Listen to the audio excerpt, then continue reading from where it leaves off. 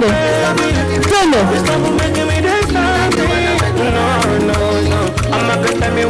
Nipe mkono. Bruto. Gonga. Tena.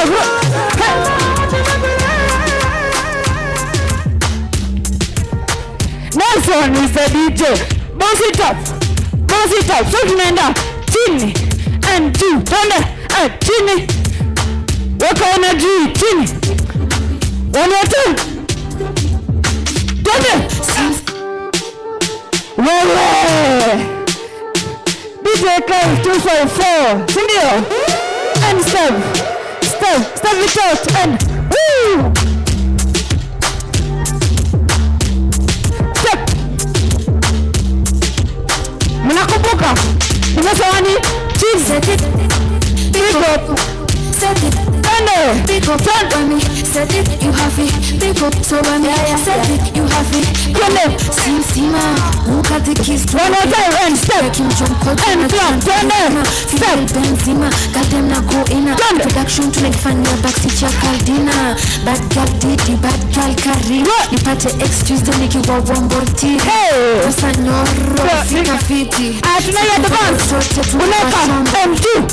Me a look where you there. Your girlfriend know me better than them. Money me a look where you there. Me cause problems everywhere. Step it down low on the floor, yeah, that's what you prefer. So put your money where your mouth on there, yeah, that's what me prefer. Tunaenda chini juu sawa. Twende. Set it. Pick up. Set it. Pick up. When me set it. You pick up. So set it. You weka mkono. Nigie ni chape to your head. Ni setie ni shande.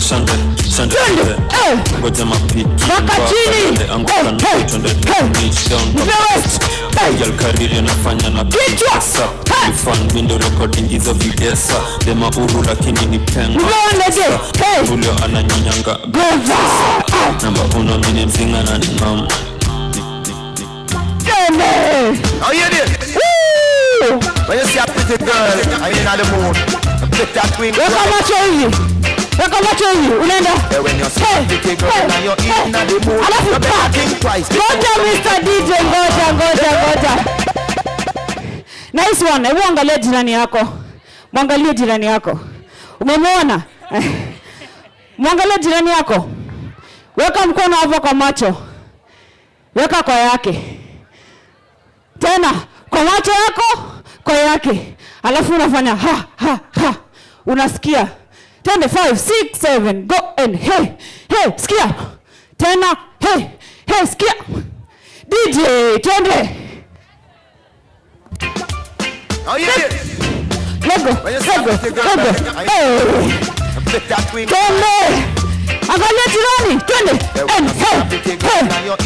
Sikia. You better think twice before you make your move. Sikia. One more time, twende. Sikia.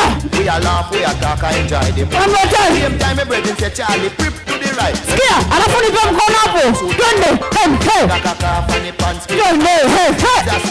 Get tight tonight. Same time the brethren say Charlie Chaplin your bride. How you live too long and you want to. To the side. No a woman why bang a night. Bounce. Party man one red stripe. Pick up red eyes and think walk five. Do a mama sit away. Angalia jirani. Sikia. Twende. Stop it out. Nipe energy sasa. For that please. Unakumbuka hii twende. Uko ngabado na chukua. Masandizi. Anguka nao itabaki meflow na vibe. Anguka nao koko si. Angalia side. Baka wapi? Location alikofanya. Weka mkono hapo juu. Baka chini. Mimi ni kushika kwanza form ya. Anguka. Twende chini kwa. Na mimi sasa tunasikiza City tuna feel free. Teka video na post pale NGC. Jina ni Kantel Kurapsi ni talent. Sasa jirani. Mnaanguka naye. Hapo. Twende. Anguka nao twende. Baka chini. How low? Alafu click. How low? Uliza pesa. Anguka na. Anguka na. Anguka na. Anguka nayo. Tunaenda wanaje? Anguka nayo kona ni kati. Anguka nayo kona pati na magwashi. Anguka nayo round 2 kwa hii bash. Anguka nayo ati. Anguka nayo ati. Anguka nayo. Anguka nayo. Anguka nayo ati.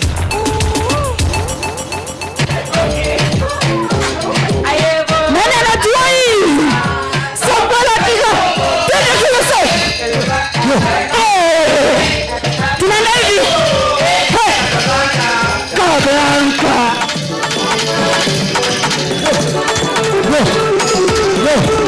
Are you ready? Are you ready? Get up. Say. Jana. Say. One more time. Jana. Ayo, okay. Uko ready? Tende. Kasa.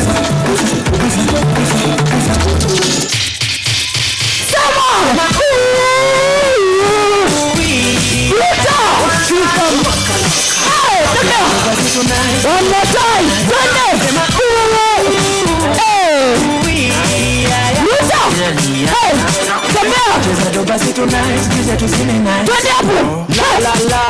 Ako kapenika area na kakitaka mitapa na kula kiapo ndai hapa Tunasonga nayo. Connect nikirisha kare Mungu wene nguo kare Waini mkot ni male Waka mkono hapo twende. Boy kijana wa napenda njugu. One more time. Kingoma sel napenda Kopa. Kipota mende ama Tunasonga.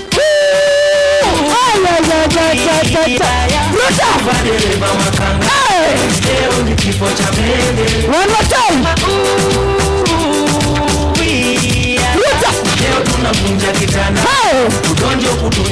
Unajua kuanguka twende. Toka. Twende.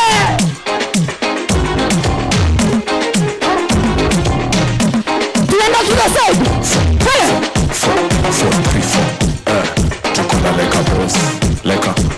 Like a boss. Gonga hivi. Kujia kana hapana kuzakudi. Ufala pota kula maviding. Kona kugojoni taxi na upeporunda upepotea. Unaskele skele huu stengone skubidu. Kianza kushuka kisha jupiga. Kale kamu kuja mkonfu. Na ikikupamba gonga tena toka.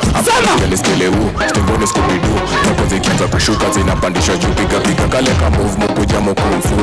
Na ikikupamba gonga tena toka. Skele skele huu Goda tena strictly makwela no tena Goda tena petit no inaweza batana penda selector nini zo unacheza komishindwa na mboka wewe sema pesa kusha mkono mbele gat ni lele na kwanga fiat sele aluta ina donjoka wet fine roiko rainfall za kizimu twende Mr. DJ hapa tu pole pole twende put your hands up weka mkono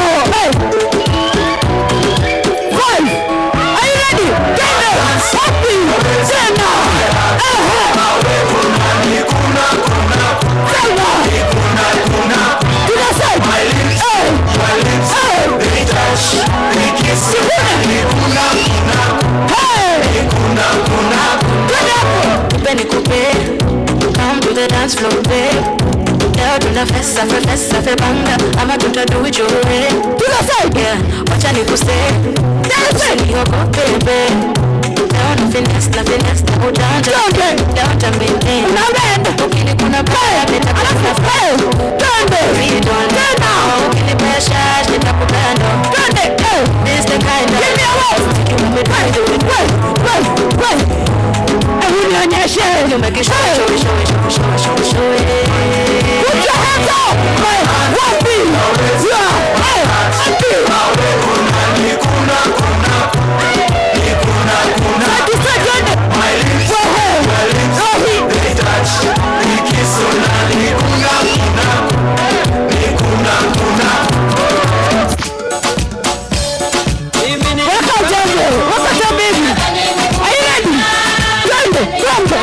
Hey,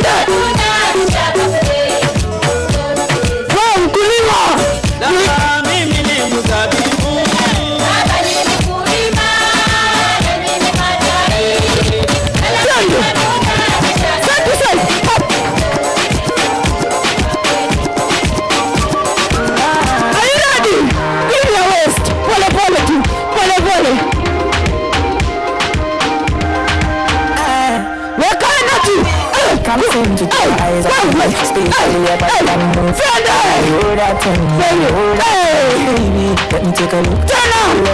Because in the whole world, I know what I'm doing is so wrong. But since no man can focus, we definitely can look. She know me got a girlfriend, and so what? What if I do? One more time, stand up, apple.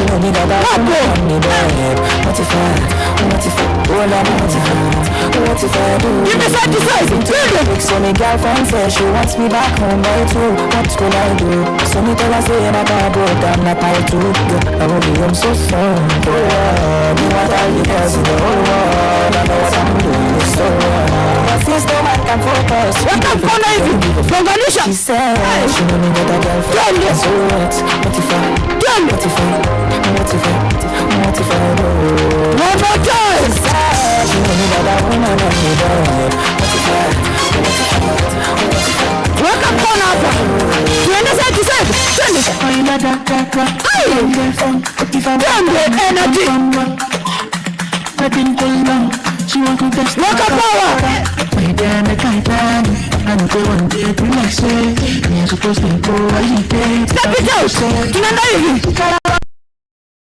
Step it out. When I hear the shit, are you ready? Coming out crazy. Turn it. Hey. Come back again. Higher. From Bambu. To the Congo.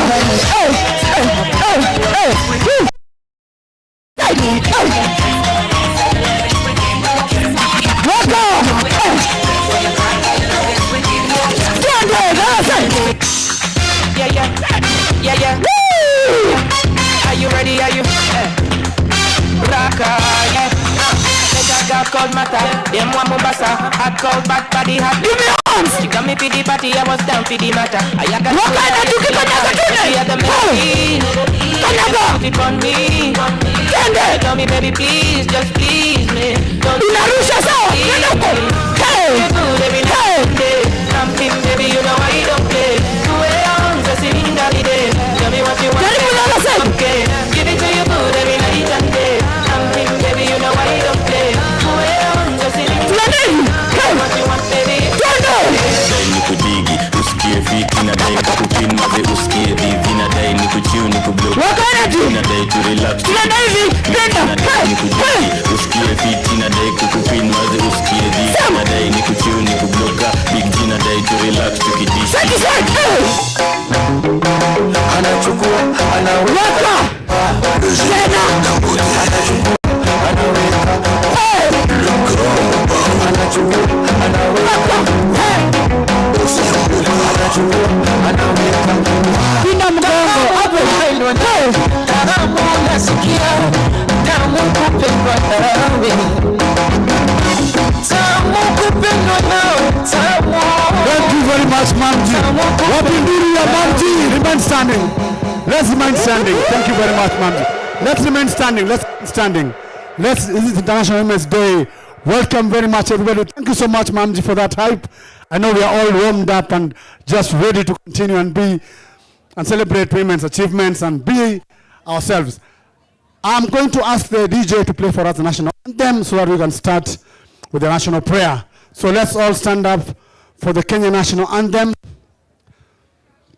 Yeah, even you also have to stand. Welcome to IWD 2025 and also PDF closing ceremony. And we are happy that all of you guys are here and we'll have a good day. Let's have the national anthem. Then I'm going to have to ask Michelle Ongaro to be ready to present for us his music. National anthem, DJ Kelv.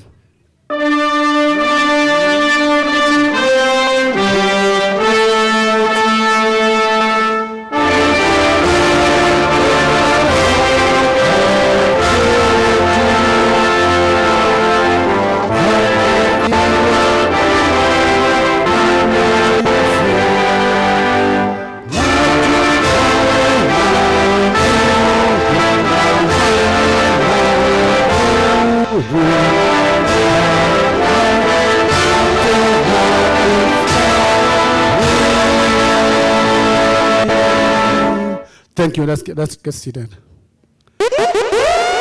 We're going to have some entertainment from Michelle Ongaro. Michelle Ongaro is a songwriter, a musician, a composer, a music coach, a multi-instrumentalist who plays multiple instruments, and is going to enjoy his music because it's special, very, very special. Then, of course, we're going to have a panel discussion on International Women's Day and celebrating women's achievements and women and girls. And, of course, then we're going to have some keynote addresses, keynote speakers who will speak to us on the various issues on international. And of course, again, we'll have our closing ceremony today at the main stage over there. And of course, we have some very, very interesting culinary conversations experts here who are going to give us some bitings. I understand they are making very, very special bitings for us. They will tell us all about it so that we can be able to have a conversation on our food. So right away now, I'd like to invite Michelle Ongaro, a special musician, a songwriter. You can find his music on Ongaro Music on YouTube. You can follow him on Instagram on Ongaro Music, Michelle Ongaro. And he's also a coach. So if you want, he has a band also, and he's also a coach. If you want somebody who can coach you on music and instrumentalism, we are going to have to meet Michelle Ongaro. On stage.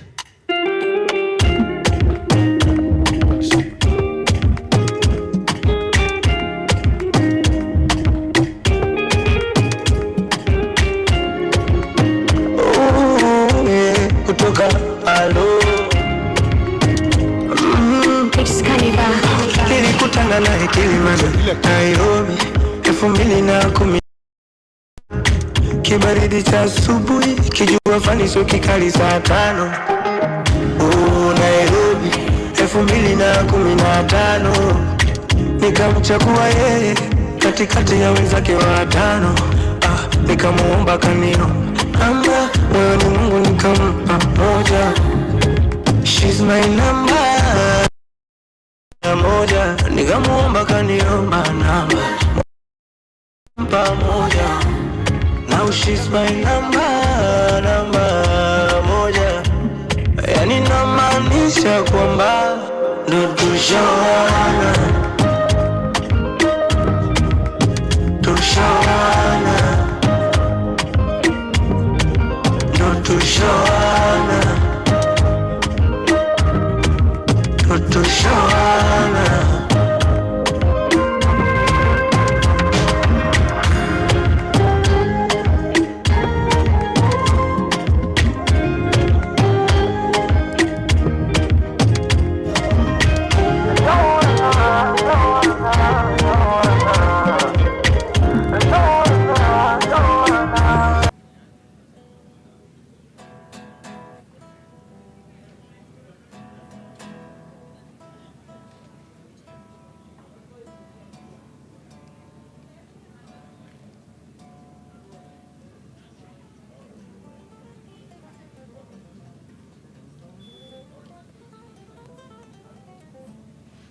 Volume kwa gitaa tafadhali.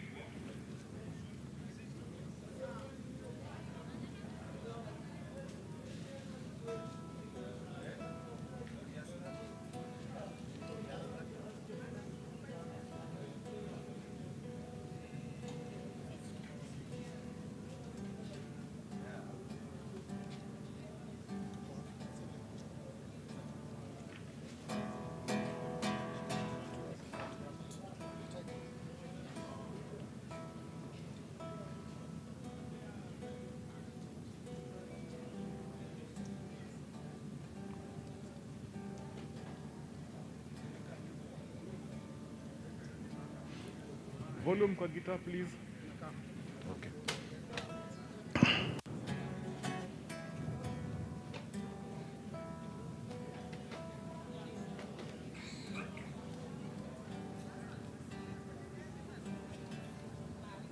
Can we have volume on the guitar, please? Take, guys.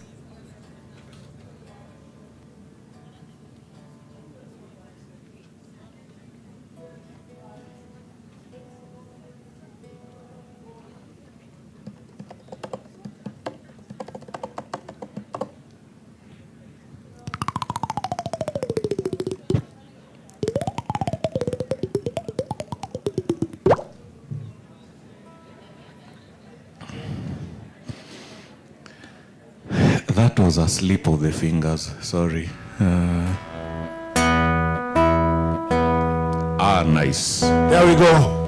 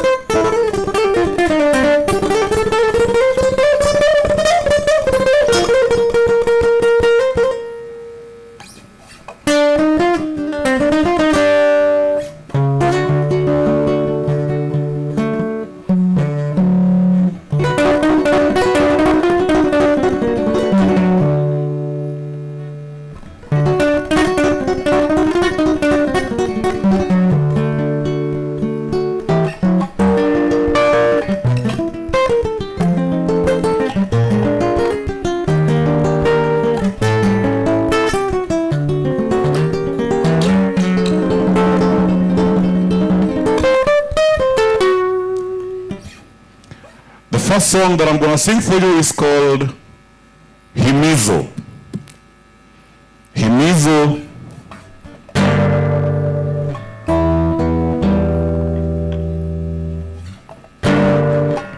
I know today is International Women's Day. It's a big day. You know, women are our mothers, sisters, wives, girlfriends, friends, you know, everything sweet about this world and life. So, this song is an encouragement for anyone who has been going through any kind of struggle. This is a song to, you know, ya kukusaik. Kumbuka mahali umetoka. Kumbuka zile nice times ulikuwa nazo, even as you struggle through the difficult times.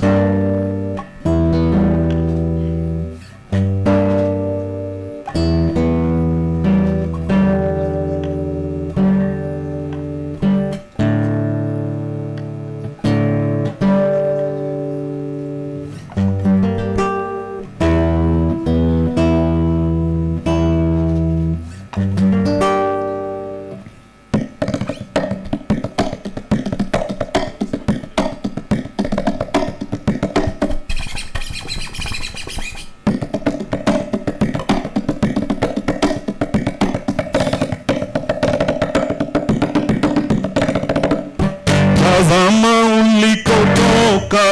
ulikotoka, njia ulizopita. Kumbuka ulikotoka, zako za mwanzo hatua. Leo ulofikia, wahitaji hongera. Hatua ulizopiga, wastahili hongera. Vikwazo navyo ni vingi vilivyokuwa njiani. Njia zilizonyoka, mabonde na milima. Imani na ujasiri vimekufikisha mbali. Mapenzi na kujituma kweli vimekusukuma. Lakini mbona wakata tamaa? Kwa nini hutaki tena kuendelea?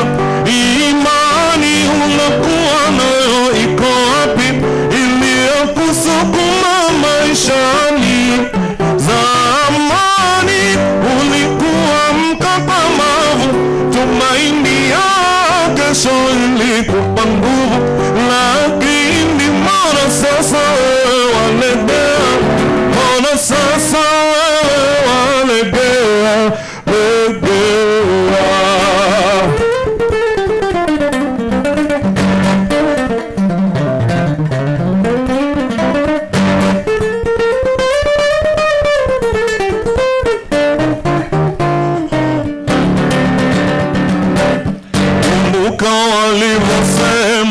walivyosema wakati ulipoanza, jinsi walivyokunena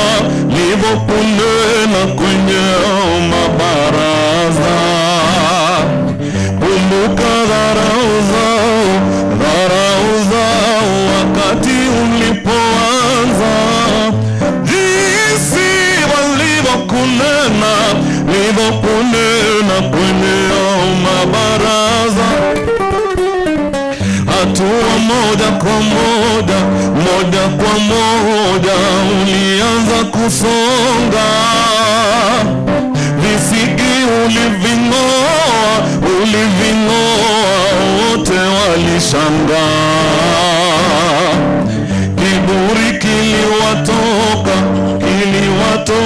sasa wanakuthamini. Shauku iliwatoka, sasa wanakuamini. Lakini mbona wakata tamaa? Kwa nini hutaki tena kuendelea? Imani ulokuwa nayo iko wapi, iliyokusukuma maishani? Zamani ulikuwa mkakamavu, tumaini ya kesho ilikupa nguvu. Lakini mbona sasa wewe walegea? Mbona sasa wewe walegea?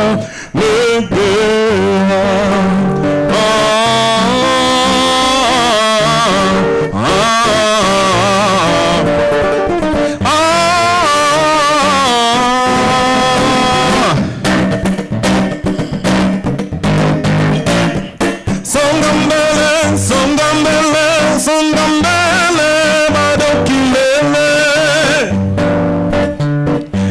Usichoke, usibabaike, twende bado kilele. Songa mbele, bado kilele. Usikate tamaa, vishawishi kata, twende bado kilele. Songa mbele, bado kilele. Usichoke, usibabaike, twende bado kilele. Songa mbele, bado kilele.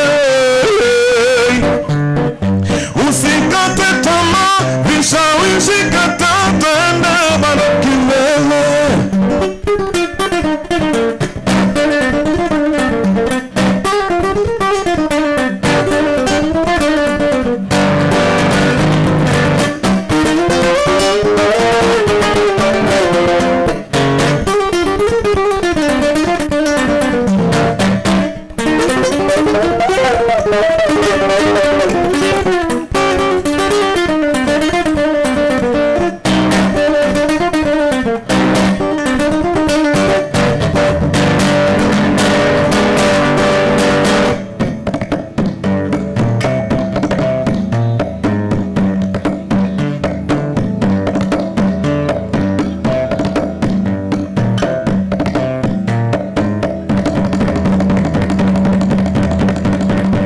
Songa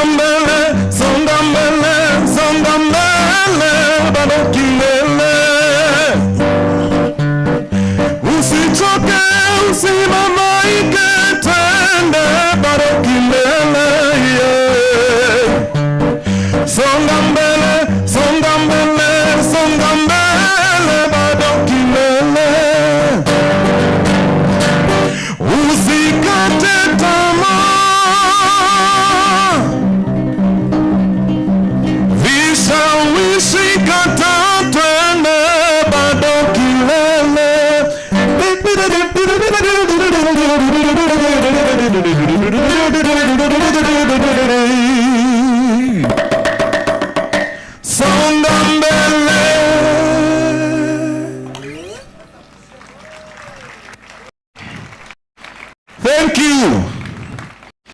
Asanteni sana, asanteni sana.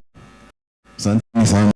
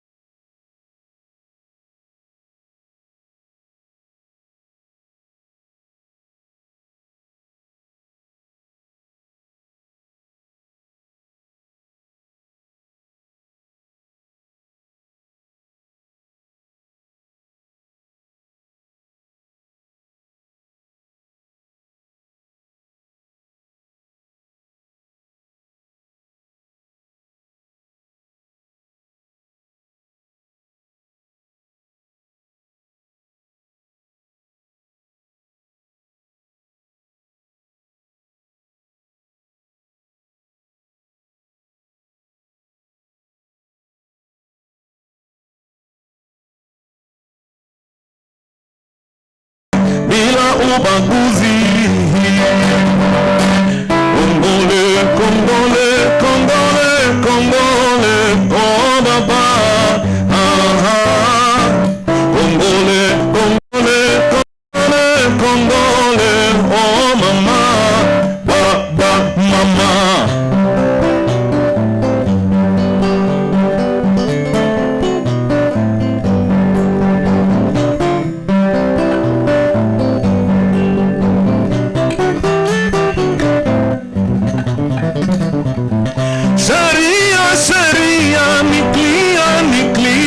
Yake Mungu Muumba,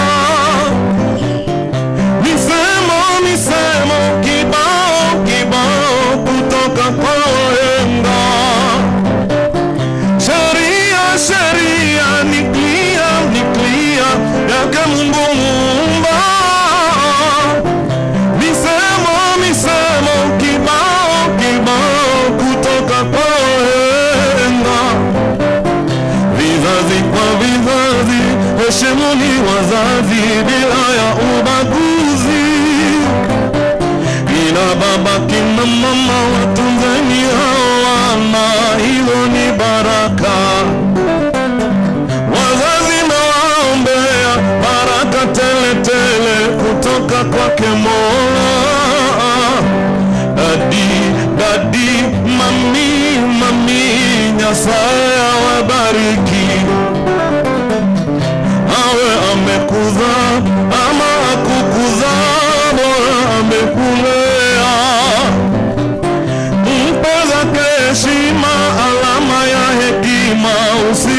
Msukuma awe amekuza ama kukuza, bora amekulea. Mpe zake heshima, alama ya hekima, usije msukuma. Kongole, kongole, kongole, kongole, oh baba, aha. Kongole, kongole, kongole, kongole, oh baba, baba, mama, oh baba, oh baba, oh baba, aha. Oh mama, oh mama, oh mama, ah. Oh baba, oh baba, oh baba, ah. Oh mama, oh mama, oh mama.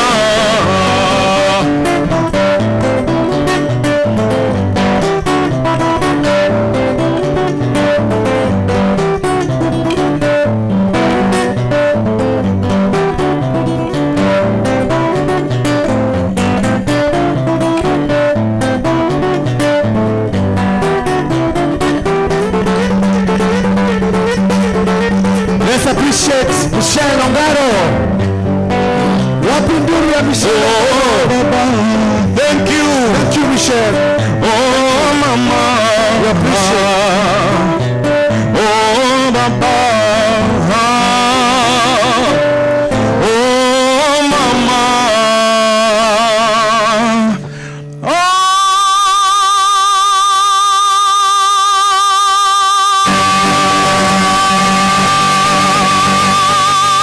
thank you. Thank you. Michelle Ongaro, singer, songwriter, multi-instrumentalist, coach, arranger, composer. Ongaro Music on YouTube.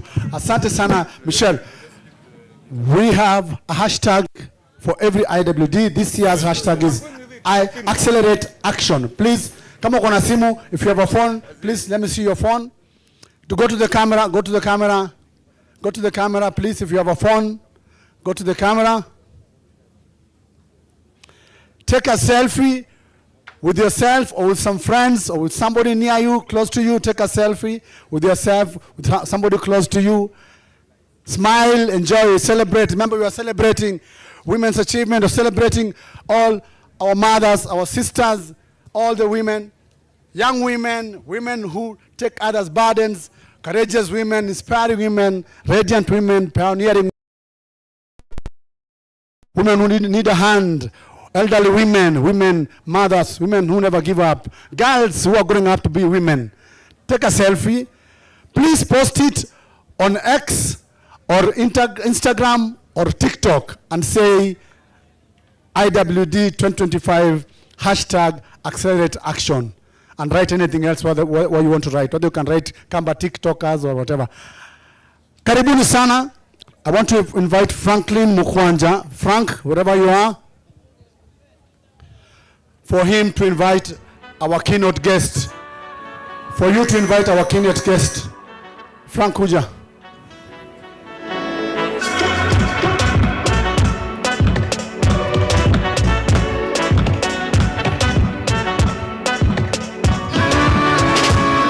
Hey Baba,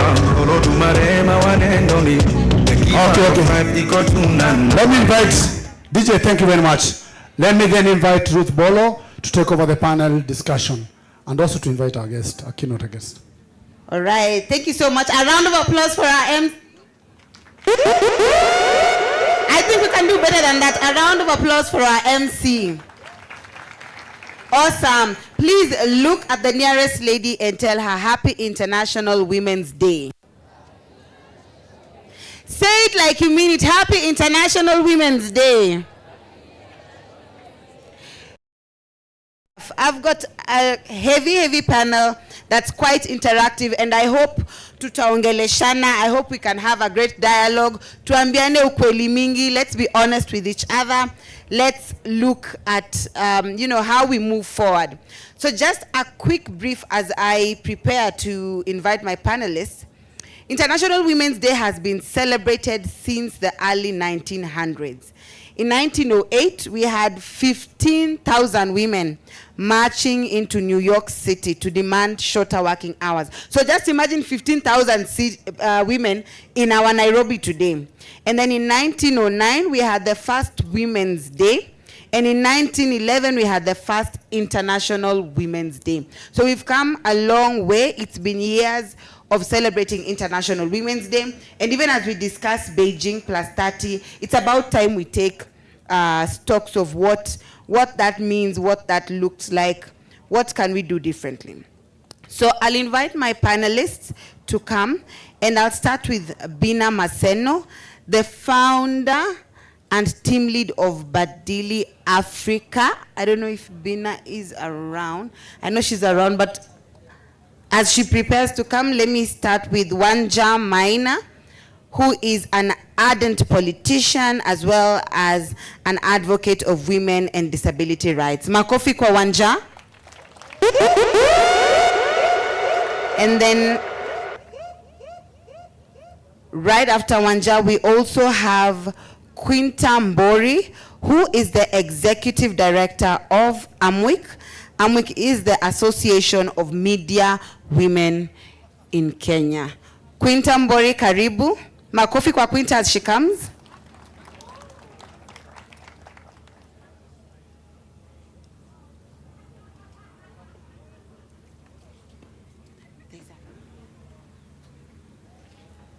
Okay. And finally, the only gentleman in my panel and my mentor as well, I have the privilege to invite Mr. Franklin Mukwanja, who is the Executive Director for the Center for Multi-Party Democracy. Mr. Mukwanja, karibu. Makofi, makofi. Bwana, mnataka nifupe kazi? All right, so... And sorry, we also have Caro Muasia, all the way from Canada Madare Education Trust. Makofi for Caro. Sasa, even ndo nataka tupige makofi all through. Mumetufanyia sampling mzuri. Let's keep up the energies. So as we wait for Bina to come, very quickly, I'll start with a question for the audience. I don't know where my ushers are. So we've got two ushers. So I have gift bags. Then are my gift bags here. I've got rewards for my audience, for those who will answer this question. So what is the theme for this year? The hand here. This was the first hand. What is the theme for this year for International Women's Day? Let's give him an opportunity to answer. Give her an opportunity to answer, sorry. Hi. My name is Charlene Mora from Kenswood Senior School. The theme was developing collaborating democracy for a sustainable future. Okay. For International Women's Day, for International Women's Day, kidogo umenoa. I saw there was another hand at the back, was the second hand. Umeiangusha chini, okay. Here, there's a hand here. This side, do we have any hands up? No, not yet, okay. The theme for CMD. The theme for please stand. The theme for International Women's Day.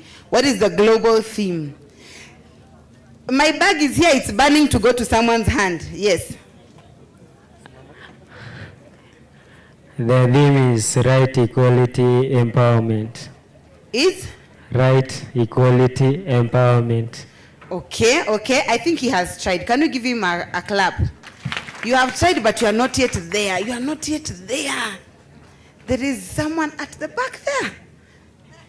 Upande musifikirie nimewasahau. Okay, now we have some hands here. So we'll give her a chance. If she doesn't get it, we cross over to this side.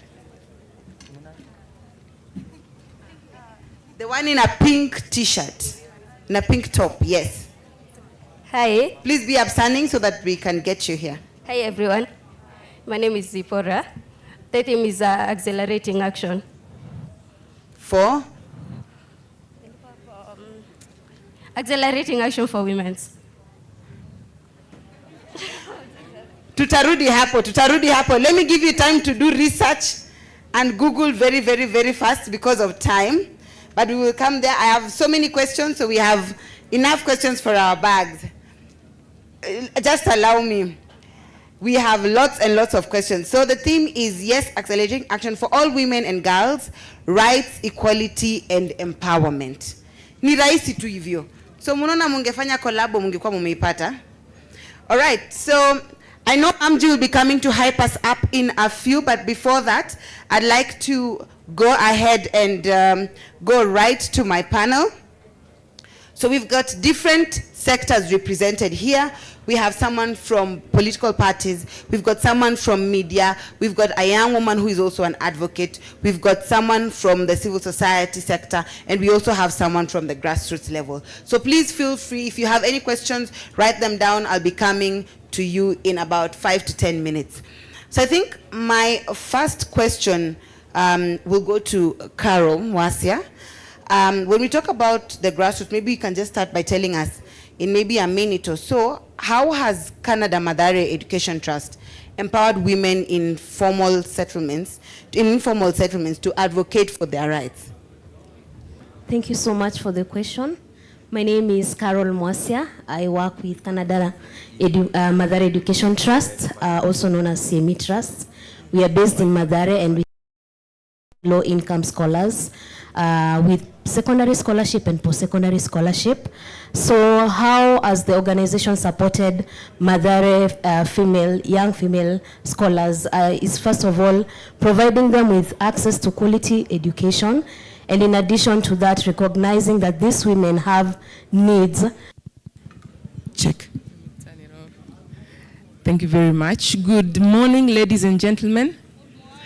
Happy International Women's Day. Happy International Women's Day. I can't hear you. Happy International Women's Day. Happy International Women's Day. Thank you very much. My name is Quinta Mbori. I'm the Executive Director at the Association of Media Women in Kenya, which is the national outfit that caters for all women in media, PR, communications, academia. And what we basically do is we pool resources and networks. We have representation across all the 47 counties in Kenya.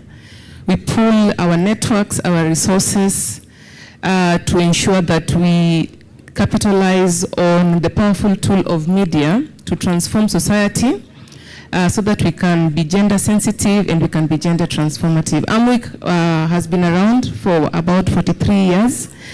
And this morning I actually bring you warm greetings from the members, from the board, from the secretariat. And we're very excited to partner with the CMD and People Dialogue Festival to highlight some of the issues that affect us as a society, and more so to come up with solutions. Now, you are all welcome to be part and parcel of AMWIC. You can find us on our website for more information. But for the purposes of this space today, the media, it plays a very powerful tool in terms of informing public discourse and changing perception and rewriting narratives. The media has always been referred to as the fourth estate, and it is not by coincidence, because the media are the ones that inform the public to make informed decisions about their lives. But at the same time, the media is also a reflection of what is happening in society. But that doesn't mean that we will reflect only the negative aspects of what is happening in society.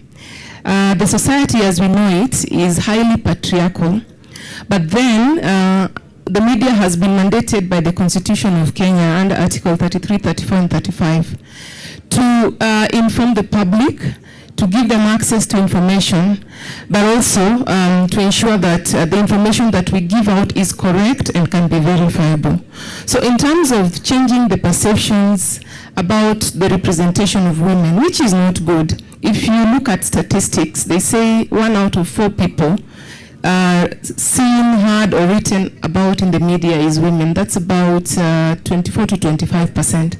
Now that is honestly speaking, is not balanced, because if you look at the national population, women make up about more than 50% of the national population of this country.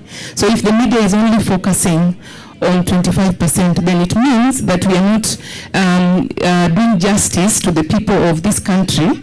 We are leaving out a very important perspective, and that is the perspective of women, and the perspective of the youth, and the perspective of young girls.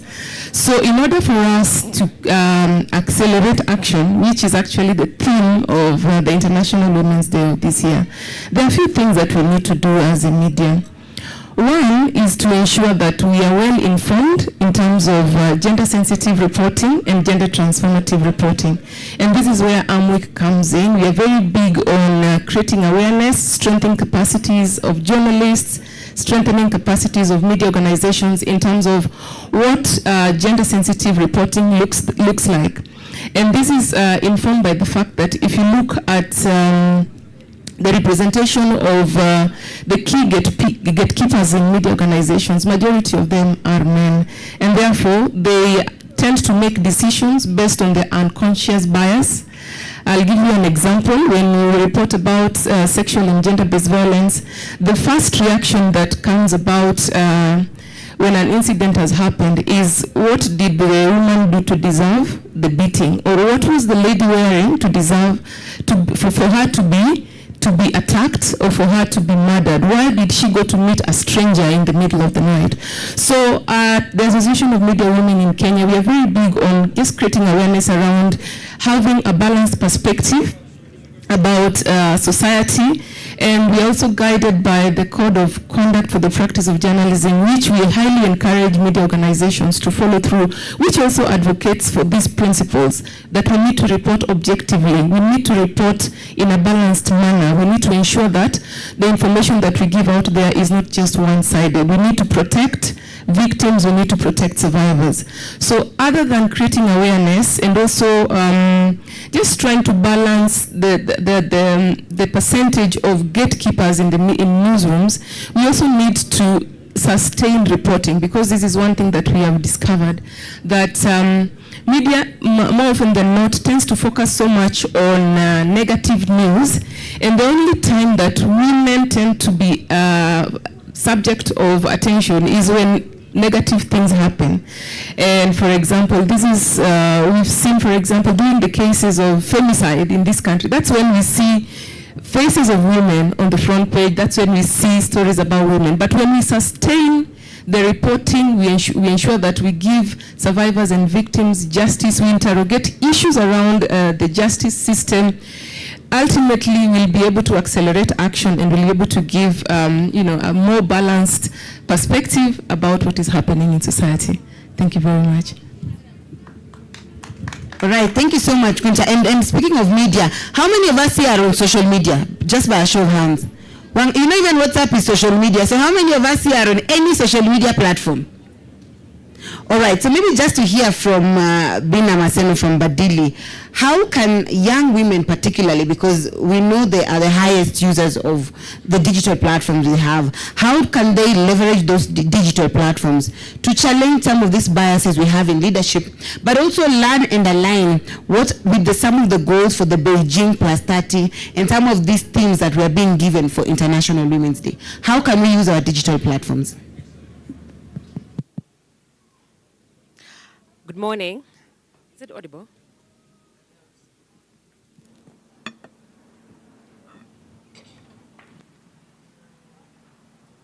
Happy International Women's Day, everyone. Happy International Women's Day.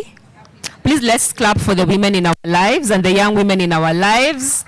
Let's celebrate the women in our lives on this Happy International Women's Day. So my name is Bina, team leader at Badili Africa, and thank you so much for having me here. So I think, Ruth, even as I respond to that question, it's important for us to, number one, understand our barriers, understand the issues we are dealing with, to be able to articulate them much better when it comes to pushing back, and to understand which platforms we can organize in, yeah?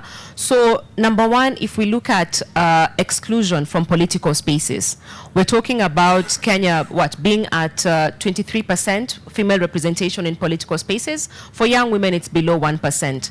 And this is a percentage that has remained so for the last 3 elections. So what does that mean for young women when it comes to being left behind in political spaces and not being able to contribute to the diversity of whether it's opinion, whether it's solutions? When you look at the bulk of the challenges in this country, they disproportionately affect young women. Talk about female genital mutilation, talk about femicide, talk about gender-based violence, talk about teenage pregnancy. So once we grasp the issues that we are dealing with, then it becomes easier to look at what are some of the platforms where we can organize better. I see we have WhatsApp groups, I see Instagram stories, I see Instagram lives, I see the discussions we've been having on Twitter spaces, and I think it's very beautiful in this era to actually see how we are able to leverage the digital spaces to have conversations. I'm saying that because we've seen a lot of clampdown even from government. Anytime you want to have a meeting, let's say at Uhuru Park, anytime you want to organize and maybe protest against an issue in this country, let's say at Uhuru Park, you have to get a permit. You know, so if you're not cleared by the government authorities, you're not able to actually have that particular meeting. But then the digital space gives us an opportunity to organize. You can have a Twitter space with 200 people, 2,000 people, 100,000 people, like what we saw during the Gen Z protest, yeah? The WhatsApp groups that we see. But then we still have to combine the digital engagement with offline engagement. I think at Badili, we've been very keen to organize in very unconventional spaces to combine with the digital conversation. So organizing in chamas, organizing in hair salons, organizing with, in the barber shops where we're able to push back against the traditional gender norms that disadvantage young women.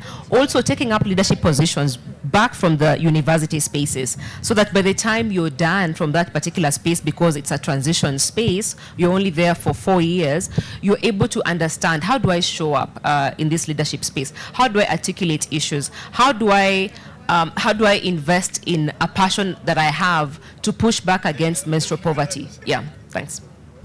Thank you so much. And speaking about that, Wanjamaina, you're very active in the political space, and just hearing some of the issues that Bina has mentioned, maybe let's bring it down to political parties. What are some of these issues that women in political parties are facing, so that then we could come to Mr. Mukonja for him to tell us what CMD is doing about that? So maybe we start with you, Wanjamaina. What are some of these issues that women in political parties are currently facing, and maybe what are some of those that we've been able to overcome? So that is where we are only complaining about the challenges we have, but we can also look at how far we've come. Hi everyone. Hi. Habari zetu. Muriega. Musangalile. Mulimoyo. I think with sign language they do like this, but God is good. Good morning, everyone.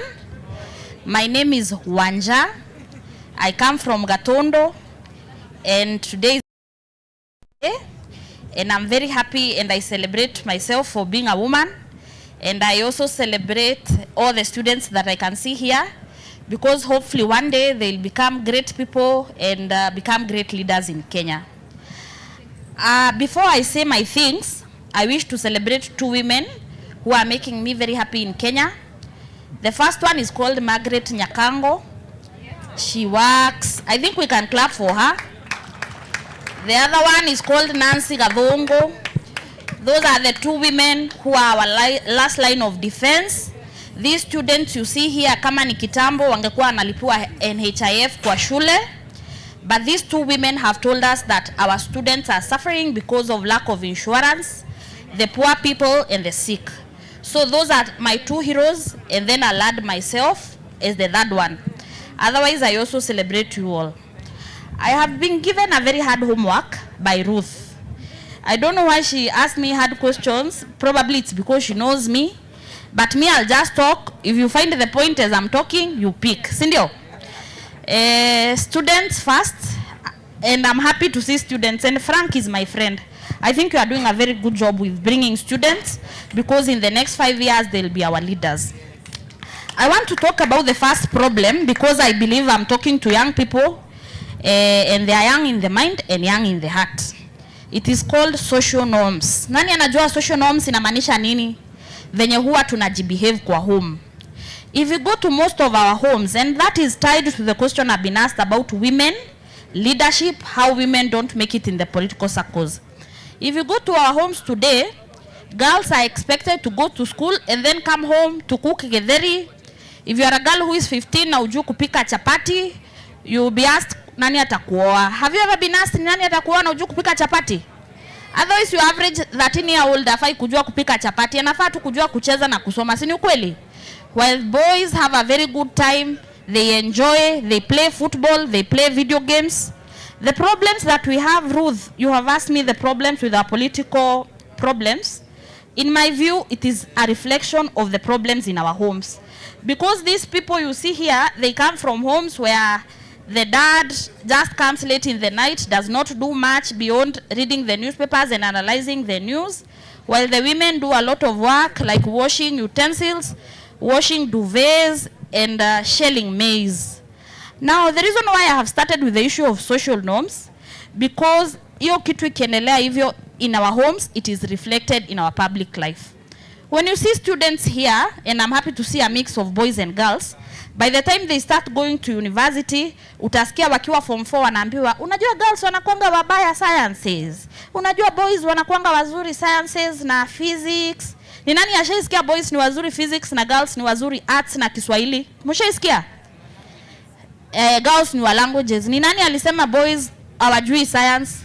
By the way, I'm very proud because I got an A in chemistry, by the way, because I used to feel bad at boys are better. Don't ask me what I got an overall, but I got an A. Okay, it was an A minor, lakini nasemanga A, so that I look bright. So what am I saying? If we don't fix our mindset, university watambua fanya arts na tusemi arts ni mbaya, but if we want to be really serious, we should have them to do what they want. Wakitaka kufanya sciences au arts au political science, it is up to them to decide.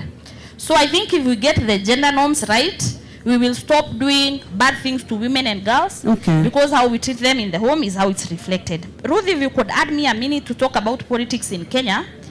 Our politics in Kenya is very funny.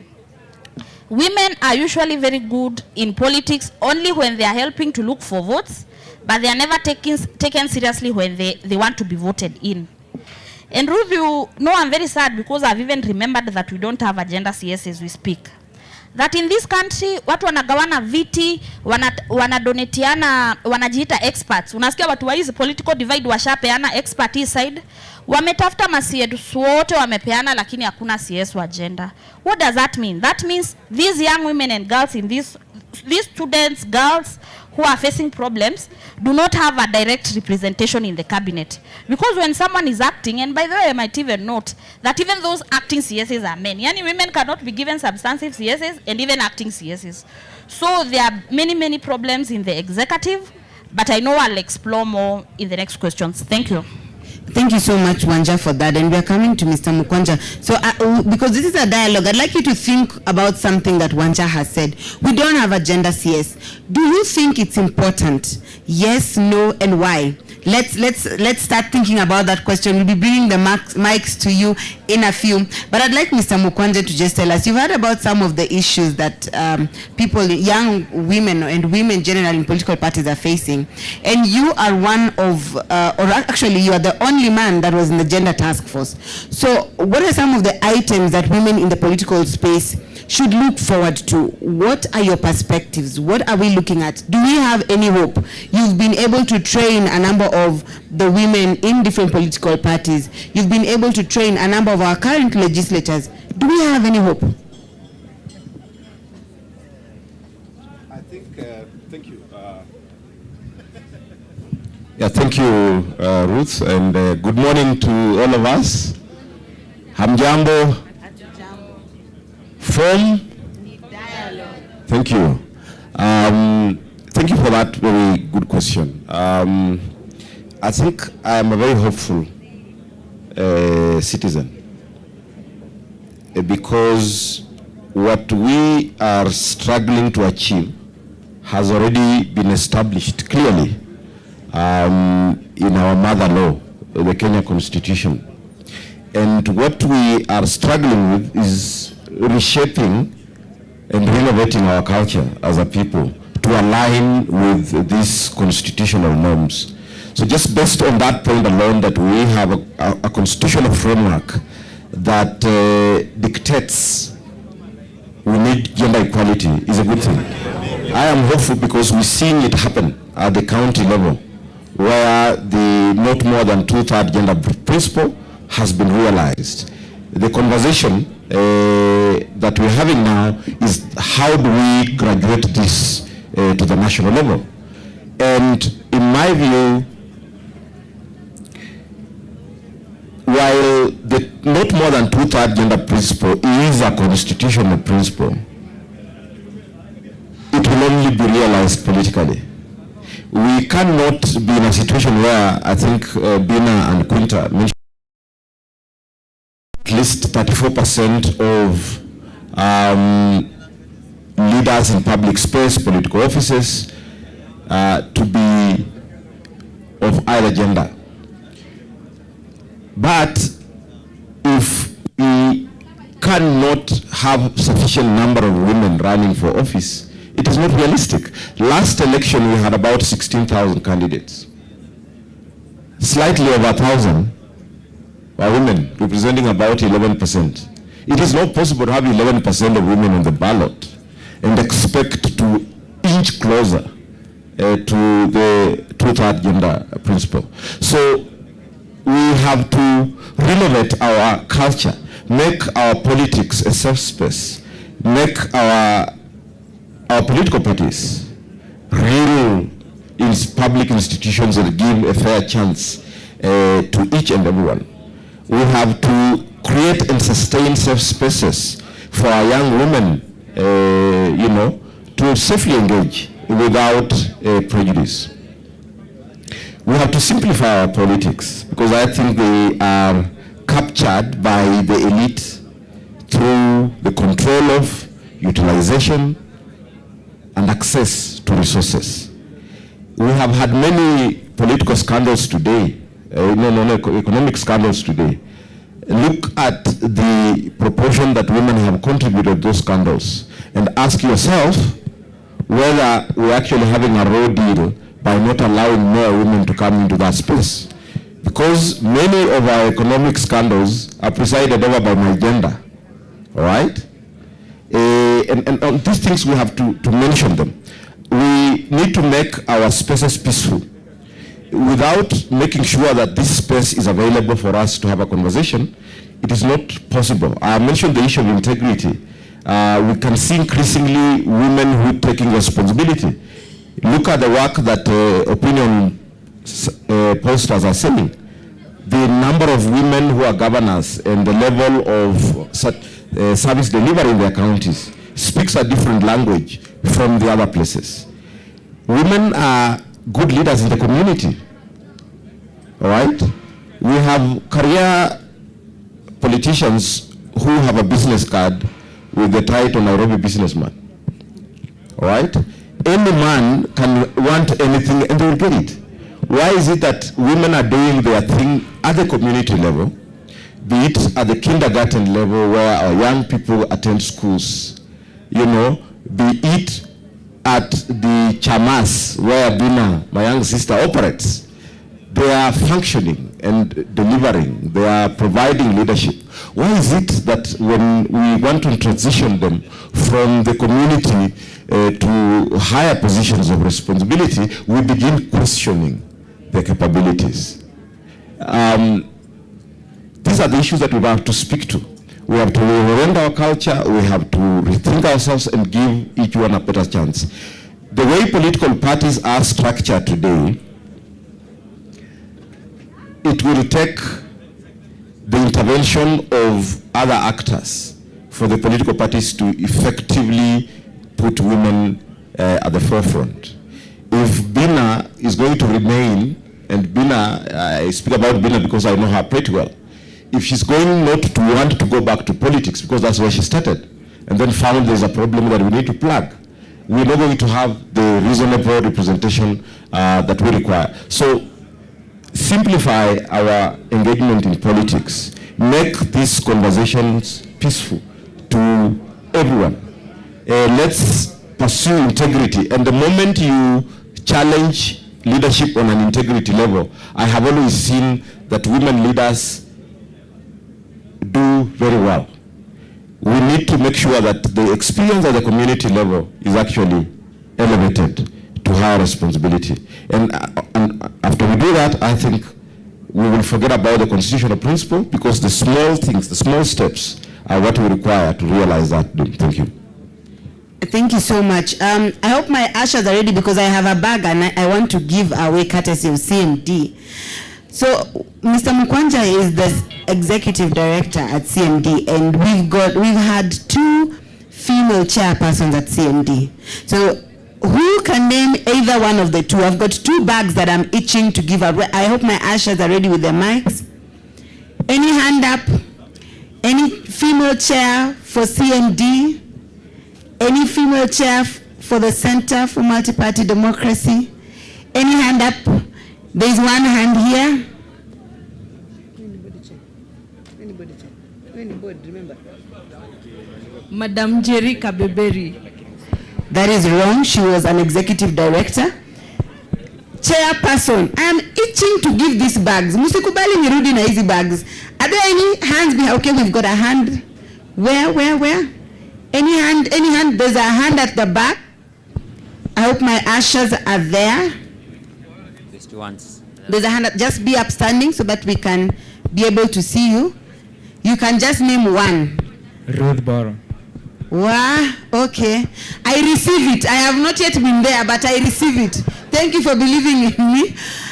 Any chairperson going once? Check. Okay, we've got a hand here. Okay, so one hand here, one hand here. Check. One. Hello. Rab Ndambuki is wrong. Yes, there's someone who has a mic there. Priscilla Nyokabi. Correct. Bags zangu ziko wapi? I am now happy. Scovia, where are you with the bags?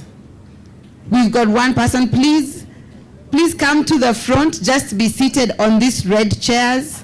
We will be giving you the bags at the end of this. Just sit here. One last chairperson. Where is the second mic? All right. Your name and who the chairperson is. So Priscilla Nyokabi has already been said. Honorable Priscilla has been mentioned. So who is the other female CMD chairperson? I saw a hand at the back. No, it's not there. Okay.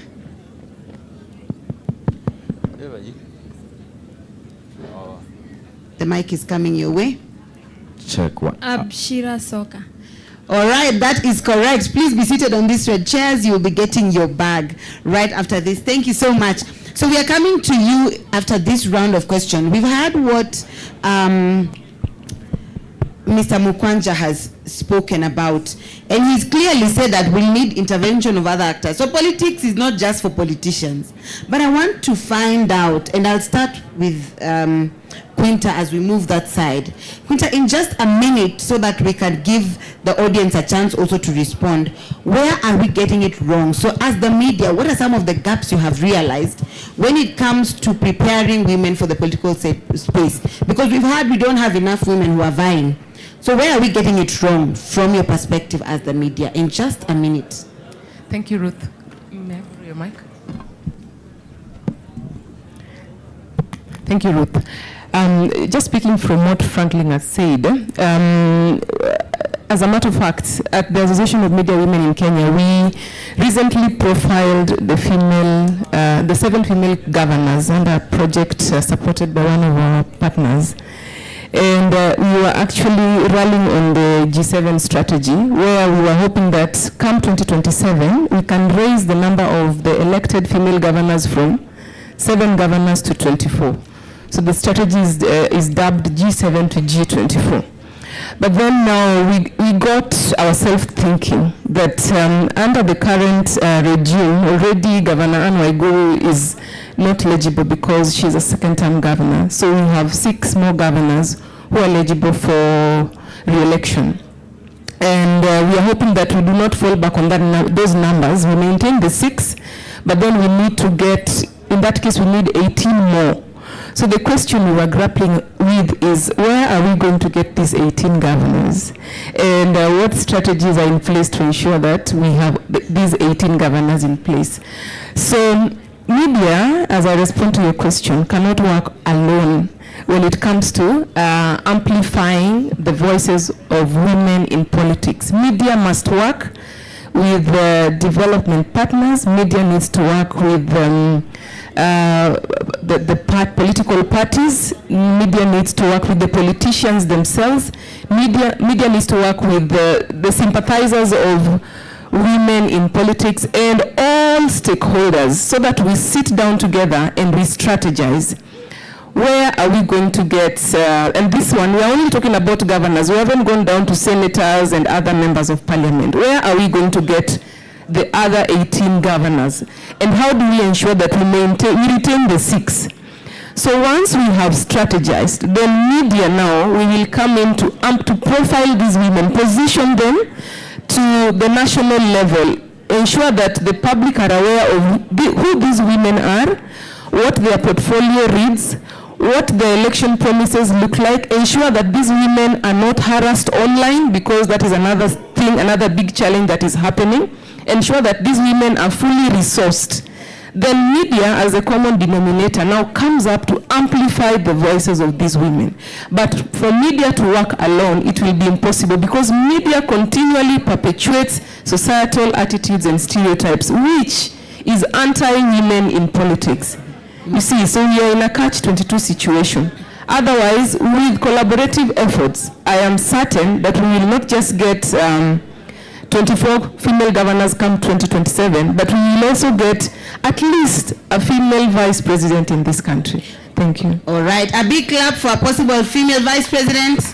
Awesome. Wanja, just picking up from what Quinta said, because she said, get the women.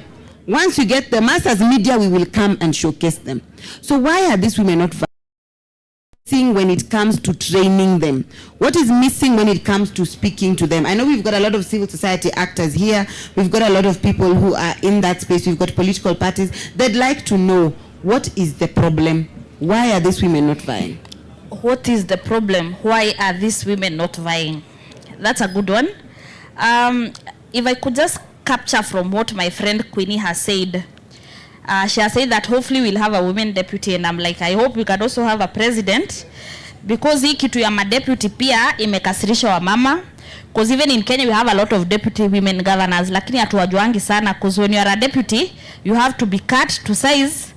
Unajua deputy governor anakuanga governor in waiting, kitu yote ika happen including death, lakini hatuombi governor yote ya kufe. So these things are also serious, that women want to have serious positions, because women are not very happy being deputies. That said, you have asked me what are the problems. I think when I talk about problems, and before I talk about problems, I just wish to also tie to what Quinta has said, where are the women? For those who follow American politics, you know how it happened, the Democrats and the Republicans, and what has become after. You all know the outcome. But the Democrats are very serious. They are very interesting if you follow even their online activations. Now, the Democrats have something called the Emily's List. Now, the Emily's List is a list of high potential political women who are in the radar of the Democrats, who can vie anytime. You know, unajua ushaisikia kwa Sheng vinyo wanasemanga ati huyu mtu ako na nyota ya uongozi. Ako na nyota sijui ya kusimama kura, ako na nyota ya kukua prefect, I don't know. The problem with Kenya is that mtu akianguka kura, wamama wakianguka kura, wanasahaulikanga, wanakana huko, tutaanza kuwatafuta tena 2027. Me, in my view, I think this is a time where people with resources and money can start now profiling. If Quinta says that we need to have 24 women in 2027, then people like Frank, who are owners of capital, should have a list of like 150 women, potential women who can vie to be governors. Through elimination, at least wapate wa mama 20. So I think we ought to start looking for those with the nyota for vying. And I think also now, even as we try to be futuristic, it is even mapping prefects in high schools already, wale watoto wenye wanakaa kushinda. I have a mentor called Professor Jacqueline Odwall. Once upon a time, she was in charge of children's services in Kenya. She currently works in Siaya. She summarized the problem that faces women in politics in 5. Those problems are as follows, and I know Ruth has added me another minute. The first problem that makes women not to vie, it is number 1, they are made to look invisible, their contributions are not taken seriously. That is the first problem. The second problem is that women's contributions are taken and they are made to look ridiculous. The other day I was part of young women who were dancing vigorously when Mother Karua was launching her political party called PLP. Even before she had finished what she has launched, Atwoli, the career unionist, alianza kusema Mother Karua ameiba kala yake ya papo. Unajua kara ya ma-union inakuanga papo. So instead of at least appreciating Mother Karua for her contribution and being a party leader, now the debate started being ati ameiba papo. Surely, is papo a patented color? No, everybody can use it. The third thing that faces women is that they are always made to feel ashamed and guilty. No wonder women keep saying sorry. Have you ever seen a woman hata unatembea tu kwa barabara, hata hujamkanyaga na hajakukanyanga anasema tu sorry. What are you sorry for? These things are very serious because the moment you keep saying sorry, you shrink yourself. Oh, sorry, excuse me. When a woman is speaking something, even though she's very certain about a topic, because women are also very smart, you find women saying, you know, I think, no, you don't think, because you are an expert in the subject. It doesn't help that men who are less qualified even start explaining. Have you ever seen a man with a diploma explaining to a woman with a degree about a subject? They mansplain, they talk too much, but they don't know much. So I think it's very important for us to stop. It's very important for us to stop making women to shrink. Women are also punished badly. It is in this country where a deputy chief justice was allegedly told, mliwaisikia chief justice aliambiwa amechuna mtu kwa mapua, akatolewa kwa job. Nani allegedly, hata hakuna mtu aliona video. But it is also in this same country where a sitting governor slapped a sitting MP in a city hall, a government office, na hakupanishiwa. Have you ever seen? It is also in this country where the office of the Nancy Gathongo, who is saying that SHA is hurting the sick people, and now they are planning on how to remove her from office. So women are always punished. When they do their job, they are always threatened with being fired, even when their jobs have security of tenure in the office. We have to think. The other things that happen to women in political offices is withholding, the last one, withholding of information. Women are always told things late. Have you ever gone to a meeting and then you find people, it's like they had met before you came? Alafu when they start talking, wanaanza kusema, let's say me and Kunta, we have just gone, kumbe watu walikuwa wametupangia, ukiongea kitu wao wengine wanasema, I think I agree. You are agreeing, nika walikuwa agree before walikuwa wamekupangia. So be very sensitive to people withholding information from you. Aujui sasa mambo ya ABC inaenda aje, aujui ni nani yako karibu kupata opportunity kwa chama yako. Those are very, very serious issues. But lastly, I think also it's a challenge to also women to also try as much as possible when they are looking for this political power to be pragmatic and to appeal to broader societal issues. Unajua sometimes also women can be, wakiongea sometimes, some of them, not all, they are boring. Unasikia mtu anaanza kusema, you know me, I'm standing here, I'm speaking as a woman. See, already we can see you are a woman. So when you're talking about politics, appeal to broader societal issues. Wewe ukisimama, sema shida ya watu wetu ni SHA, she, na vitu za overtaxation. So that now you rhyme with the people to avoid now speaking too much about your agenda and then you fail to connect with the people who want to vote for you. So those are my reflections. Thank you. Makofi sana kwa Wanja. A call to action for all those organizations or wenyeji wa pesa, as Wanja has called you. Please map out at least 150 women who can vie. Please map out 150 women. And Bina, because we also want to come to the crowd, where are they getting it wrong? We've got a lot of young women, and you highlighted this even in the movie that you aired, of women, the kingmakers. So why are these women, why is it easy for us as women to mobilize for other politicians? But when it comes to us, we are unable to vie. What is it that we are not doing right? Thank you very much. Ruth. I think a lot has been said, but I quickly want to look at 4 areas where we're getting it wrong. So, and with just practical examples. So, number 1, many young women are not socialized at a young age to consider a career in politics like young men are. I'll say that because currently we are working in 4 universities. It has been hard to get a young woman to run for the student presidency. Literally hard to get a young woman to just run for the student presidency. Majority of them are deputizing men. And even getting someone to run for SG who makes a decision about the resources for the student council. Take for instance, let's say UON. What's the budget for UON? For the student kitty? Is it almost 30 million? That's a lot of money, literally. So you can imagine if you're the president at University of Nairobi for the student council, you're already making very critical decisions with that budget. But then majority of the young women are not even infiltrating the student council enough to understand how politics works. If you look at the majority of the men we even talk about, you know, the leaders we're talking about in our national space, they began their journey from the university space. Like, that is where their leadership journey was honed, whether it was activism, whether it's understanding how state power operates, that is where their leadership journey was honed, yeah? But then the transition rate for young women in campus to national politics is very, very low. Like I said, there are 2 universities that are even having election this month. We don't have a young woman running for the presidency. So the situation that you see in the national space is heavily replicated in the campus space. So you can imagine in 4 years, if you're not learning how you can literally participate in political processes. So I think we're getting it wrong as well in terms of starting the journey early. Then the same challenges we're talking about in the national space are the same challenges we are seeing in the campus space. There's a young woman who was running for the student presidency 2 years ago, and they sent me and Nerima Wako a budget for 1.4 million. And about 400,000 was going to security.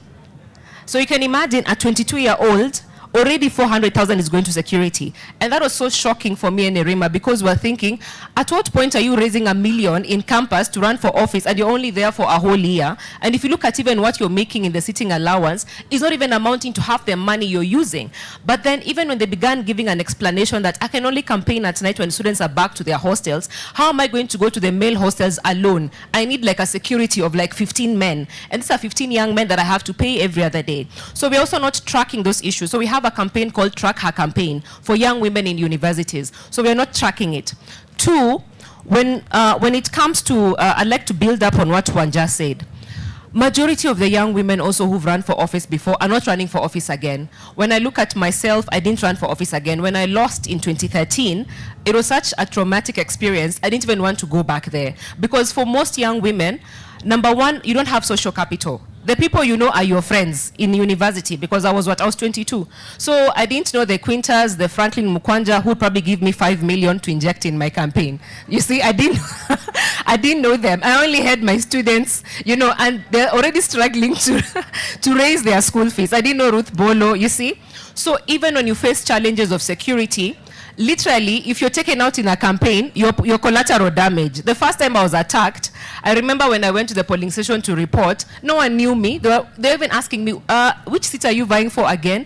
But if, let's say, for instance, I was a Martha Karua or maybe a Honorable Mili, I would have made news because I was attacked. So if you look at even our own networks at that particular point, who's even hand-holding you? Who's even taking you trainings? Like, I didn't even know Quinta. At the time, I came to know like the arm weeks way after. But even after you have lost the election, there's no one who's following up with you. I think my friends, like I'm glad Silantoi is back in office. I think majority of the women I have seen, if someone was able to handhold them, they would have been back in office right now.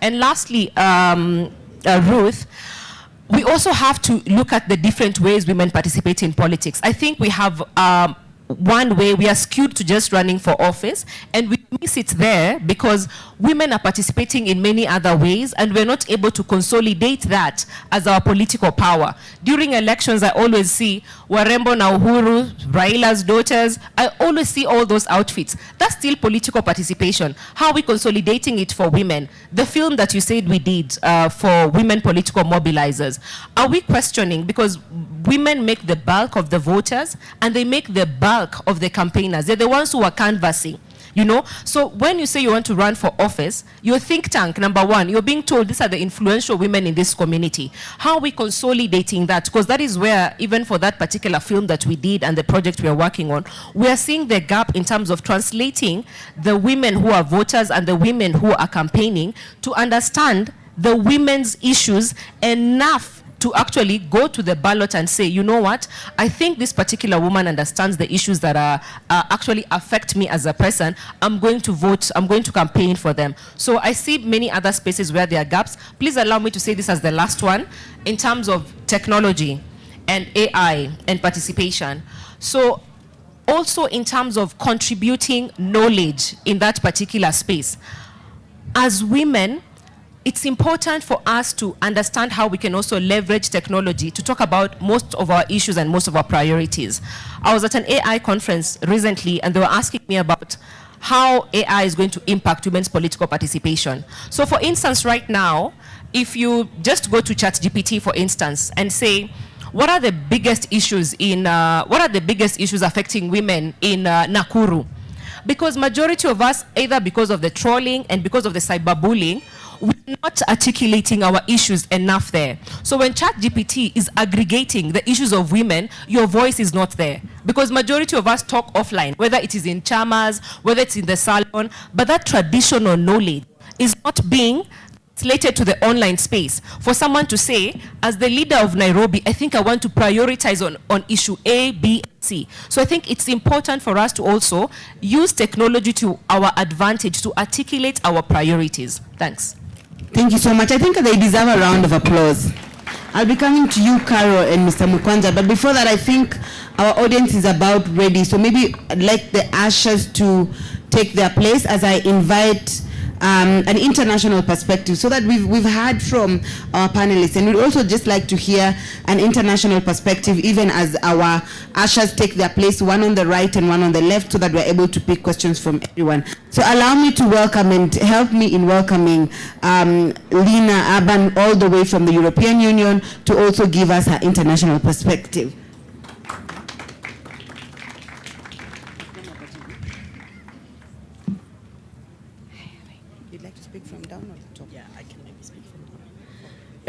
Thank you very much, and thank you very much for the really nice perspectives. I know quite a few of you, so some of your messages are not new.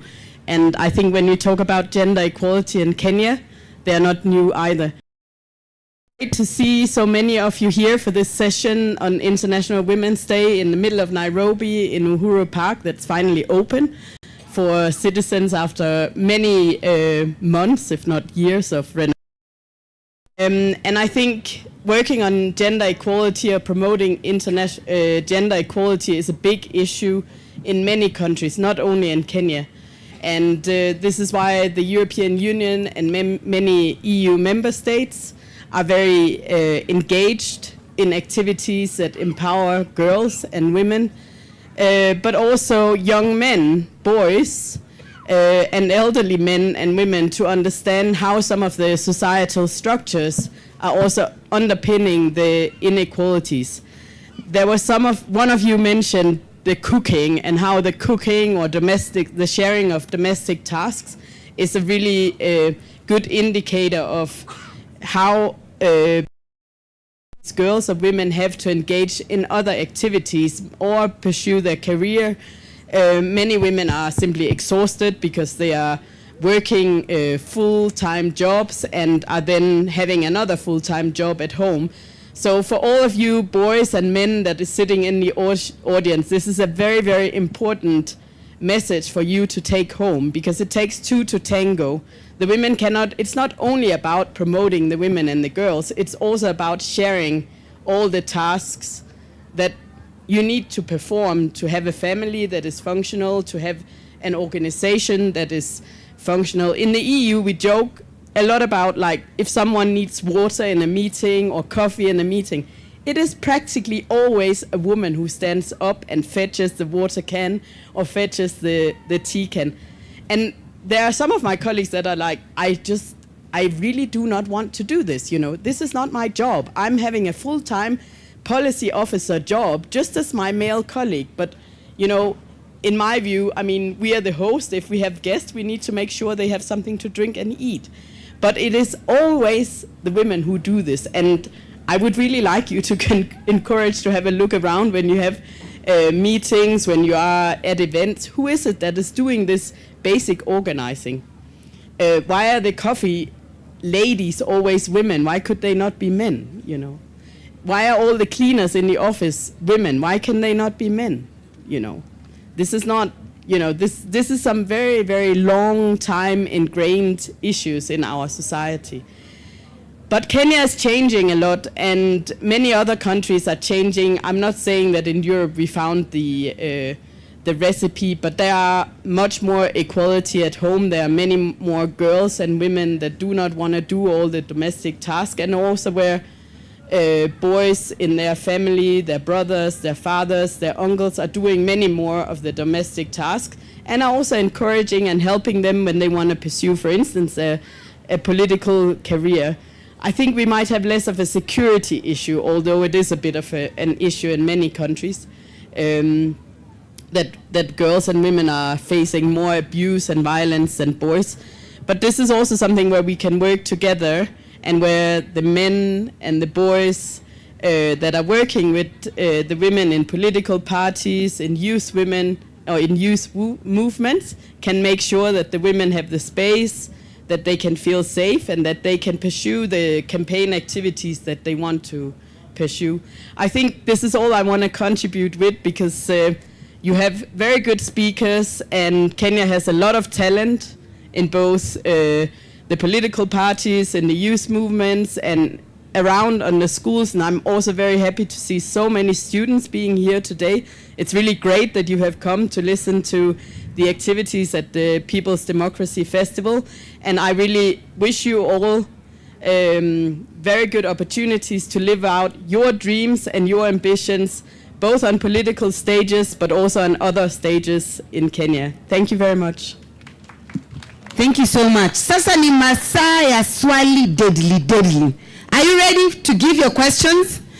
I hope our ushers are ready with the microphones, and as you speak, as you get the microphone, just say your name and exactly who the question goes to. So just again, we've got Carol Mwasia, we've got Bina Maseno, Wanja Maina, Queen Tambori, and Mr. Franklin Muku, who your question is going to.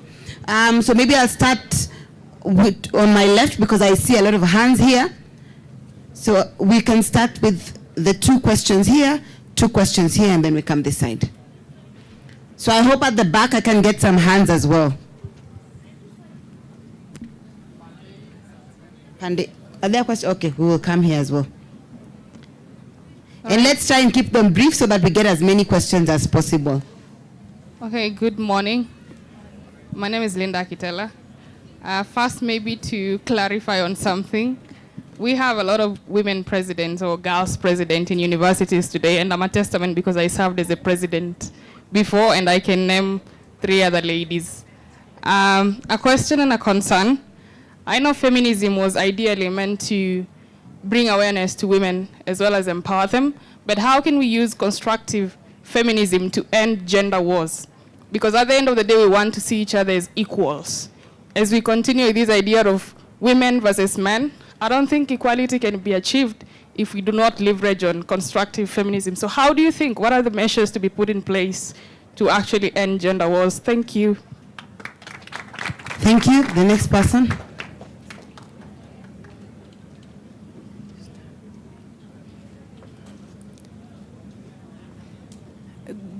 Good morning or good afternoon. My name is Mombi.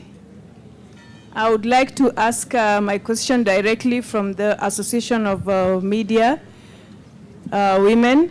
You talked about doing online campaigns or maybe advocating for such an issue because you're not able to come to Uhuru Park because you need the license or something like that. What about the women in the village who have no internet access? These women are not able to go online and they cannot get information. How do you go about that? Thank you. All right, thank you so much. Very quickly, I'd like to just recognize the presence of the CMD board and specifically the CMD chairperson who has just walked in. Thank you so much, Karibu Sana. All right, very quickly, we have one hand here and then we move this side. One hand here. Good morning, all. My name is Rosalind Asena from Oasis Relations Empowerment Initiative. My question to the, I think anybody can take this one. In Kenya, we have close to 1,151 police stations. These police stations, if you ask them, the OCS managing the stations, if they have a gender desk office, they will tell you, yes, we have it. But these gender desks are not functional. What is it that we can do to ensure that those offices are functional? Thank you. All right, thank you so much. Because of time, just allow me to start with the hands that were already up. Where my ashes, we've got a hand here. Hii upande, amuna maswali deadly. Do we have any hands, any burning questions this side? All right, I can see some hands there and one at the back. So we take one from one of our students, yes. Good morning. My name is Basil Omondi from M-Pesa Foundation Academy. And this question goes to the entire panel, actually. You asked about why we are not moving in matters gender empowerment and equality. I'd like to give my different perspective. The perspective is that I think we are actually fighting the wrong battle. And when you're answering the wrong question, your answer will never be right. I think that it is about time we adapt to the times and the changes. And we will never achieve gender equality. The UN that said the SDG themselves accepted that. It is about time we shift from gender equality and start seeking gender equity. In the media, the politician, I think, they said you're a politician. You talked about Atuoli and Martha Karua. Are you trying to say that that Atuoli complained about his color purple simply because Martha Karua was a woman? Because the way you put it is, that is exactly what was coming out. All right, maswali ni deadly. Na form ni? I love the conversations that we're having. So I don't think that is the hand that was up. But because you're a student, we shall give you a pass. Go on. Keep it in just a minute. Go on. Okay, my name is Kelvin Karanja from Dandora Secondary School. My question goes to the politician. So, to the opposition leader, he was given a chance to choose some CS, but there was not a leader. There was not a leader who was a woman to the CS. Even yesterday there was a discussion on how to delete some people so that they can bring some people to replace that chair. So my question was, is there any political organization supporting women? The other thing is that the other thing I would say is that women, they does not support their gender, because the other day Martha Karua was launching his party, People's Liberation Party. There was no any lady moved front. I saw the former Deputy President, Mr. Kalonzo, and Eugene Omala. No lady was there. Thank you. Thank you so much. The last questions on this side so that our panelists can be able to answer that. I think we can have one. Do we have any questions at the back? Some voices at the back. There's a hand right behind there. And then I see some hands here as well. So let's start with the hand at the back. Hi everyone, I'm Mary from Sedo. My questions goes to Caroline. I would like to ask if someone want to join your group, how can he or she join? Thank you so much. Do we have our mic this side? There are two hands here. And then get some quick feedback from our panelists. Okay, thank you. My question goes to Mr. Frank from CMD. He talked about simplifying our politics. Who should this start with, and how? And what is CMD already doing to simplify our politics? Thank you. The final question for this round, please allow me, so that then we can also give our speakers enough time to respond, and then we hand over the program. So yes, the final question. Good morning, everyone. My name is Kamene. Mine is more of a reaction, and maybe it might pose as a question, but on the discussion of why do women not vie for maybe political seats or any other higher positions, there's something they're not talking about, the fact that women are their own enemies. So what can be done for that to happen? Because I will give an example from where I come from. I come from Narok County. And when Our Lady Soipan was promoted, a lot of rumors came out, and it came from women. We are not ready to see our own women winning, simply because we feel like they don't belong there. Why should it be a woman and not a man? And also on matters male engagement, I think it's high time for us to start. We have really amplified the word a woman to the extent that the men feel left out, and they cannot support women if they are not heard or if their voices are not heard. So what can be put in place in matters women being their own enemies, and also teaching men, or rather changing the norm that it's only a man who can do it, and now bringing them on board for them to support their fellow sisters, wives, you know, for them to just be there and do that. Thank you. All right, thank you. Allow me to hand over to our panelists to be able to answer those questions. I know we still have a few hands up, but let's see if we'll have enough time. I'll start with you, Carol. There was a question for you, and then we can bring it this side. Thank you so much for the question. So as an organization, every year we do annual recruitment for the scholarship. That's how you get to join the program directly. But on top of that, we run gender equality mainstreaming workshops in different spaces in Mathare, that is in schools, children homes, and also this year we are planning to also get into religious spaces like churches and mosques. So that's how you can participate. And at the end of every year, we also have an annual walkathon that we walk around Mathare just sensitizing people on the importance of education. Last year, we also were sensitizing them on the importance of fighting against gender-based violence, and that is something that you can also just be part of. And you can as well visit our office. We are right in the slum, and get to know more how you can be able to participate in the different programs that we have. Allow me to answer one of the questions that was from this side. They were talking about how can we be part of changing the gender wars and embracing positive feminism. As an organization, we are an equal provider. In this case, we support both boys and girls. So if we have 10 scholarship slots or 20 scholarship slots, we'll give 10 to girls, 10 to boys. But what we have done recently in 2022, we introduced the Wezesha Kike program, which came in to bridge the gender gaps. We realized that in as much as we are supporting this, the two, both females and males to access quality education, the women were still not reaching their greatest potential, and there was need to bridge the gaps that are existing to enable them to achieve their greatest potential. And as we do this, we are not leaving the boys. We are making them, they are part of the conversation, so that they are able to know how can we as men also play, what is our role to ensure that we are protecting these women.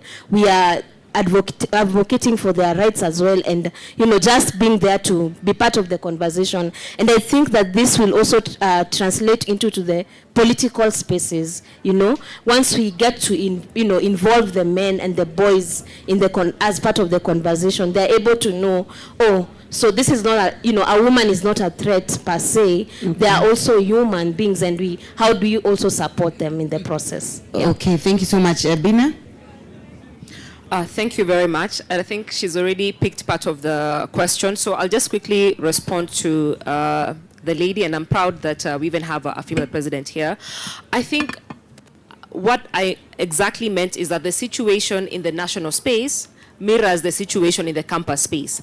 While we have a few universities that have a female president, even UON for the last 2 elections, they've had a female president.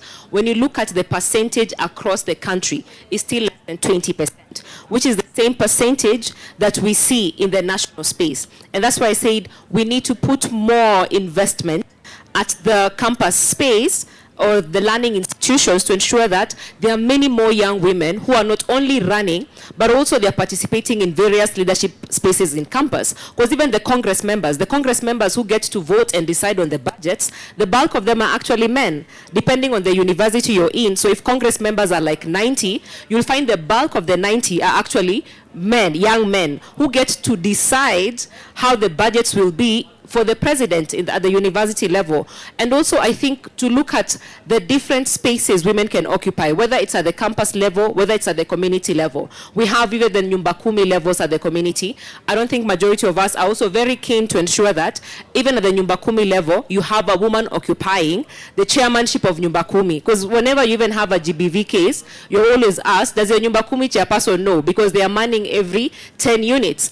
Even when an MP occupies political office, how many of us even approach them to say, I want to sit in the CDF committee. Why can't you be the fund manager of the CDF that the politician is manning? So there are many other spaces that we need to be very keen on, as opposed to just running for office. Then we are able to now consolidate all those numbers, our numbers as women, as political capital. And lastly, Ruth, let me just say this, because I know it will skip my mind.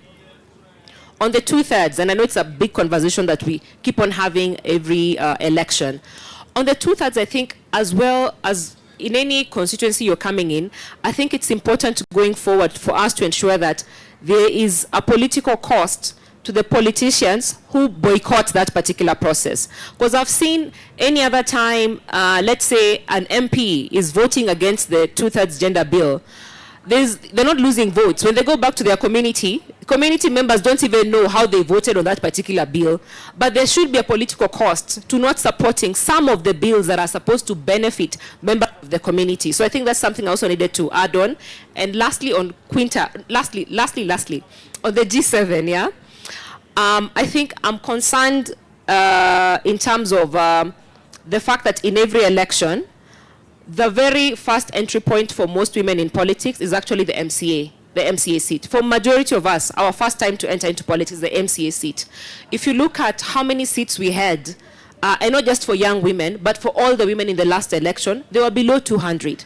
Yet we have 1,450 seats in this country. They were below 200. And I think even as we talk about the bigger seats, that most of the times are decided by a coalition, it's important to see how do we get more MCAs and more MPs in. I mean, if at all we had sober MPs, look at what happened last year with the finance bill. Look at all the MPs that were actually holding us hostage in this country with the way they even voted about the finance bill. Now imagine if we had the bulk of sober women in that parliament just last year. You know what could have happened. And if we had also majority of the MPs at the county level, they're able to hold the governor accountable, because it's the MCAs who can impeach a governor, it's the MCAs who can approve the governor's budget. So I think it's also important to look at a strategy for all the seats that we're looking at, for us to ensure that also women run and occupy all those seats. Thanks. You have about 2 minutes also.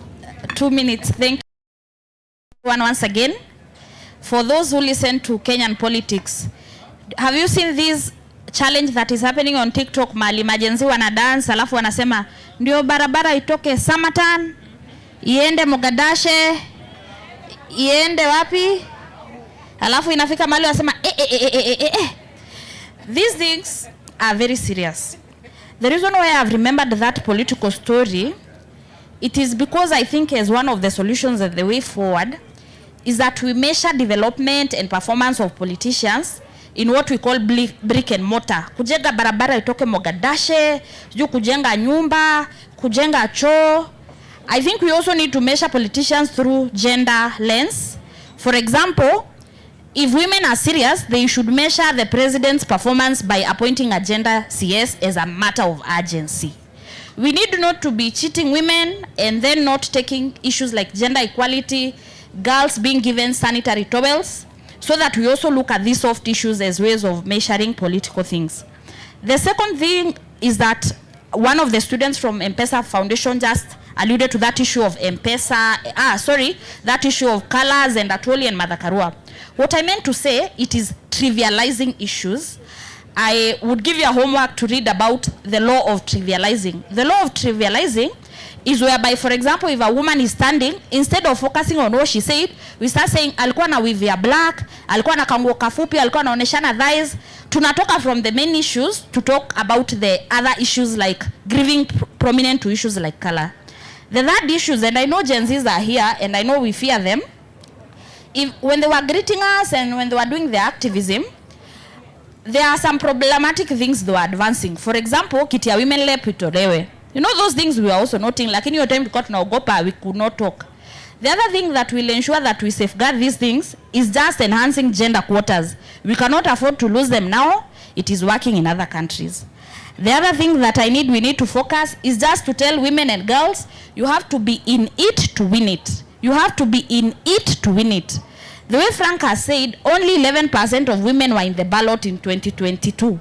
So even though all of them won 100%, which is politically unlikely, still we will not have achieved gender equality.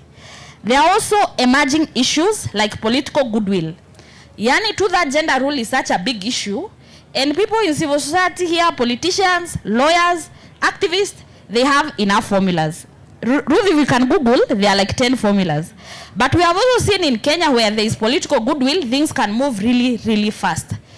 Isn't this the same Kenya where a deputy president who was elected was deposed in 9 days? Hamkuona? An elected deputy president alitolewa kiti within 9 days. Political goodwill. Members of prominent committees in parliament walitolewa last week. What? Political goodwill.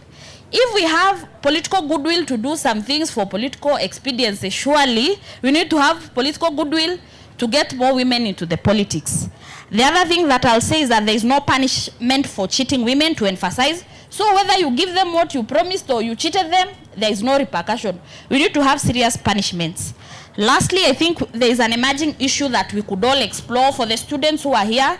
There is an emerging issues around climate change. You know how everybody is talking. Last year, 15 elections around the world were affected by floods. In 30 seconds. In 30 seconds. So I wonder how we can also start thinking around these emerging issues, so that in 2027, if the rain will be too much, maybe our elections will be affected by the rains and all. Lastly, to encourage us to leverage on the internet. It is an equalizing field. Tukienda kwa internet, mtu anaongea vile anataka, just like education. The internet is an equalizer. Let us exploit. Thank you. I'm just going to make reference to 3 points. The first one is, as an aspiring women in leadership, your community and how you engage with them is probably one of your biggest resource, because ultimately these are the people who are going to cast their vote and give you the opportunity to serve them. So just responding to the role of media and whether women politicians should, where they should put most of their energy in is, please focus on your community media organizations. Please focus on your vernacular media organizations, because you're able to engage your constituents and citizens directly. If you get an opportunity, possibly to give your to campaign on the national platforms, like my friend Wanja here has worked extremely hard, then that is an added advantage. But as an aspiring politician, sometimes it becomes very difficult to make headway or to be given the space to advance your political ambition. That said, I also wanted to add the fact that when it comes to social media, There is a survey that was done by the Media Council of Kenya in 2023, and basically it showed that after TV, television and radio, the third most consumed media is actually social media. So as women in politics and women in leadership, that is actually an enabler for us. It means that we can, as we wait upon the KTNs and the citizens and the standards to give us platforms, then we can leverage the social media platforms. We create our own brands on those levels, we campaign, we engage with our citizens on those platforms as we wait for the opportunities to get to the national platforms. In terms of how Kenyans consume social media, there's another survey that showed that we are currently talking about 40.8% internet penetration in Kenya, with about 67 million mobile subscribers, and the numbers keep growing. So that means if you're not on that space, then you're doing an injustice to yourself. So you need to do whatever it takes to get onto that platform so that you're not left out. Finally, is on the issue of positive feminism vis-a-vis toxic feminism. Fact of the matter is that we are all feminists, especially those of us who are privileged to cater for men and women. Because what is feminism? It's simply creating an enabling space, looking for equality for the women. So we have wives, we have sisters, we have daughters. So even without saying it, we are feminists. But one thing we have to acknowledge is that we cannot leave the men behind. In this fight for gender equality and equity, the male constituency are our allies, they are our friends. And therefore, it's not a battle of the sexes, it's a battle of seeing things from different perspectives and looking and building on our strengths. What are the strengths that men bring on the table, and what are the strengths that women bring on the table? Right. It can never be a battle of the sexes. Thank you very much. Thank you. I'm sorry I have to rush you. The final panelist, and maybe as you answered, there was a question on the police stations. It would be good for you to also touch on that. Yeah, thank you. Let me first respond to the two questions by my brothers from M-Pesa Foundation, Basil, and the gentleman who questioned about the simplicity in our politics. Basil mentioned about the two concepts, equality and equity. I believe they are mutually reinforcing because if you look at equality, it is about treating everyone the same. Equity is about addressing historical and systemic inequalities for fairer outcomes. Let's use an example. When we have special programs to support young women who are scholars to go into the STEM courses, science, technology, and such. That is equity. When we are advocating for fairer paternity and maternity leaves so that you can have work-life balance, right? Those are the things we're talking about. So it's mutually reinforcing, and you cannot say you will pursue equality successfully and ignore equity. So that's what I wanted to just explain for us to have a comfortable conversation. And it's very important that young men like yourself value this conversation because then the issue about gender has also been misunderstood to imply women. Tomorrow, if you go to a construction site today, you will actually find more women workers, all right, who are actually more efficient. Like I know a number who are doing very serious plumbing work, who are doing serious paint work, and even gypsum. So it's important that young men particularly pick up this issue of championing gender equality so that conversation then can be a societal community. My brother from CME Trust, I talk about simplifying our politics because generally, if you look at, and I mentioned that in the same sentence with us renovating and rethinking our culture. I have always questioned whether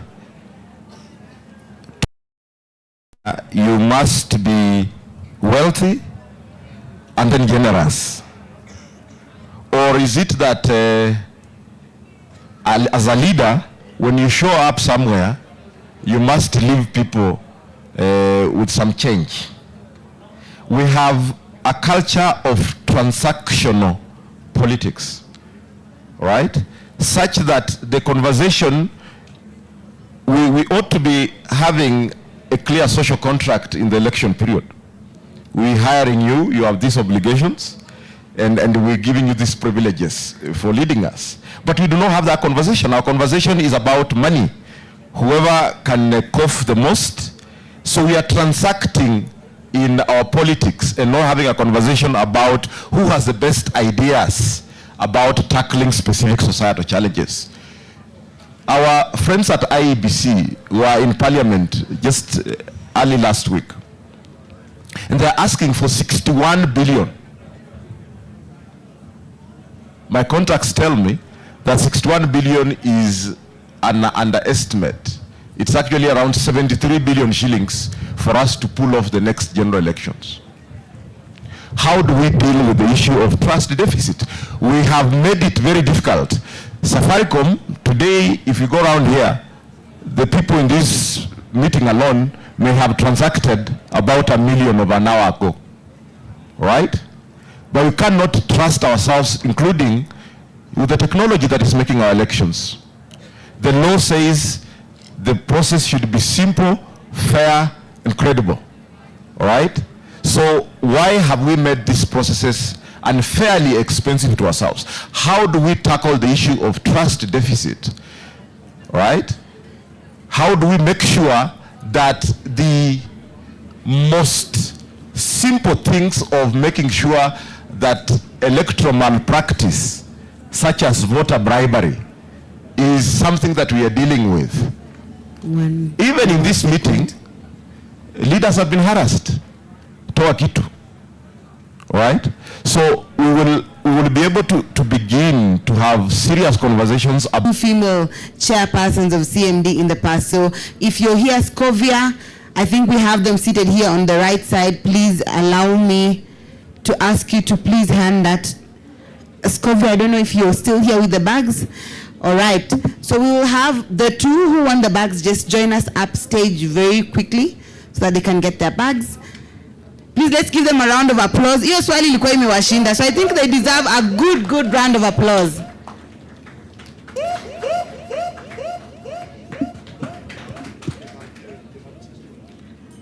All right.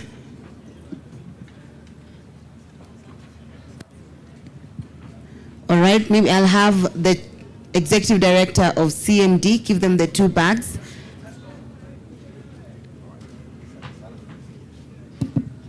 Makofi kwao. Msijali, kuna zingine zitakuja. We are still around. All right, thank you so much. My panelists, I'll request you to stand up for a group photo. And as you stand for the group photo, prepare your best dance moves, because we would like to show them how we do it on International Women's Day. DJ, I hope you're ready, because in a few minutes, my panelists will be getting it done. And Ma'am G, I hope you are around also. I will need you here. So a quick photo with my panelists. Ma'am G, if you're around.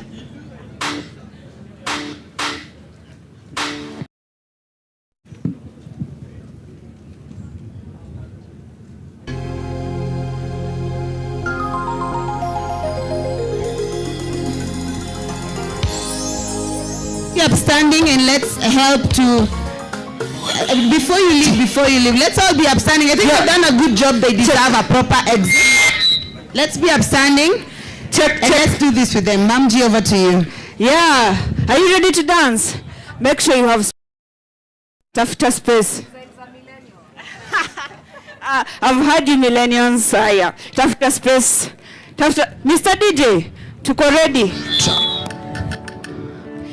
Now put your fist up for the women, because we believe in women empowerment. Sindio? We go nice and easy, and 1 and 2 and 3. let's go. Give me energy. Hey, hey, hey. Twende. Hey, sema. Hey, super. Yeah, hebu angalia msichana mbele yako waambie. You are superwoman. Sema. Hey. And for the women we go. Tunaenda up, turn. Tena.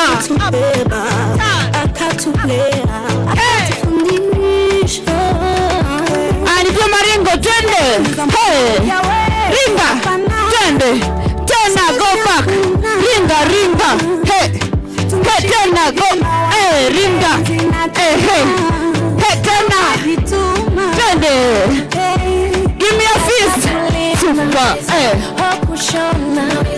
Tena. Hey. The other one, twende. Hey.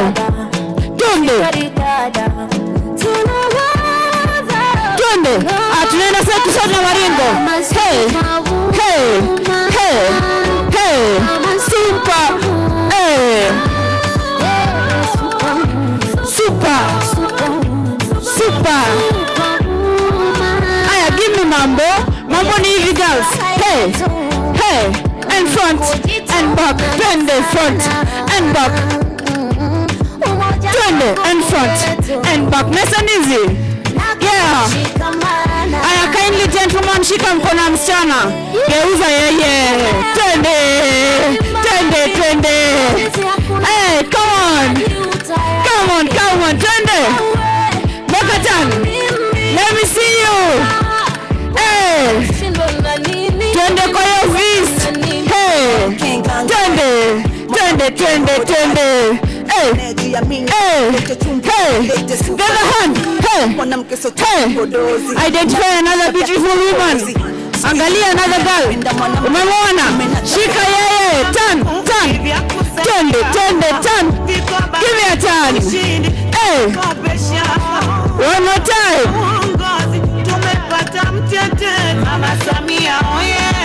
Nice one. Twende. Hey. Nice one. Thank you so much. All right, wapi makofi ya Mamji. Thank you very much for that panel discussion. We are moving very fast, switching gears. Raka kidogo.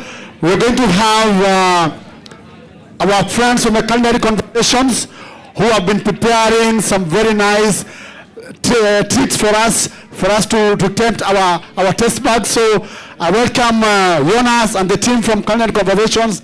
Welcome and tell us what you have prepared for us. Karibu sana, welcome. Thank you everybody, and happy International Women's Day. Just to set the stage a little bit, my mother, wearing her red little stops, standing on barricades, was my growing up. Everything I was taught that led me down the path, directed for something, came from women. And I think a lot of us have that resemblance, that a man or fathers tend to be strong, tend to be, powerful and figures and have to keep this facade. And our mothers know what's in our hearts and in our heads, and can also drive us along. So for the past 10 days, students here have been working together in unison, Kenyan and Danes. And this is a testament to what will happen if we regard a lot of the social structures, a lot of the structures around gender, and basically just go in with our minds, our skills, and how we perceive the world. So as a testament for that, or maybe as in Danish we call it a huskekage, it means a remembrance cake. It can also be translated into getting a slap, which is basically also what we're trying to give you. They prepared a little snack so that with our entire bodies you can remember all the powerful statements you heard today. Okay? So I'm going to hand over the microphone to the students here. They're going to tell you what you're having, and then we have a brigade of basically 60 students. So now it's not a mob, it's a well-dressed one, but you'll be able to taste all their hard works. So please give a warm round of applause to the students, and then tell us what we're having. Yes. So the first snack we're going to be having is a rhubarb and rosemary puree served together with a papaya puree served on top of a pie crust that we've made with chickpeas to give it a little bit more nutrition. And then it's all just been topped off with a mint leaf and an edible flower.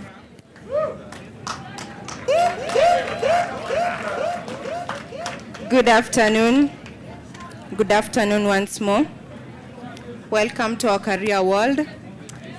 Today we're gonna have a rice crack that is made from steaming rice. Then you round it in a grease-proof paper, allow it to dehydrate in an oven.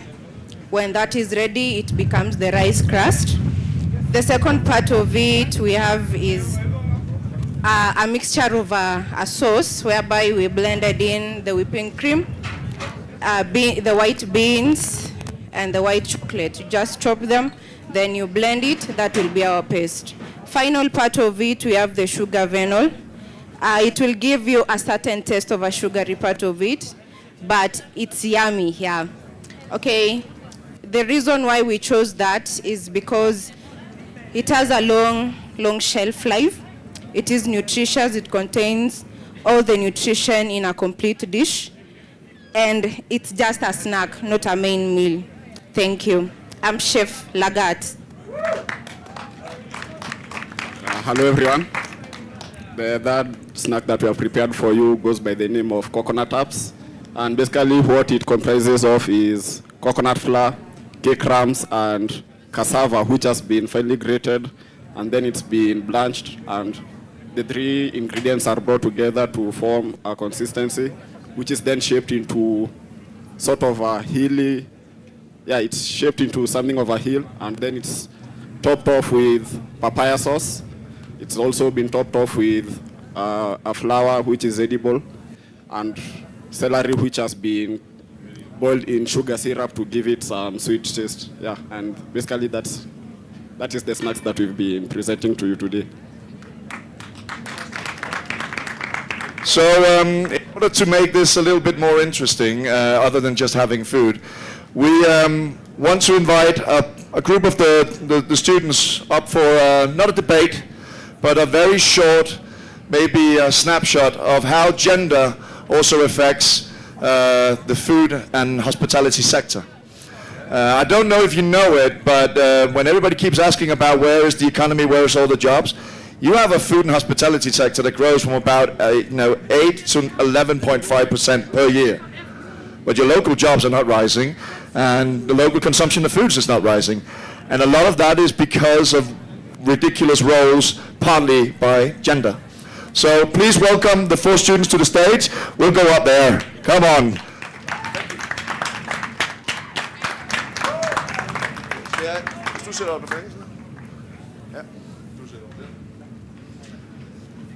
I'm gonna be like running in back and forth. I'm not Ruth, sorry, but I am, and I'm also too tall for this, but it'll work. So, just to get an idea, I said before, I think that women voices need to be way more heard. I think we need to acknowledge the immense power and ties it has in every line of work and any community. But maybe starting out, say your name and then tell your story. But we're starting off with maybe, how did women voices play a role in you becoming a professional chef? Hi, my name is Amos.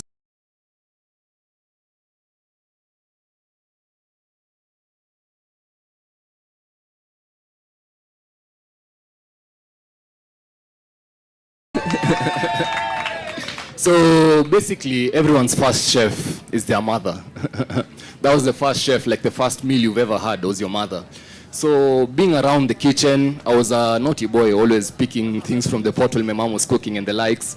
Just spending a lot of time around her in the kitchen kind of set the stage for me becoming a chef later on, because I built it's more of a passion around food. Just being able to create different meals and everything the same way that my mother did. So being able just to create and cook really good foods. So ladies really have a phenomenal role in shaping the kind of careers that we do, because it was the interactions with my mother while she was cooking that set the stage for me to become a chef. Woo! I might be slightly provocative in saying, do you think that actually is also quite of a gender challenge? That she was part of a gender-sized role of being the mom of the house, and then also handing over the reins to maybe what we consider softer skills. How do you think that tapped into you? So what I can say is, traditionally, most African men usually stay away from the kitchen. So by my mom letting me closer to the kitchen, it was not really traditional, but she allowed me to really be part of the kitchen, the cooking and everything. So that kind of sets the stage, because we've created a kind of a stereotype where among Africans especially, that men are not supposed to cook, especially usually at homes. You see it's termed as a woman's job. So basically, if we can flip the switch, because cooking is a softer skill, it's a skill that we rely on, because when you move out, you're going to need to be able to cook for yourself eventually. So these are soft skills that you can actually market them. And I started cooking when I was in campus, basically. It was just because of my mom. She just kind of told me, yeah, you love cooking, just go. Have at it. Pursue your passion. Yeah. Fantastic. Thank you so much. Give a round of applause, please.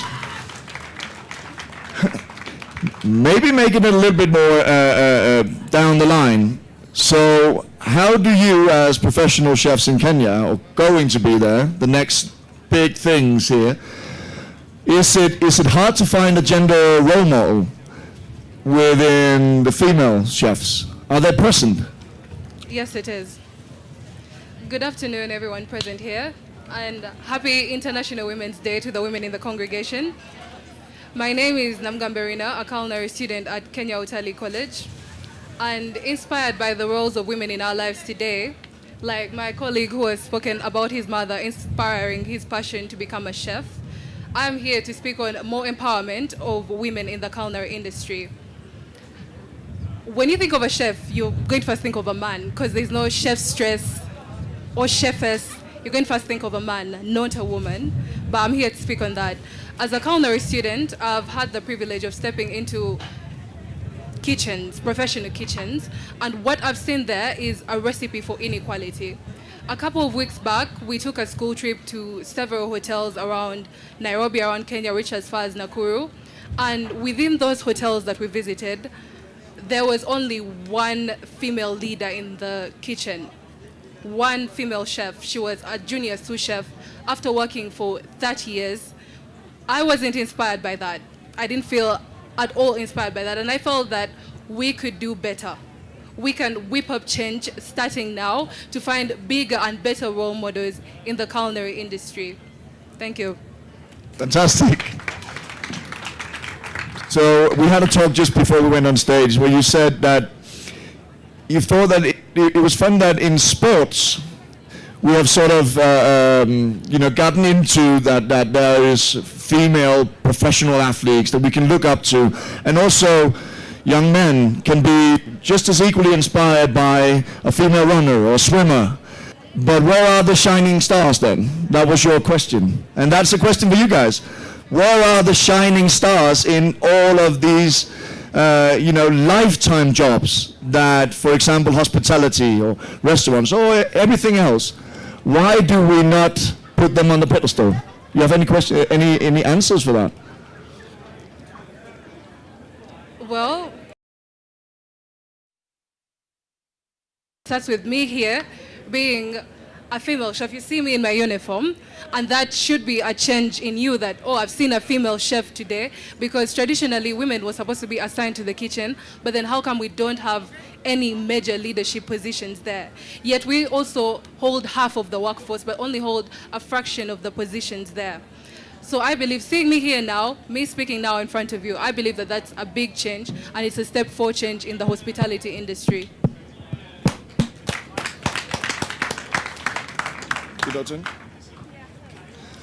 So does it also infect the whole culture, even down to infrastructure of the restaurant industry?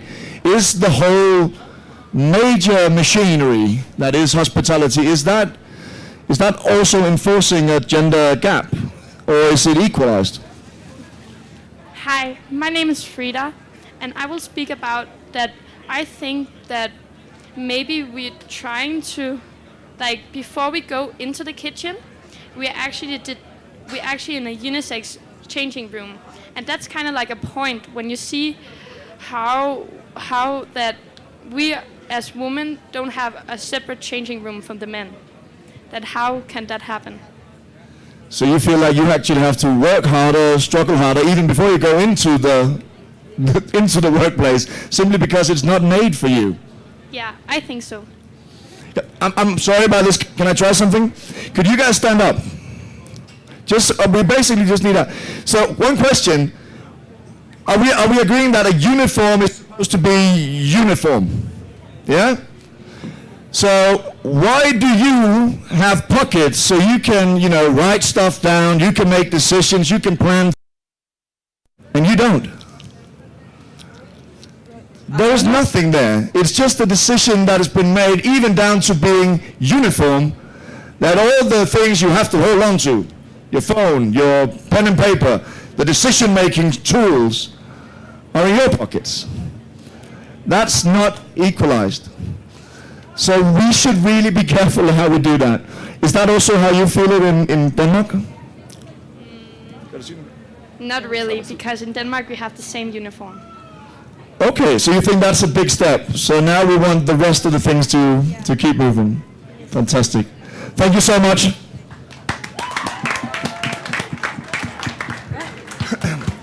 And maybe this is where we set the stage slightly, because all we're actually talking about is constrictions that we've all made up, isn't it? We talk about gender as a box, but what happens when you are not part of that box? What happens when you are outside it? And how does that affect your schooling, your workplace? And is there actually something where we might not only fight for women's rights on this day, though we really have to, but also keep pulling each other up till there is just equality? So how does this affect your daily lives? Hi, my name is Asger, and I'm a non-binary student.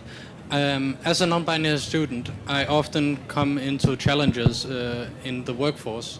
For example, when I am applying for a job, people treat me respectfully because they want a diversity hire and not because of my skills or what I can do as a person. In every other aspect of life, I get discriminated against and seen as a lesser person. That is why I think you should, as a main takeaway, focus more on equality above gender. Fantastic. That's a great statement. So you basically feel like because of your position, you turn into a point on an ESG report. Exactly. So what was the statement? Equality above gender. Equality above gender. That's not a bad sentence, is it? Yeah? Guys, we're not going to take more of your time. We want this to also last. But I'll give you one little thing. You know, in kitchens, if you see stupid Muzungus in the TV yelling, "Yes, chef." In the name of understanding each other, for every work that we do, we simply adapt the Swahili word yes and say sawa when you get a command. I want you all to remember that in a minute, because I think we have to leave this stage the way it's supposed to be, with a chant, with something that lights up. And I think your words equality above gender. So if I say, can we get equality above gender? You say, sawa. Can we do that again? Can we get equality above gender? More. Jonas, come on in. Let's stand up with this. Come on out. Come on out. Get up. Can we get equality above gender? Sawa. Can we get equality above gender? Sawa. Can we get equality above gender? Sawa. Thank you guys so much for Thank you, Jonas. Thank you very much, and the team and your team. Let's appreciate them once again. We want to move into the clothing ceremony, please. As we appreciate them, let me have these people prepare themselves. Miriam Wanjiko from M-Pesa Foundation Academy, please be prepared. And Bruce Magata from the Alliance High School, please come forward, both of you guys. Thank you very much, Jonas and your team. Asante sana. We can have equality to gender. Don't forget the hashtag that we're using. We said,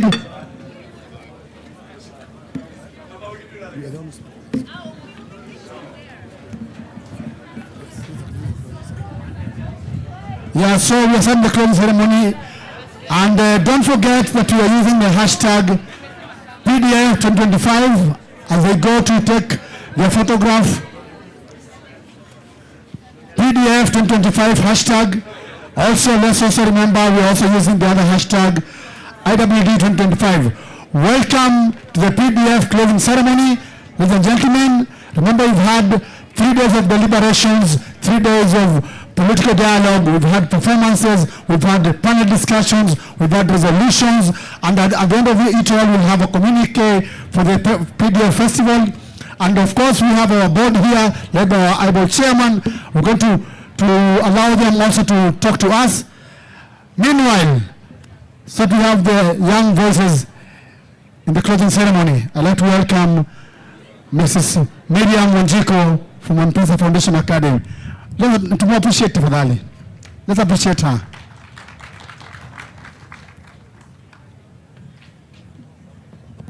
Good afternoon, everyone. Good afternoon, everyone. Yes, my name is Miriam Wanjiko, and I'd like to appreciate everyone for making this day happen, making this conference happen. I believe we've learned a lot from the sessions that we've had from all the villages. I believe we've gotten to acquire a lot, and discussions we've had, because I've attended most of the villages, and the discussions have mostly been based on having youths represented, or rather youth's voice had. I believe that as youths we can say that it's not about having leaders for tomorrow as it's always placed. It's having leaders now for them to start leading now, because you see it starts from the background, right?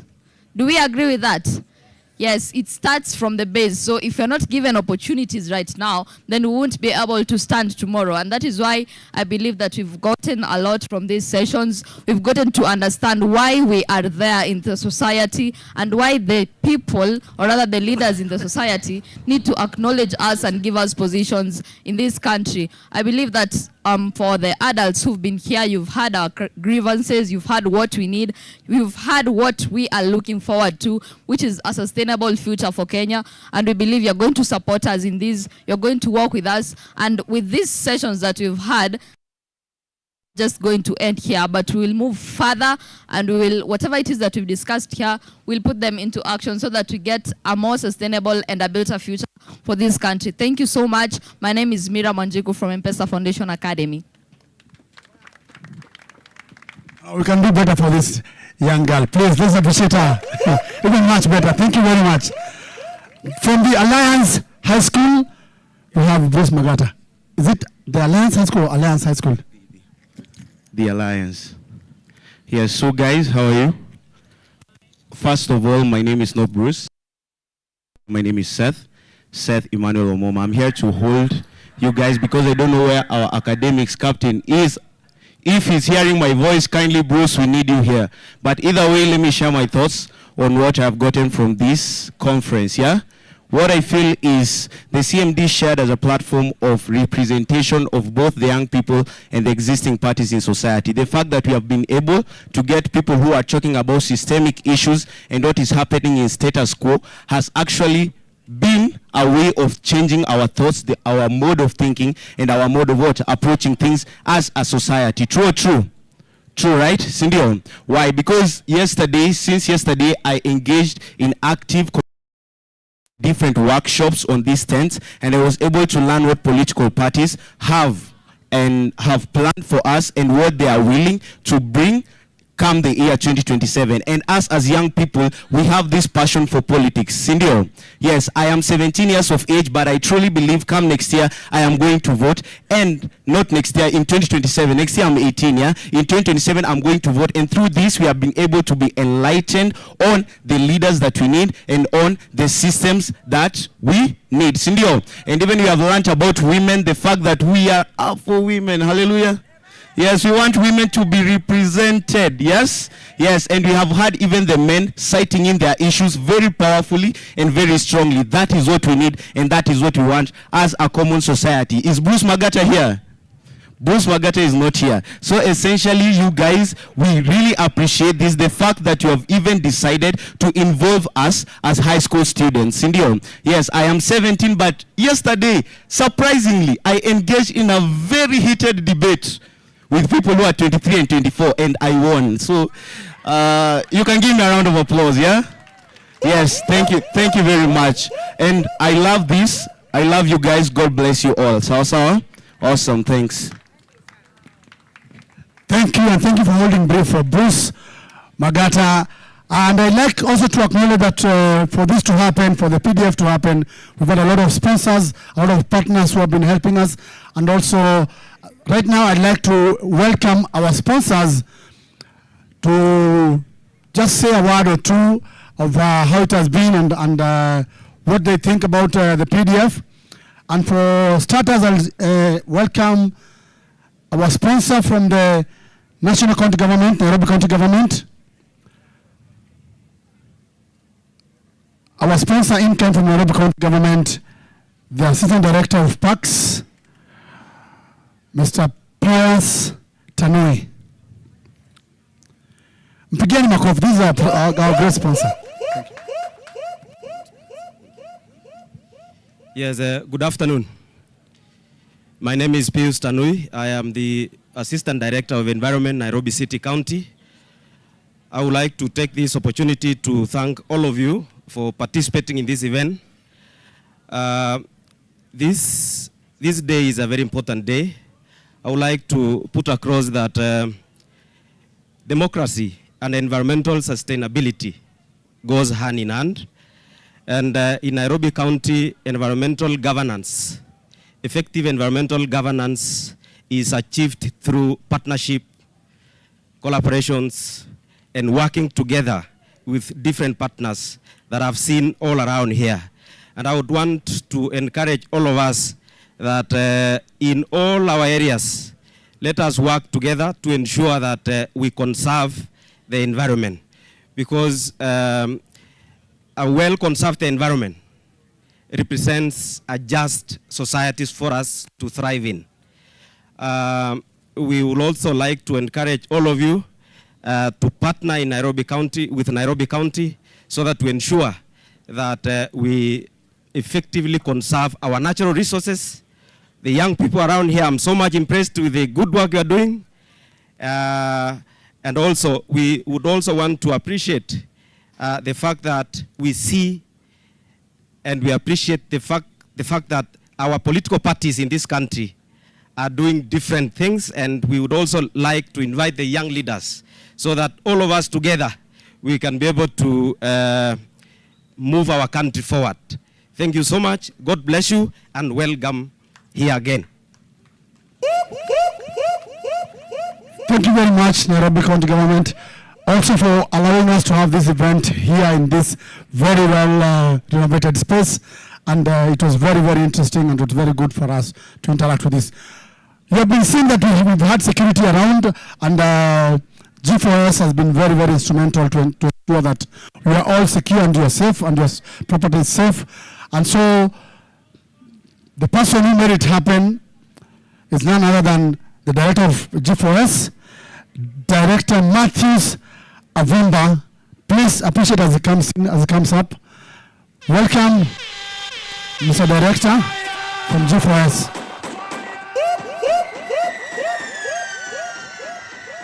Anakuja na bouncer.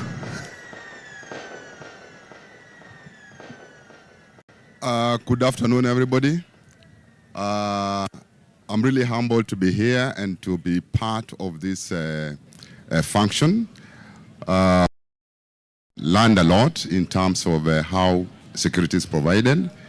Initially, when we were approached to partner and co-sponsor this function, it was a bit unique to us. But I would like to mention two ladies, Pamela and Leila. And it coincides with the Women's Day celebration. They were able to take us through the process, and we said, yes, we can, and we shall partner with the other security agents to provide security for this function. I'd also like to congratulate the initial security agents who did the risk assessment, because we were aligned so well in the program that was the security assessment that was done, and we were ready to provide security as is expected. People view us as if we are a profit-making company, but when we get an opportunity to showcase what we do, we are more than ready to partner, because we have been given an opportunity to sell our services on this ground, and that is a plus to the organizers, and we really feel honored to be part of this year's function. So ours is just to say thank you so much. In case we had any flaws in our services, we are expecting to receive the final report so that we improve in future, because learning is a continuous process and security is dynamic in any given time. Thank you so much. Let's appreciate him once more. To usher in the closing ceremony, I'd like to invite Frank, who's going to introduce the board, and invite the chair to be able to give the final remarks as we come towards the closing ceremony. Frank is the Executive Director of CMD, Center for Multi-Party Democracy. Karibu sana. Thank you, Kasmol. We're coming to a close, so please bear with us for another about 40 minutes. We should be done, and the stage will be going live for some fun until usual time at 6:30. Then we will be heading home. At this juncture, I do not have much. My chair is here, and he will preside over the official closing with a statement, as well as recognize and acknowledge all our partners who have been with us, and that duty I'll leave it to him. So I'll invite the Vice Chair first, so that she can make her quick remarks, introduce her board colleagues, and then invite the Chair to close for us. Welcome. Thank you, Frank. Good afternoon, everyone. Thank you. My duty is very simple. I really want to appreciate each one of you who is here. I am Senator Beth Siengo, and also the Vice Chair, Center for Multi-Party Democracy. When the questions were going round, I heard somebody say that when the broad-based approach was taken, there was no woman appointed. Kindly allow me to correct that. We have Honorable Beatrice Askul from Turkana County, the very first woman to be appointed CS. She is the CS of East African Community Affairs and ASOS.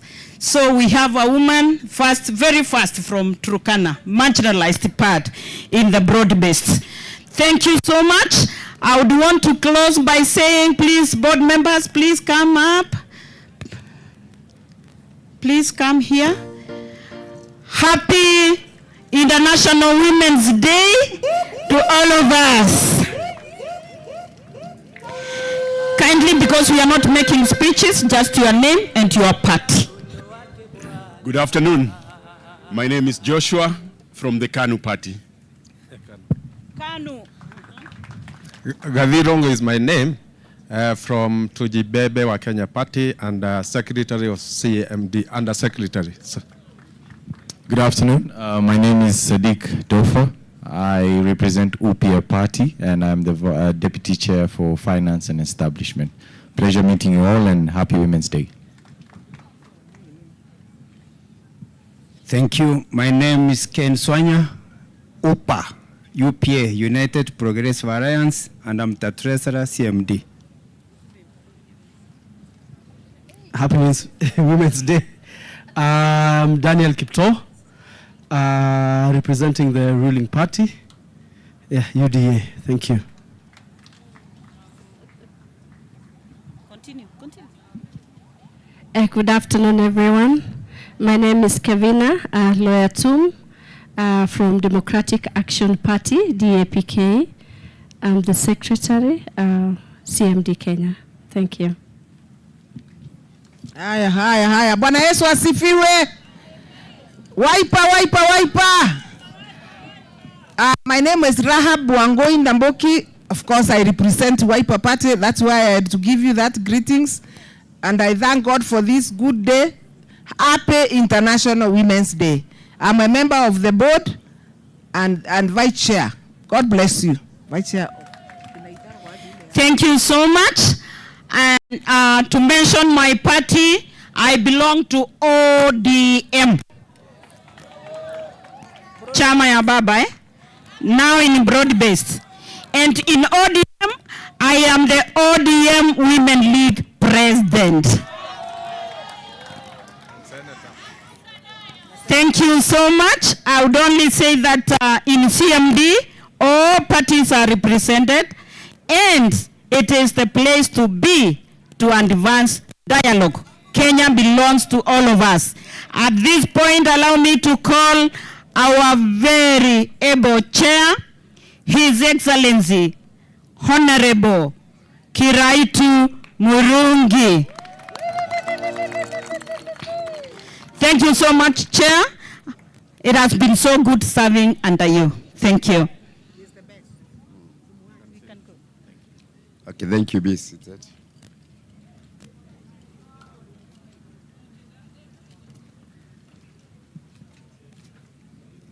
Happy International Women's Day, everybody. Sijasikia. Happy International Women's Day. Okay, asante sana. What a great day. I'm very, very happy for our team in the CMD who have been here with you to have hosted the PDF 25. This is my first PDF and I'm told it is one of the best. Can we give a big hand to our team? We in CMD, we are the umbrella party of all the political parties in Kenya. And we try to promote multi-party cooperation. Our main business is to deepen, protect, promote, and consolidate the culture of multi-party democracy in Kenya. We do it by strengthening the internal processes of political parties, but we also promote multi-party dialogue on critical issues affecting the country.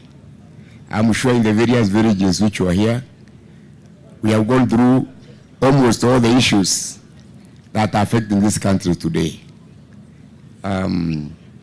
You know, unemployment, debt, gender violence, abductions, femicide, you know, all those have been covered.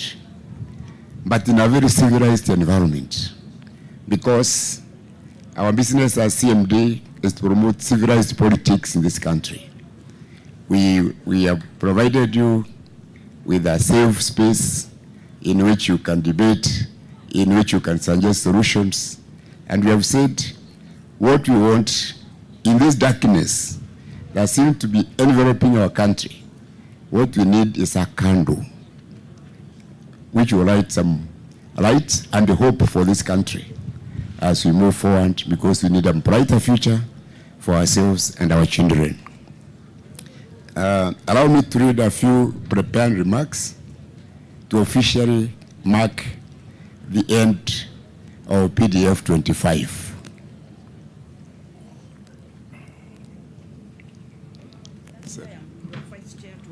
Okay, sorry. Yeah, sorry, sasa.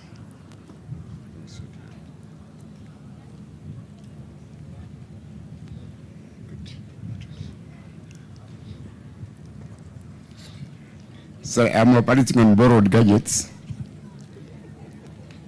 So, I just ladies and gentlemen, you start with me.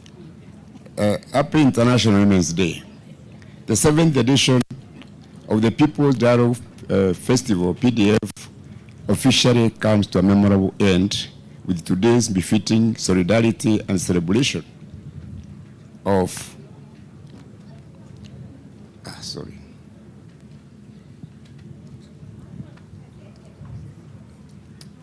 Where's Frank? I'm sorry. Come and read the speech. He's unable to handle. Sorry, I ran out of Frank to read because I can't read it from his gadget. Okay. Oh, sorry, we have to be authentic. There's no point of pretending to be able to read a speech which keeps disappearing. Okay. So please do it for me. All right. Can we clap for Frank as he reads the speech on my behalf? Where you see you are high, it is not Frank, it is me. All right. Okay. All right. For the privilege.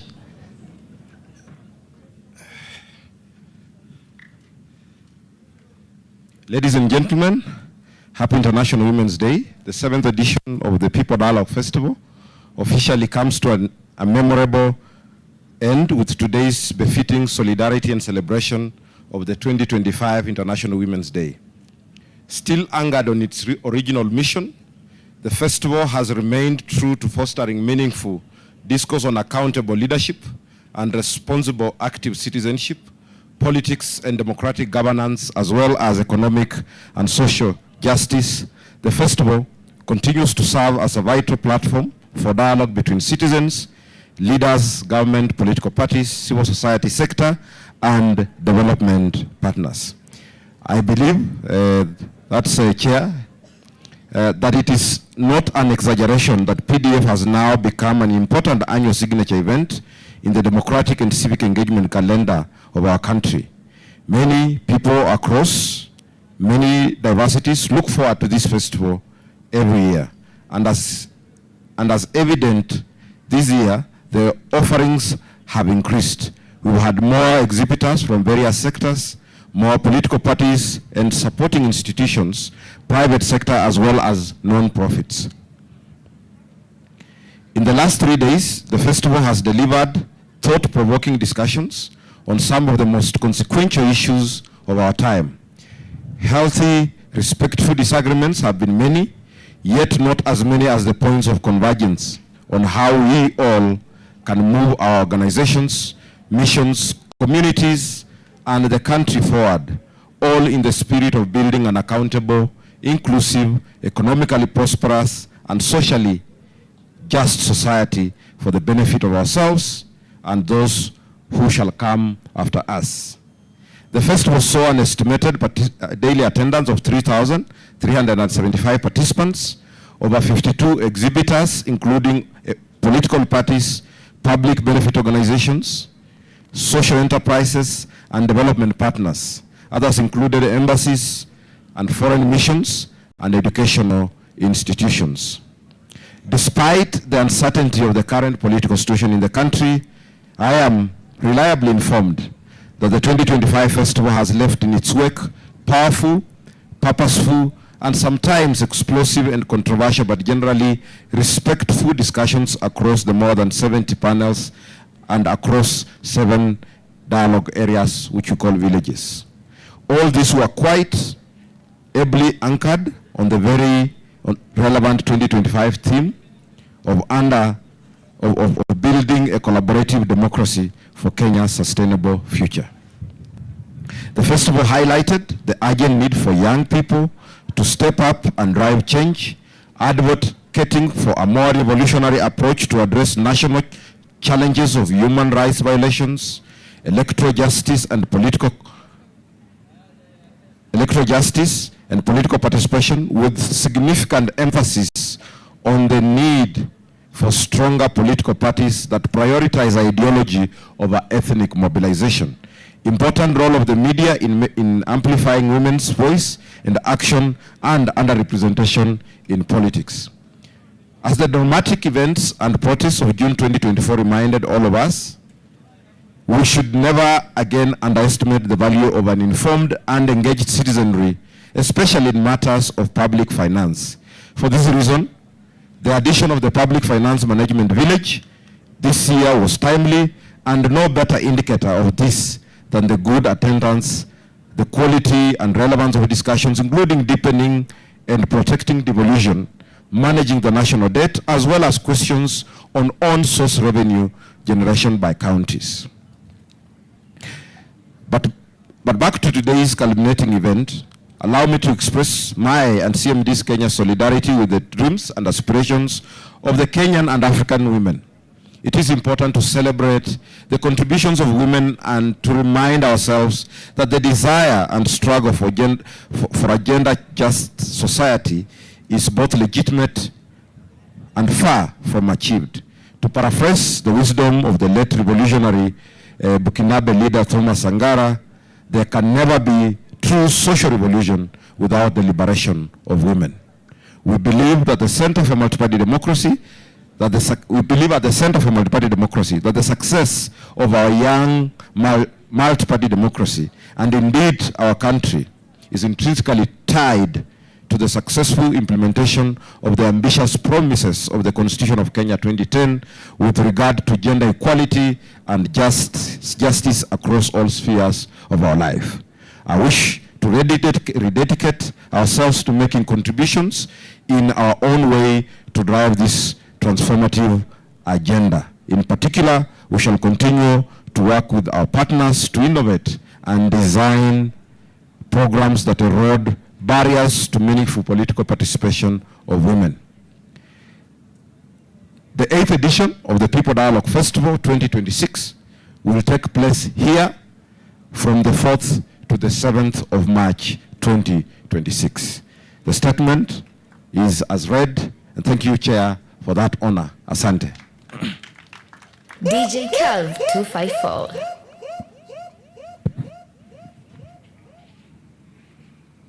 Yeah, can we give Frank a big hand for assisting me through that statement?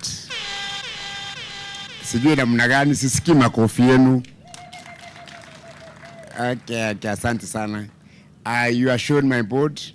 I believe there are members of CMD staff who are still here with us, who are not busy in the other tents. If you are here and you are from CMD, please stand up to us. We appreciate you. Yeah, Lisa and your team.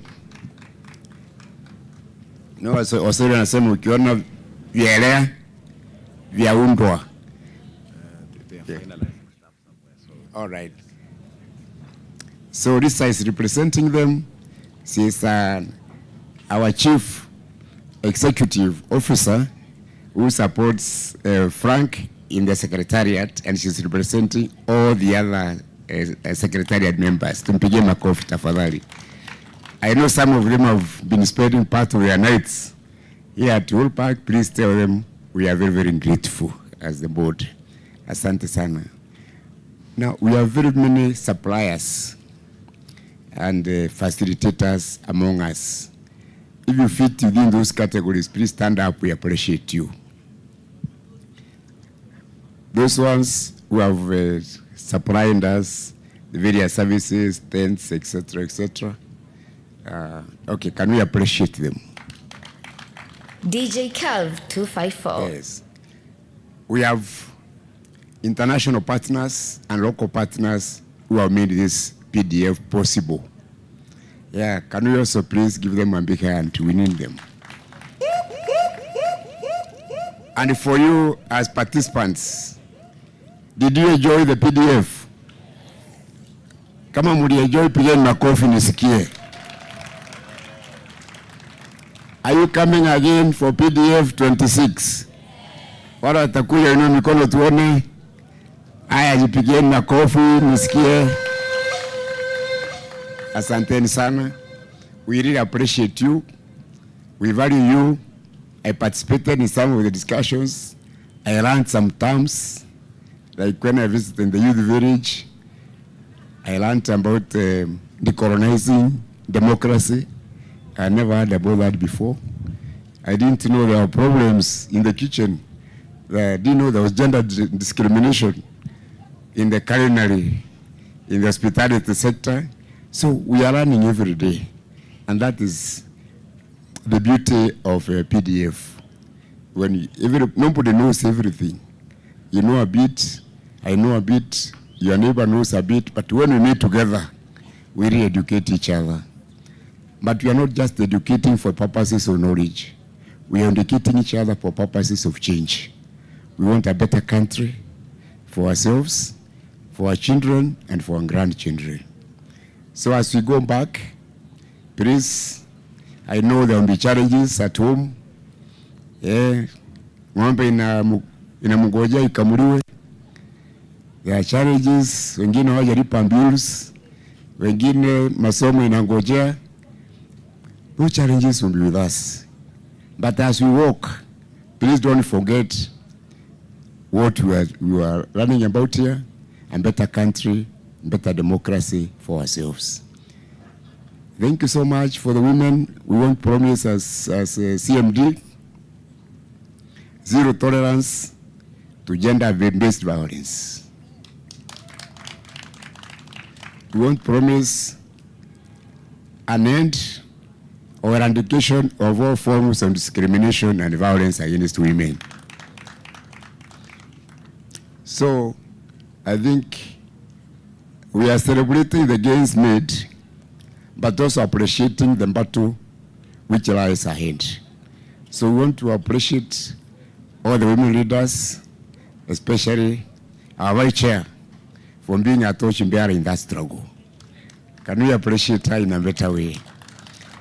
Asanteni sana, Mungu awabariki. I want to hand over this to the MC and see what further in store for us. Thank you so much. Chairman Simama tu hapa. I want to do this in style because we are closing. Let's have the board also on stage. Let's have the board also on stage. Let's have CMD staff, Lisa, Frank, whatever you are, Frank. Let's have Bent also on stage. Let's have Mamji on stage also, Mamji on stage.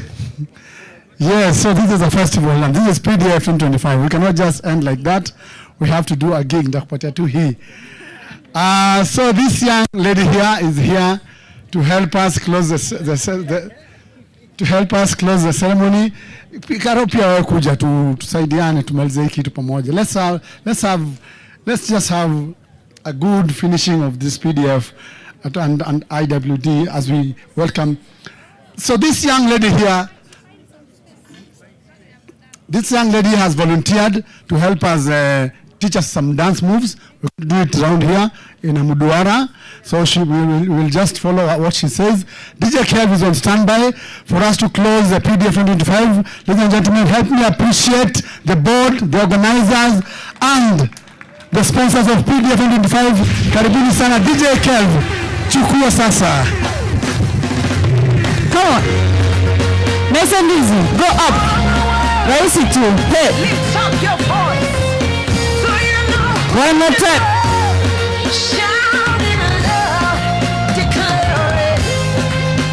Simama utusaidie kudance. Tunaenda hivi and step.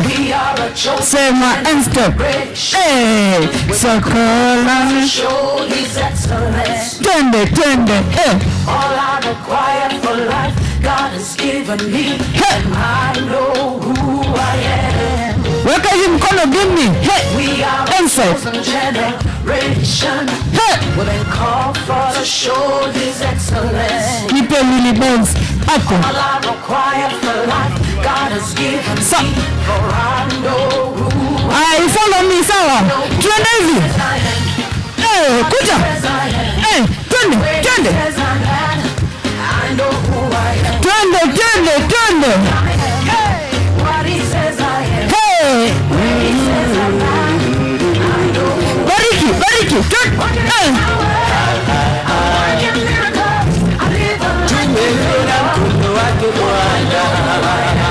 Twende, twende, bariki.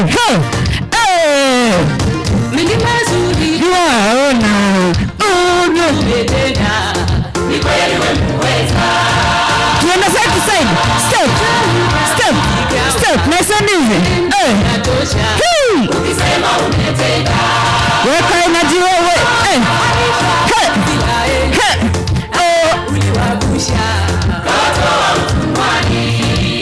Twende, twende. Watumishi wako umewapa yote waombayo, ikiwa umependezwa. Weka hivi. Hello, hello, dunia. Hakika wewe ni Mungu. Sema. Twende, twende. Piga. Dunia na vilivyomo, makuu umeyatenda. Jeho. Weka mkono. Twende. Tunao. Hey. Hapa VDF. Sawa. Umetitoa. Hey. Twende. Chini, chini, chini, chini, chini. Hey. Twende. Twende juu. Hapo. Hey. I will take it down. Twende hivi. Hapo. Twende, twende, twende. Go down. Fungua hiyo sako. Karibisha kila mtu. Twende, tunaenda hapo. Chini.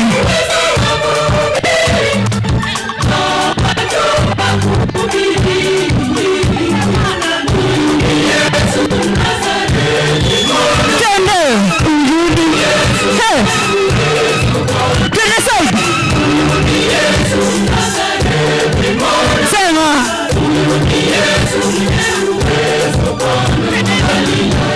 Rahisi tu.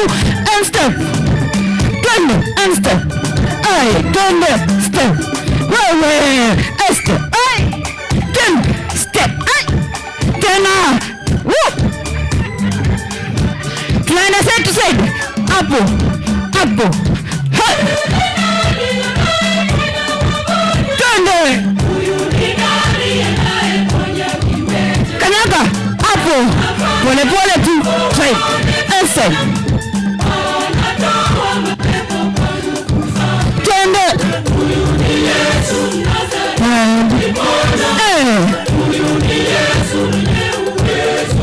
Fanya hii.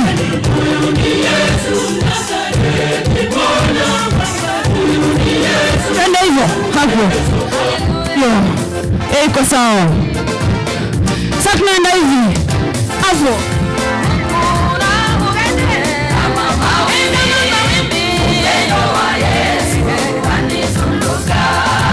One more time. Twende.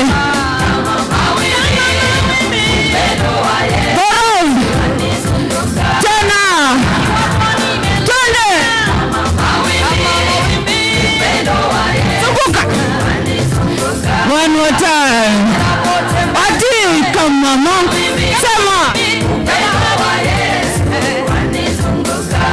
Sema. Sema. Twende. Kama mama. Twende.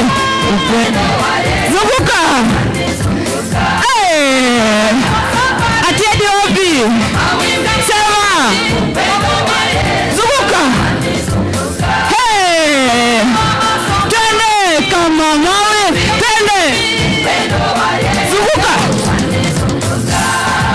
Twende pole pole. Pole pole. Pole pole. Pole. Twende. Luka. Hey. Hey.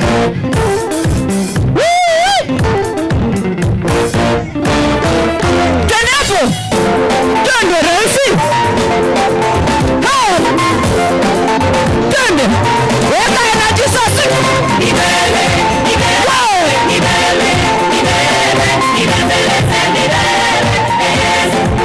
Waka hivi. Hey.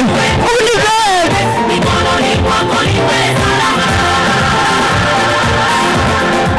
Twende nibele. Hey.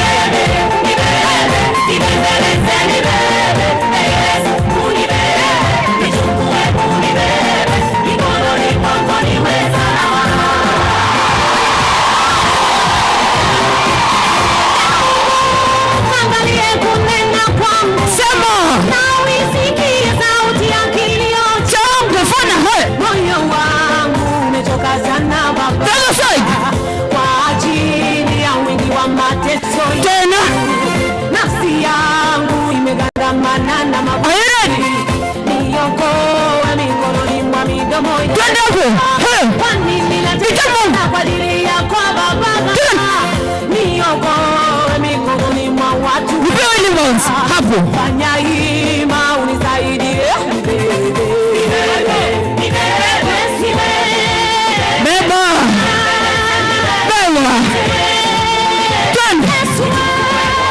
Hey. Tunasonga hivi.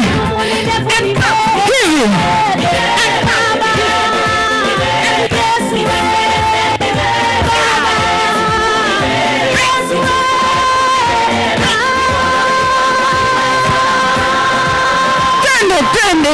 Twende. Hey.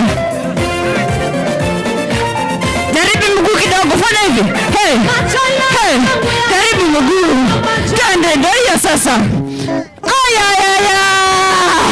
Twende nayo. Hapo tu pole pole. Twende.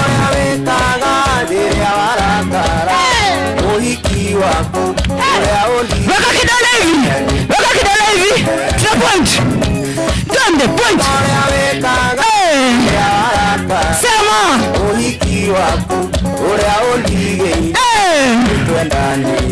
Zunguka nayo. One more time. Weka kidole. Hey. Zunguka nayo. Ebu shika gita. Twende. Twende. Zunguka. Nipe wabega kidogo. Check. Weka wabega kidogo. Waka. Twende hapo. Wewe. Nipe wabega. Twende rahisi hivi. Weka energy.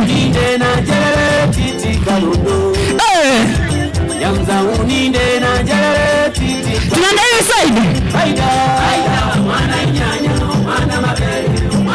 Weka energy. Tunapiga simu sawa. Umisa. I say.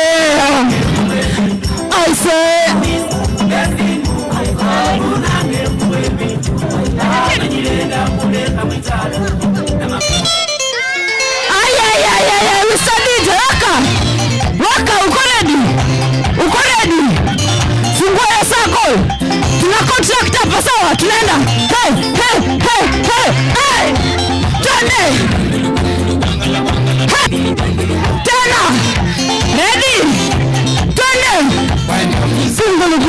Twende. One more time. Twende. Ona sasa. Ona dance. Twende. Thank you.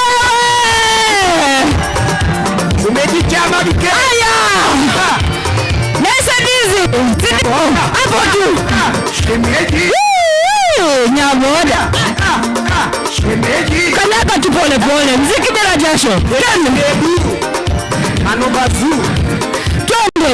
Twende. Tinge kama. Twende nao mbele sawa. Twende hii. Rudi nyuma. Weka mbele. Twende. Ebu chapa. Twende.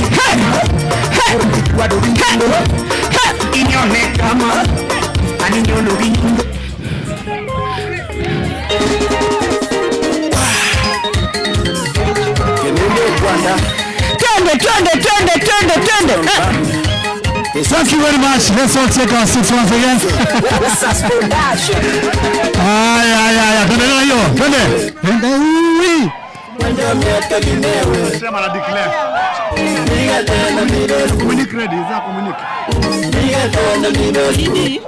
But meanwhile, give the chair to close.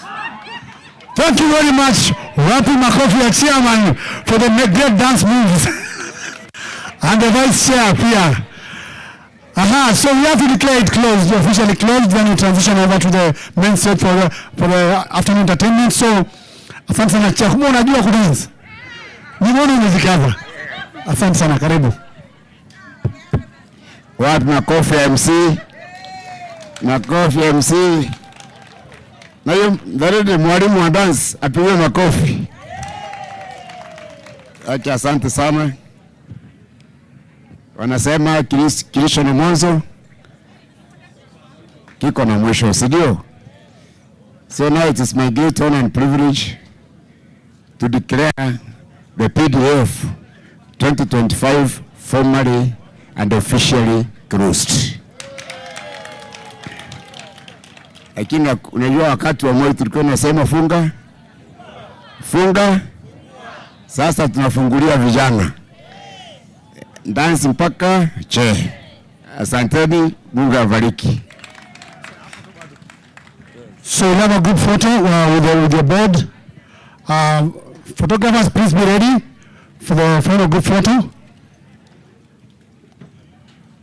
Frank, if you're somewhere near, join this photo. Bent, join this photo also. Bent. We are not dancing again, don't worry, it's not dancing. It's just a group photo. And your team, let's join the group photo. Yes. Yeah, you too.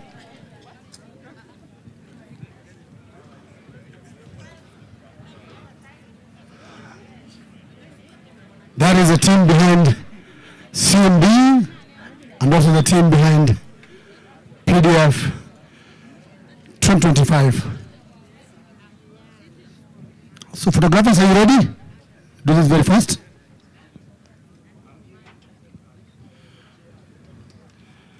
Chair keti.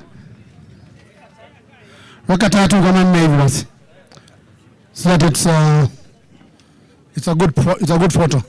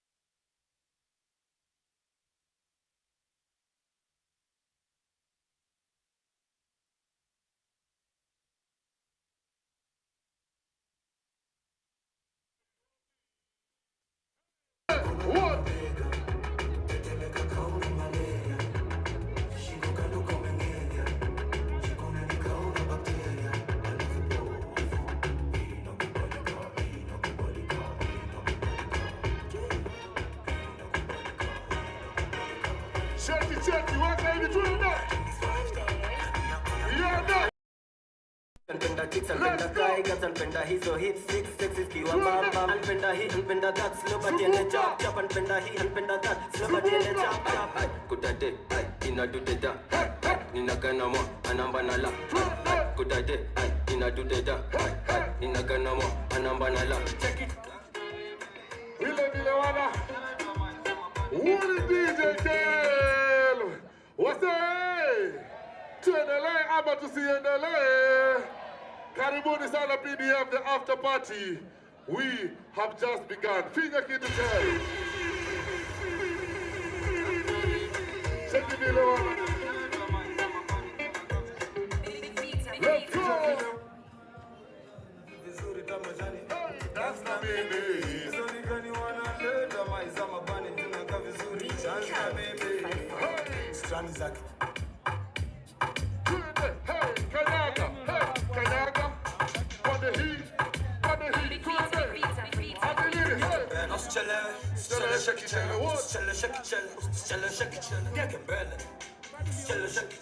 Shake it, what?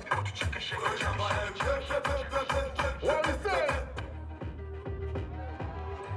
Cheki, eh? Tona hivi. Weka juu. Alafu nakumeka tano tona hivi. Chini tu. Rudi nyuma. Alafu rudi tu tena, let's go. Eyo selecta, goda tena, kwanza chuma stingoni. Let's go. Slow cheki. Oh no. 1, 2. Haya, enda chini kidogo hivi. Enda chini kidogo. Tunaanza inside. Let's go. Hey. Akufa juu. Akila mtu hapa ndani kufa juu. Wewe uko pakiti kuna jida. Na unajua hii ngoma imekuna. Akufa juu. Kila mtu hapa ndani kufa juu. Wewe uko pakiti kuna jida. Wakati unakumbuka ulikipa. Let's go.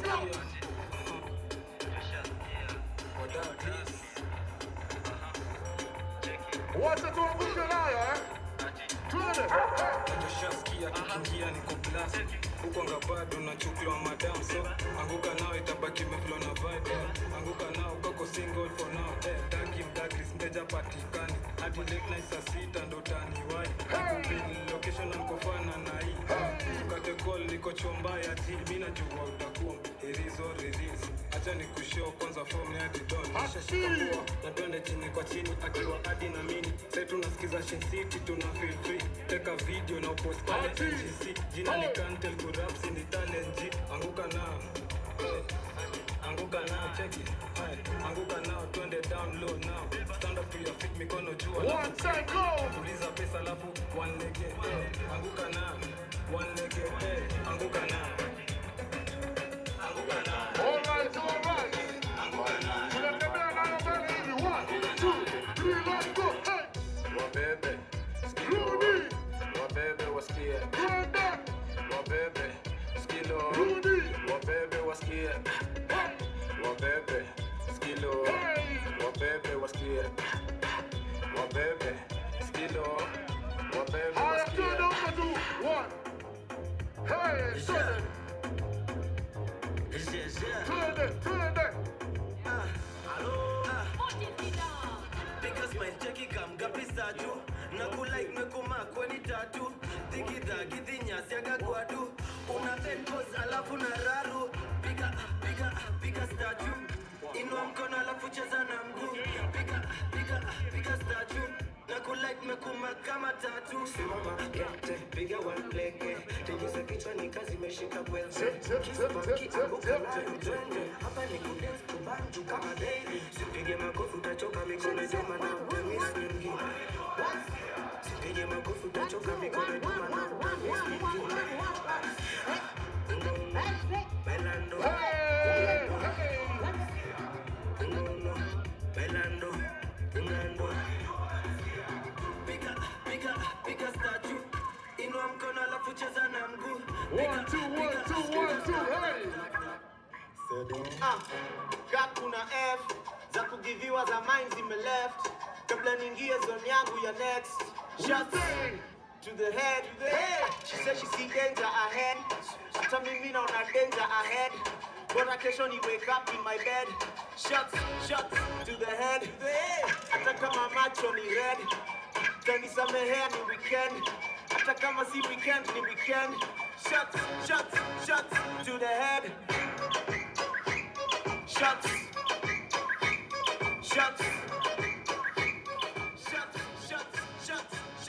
to the head. Shots.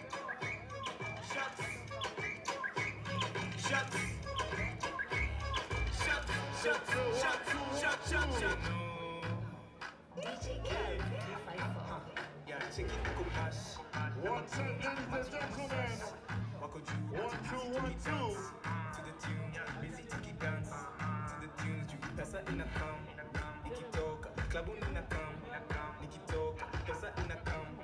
Nikitoka, klabu ninakam. Nikitoka, pesa inakam. Nikitoka, klabu ninakam. Nikitoka, pesa inakam.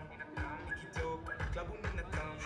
Nikitoka, yeah, fika on the floor. Shake. Alright. I know you a body, let me see your true colors get nasty. You do what you do on the floor. Ukakali, I wanna see you move, baby. You know how to party and dance. She don't make a drop that. She play with her balls like her first name Drogba. And she call me daddy, so I guess I'm the first guy. I see on my neck, on my chest, because yeah, check it, you could blush. Now my goons, my jeans, Ladies and gentlemen, watu wa sherehe.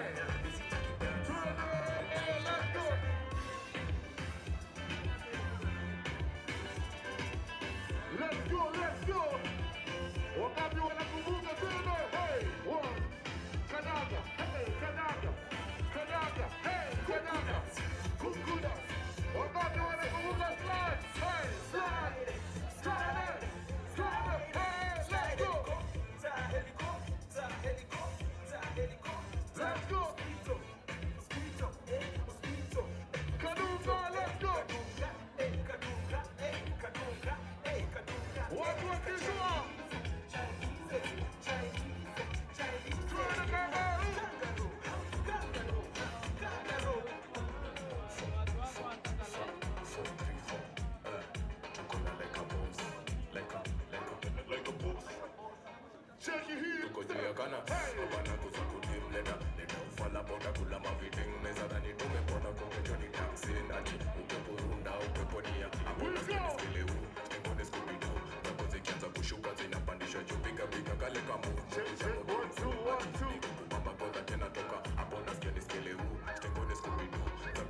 kushuka zinapandisha juu piga piga kale kama move mubuja mkumfu ati nikukubamba kodha tena toka juu hapo unasikia ni skele huu alode natonesha turushe bigu vile vile zimeduraru tunasikia tuko majuu steam skipanda tunashukisha na mamus ebe kale ka so tuko lude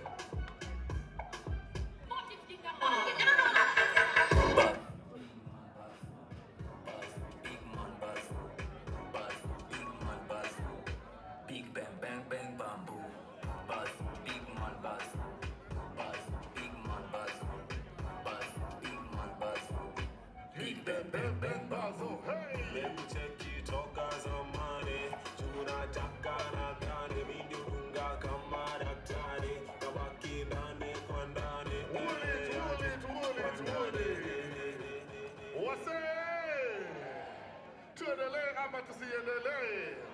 Nikisema PD unasema F. PD. Hashtag form me. Najua hii mtupenda DJ Kelva ko ready kuchezea kitu. But before that, sindio line up, sindio? How many of you love Gravity Band? Wapi nuri ya Gravity Band, ladies and gentlemen? Wangapi wanapenda jua kale? Wangapi wanapenda Iani? Wangapi wanapenda The Lion? The one and only Waire? Wangapi wanapenda Mana Fisherman? The one and only Costa Ojua? 1, 2, 1, 2. Ni wangapi wanajipenda? Tuko ready? Are you ready? Check. Let's go. Welcome, go, let me go. Hey. Go. PD. Kev, go. Mr. Get off, I get off and Hey. Are you ready? 1, 2, 3, let's go. One time, 2 times. Nikisema PD, unasema F. PD. Nikisema DJ, unasema Kel. DJ. Nikisema hype, unasema Willy. Hype. Nikisema M, unasema D. C-M. Jordan. Hey, Jordan 2. Nice and easy. One time. All right. Hey. All right. Turn the chin in the ivy, let's go. bubbly. Nataka unifanyie favor, eh? Bubbly. Shika jirani yako hivi. You see that girl with the big tie, she fi give me the. Head to the floor, girl, give me the. Bend over, girl, and give me the. Spit down to the ground, seismic activity. Spin round me, girl, and give me the. Stop wine, girl, and give me the. Body look fine, girl, give me the. Come now, waste the time, girl, give me the. Body look good, girl, you ever be winning it. Turn it up right, girl, you never be limiting it. Take up your body, cause you're in your element. Body, me take up a permanent resident. Take your body, come in over, you're spinning it. Take your body, come in over, you're spinning it. Take your body, come in.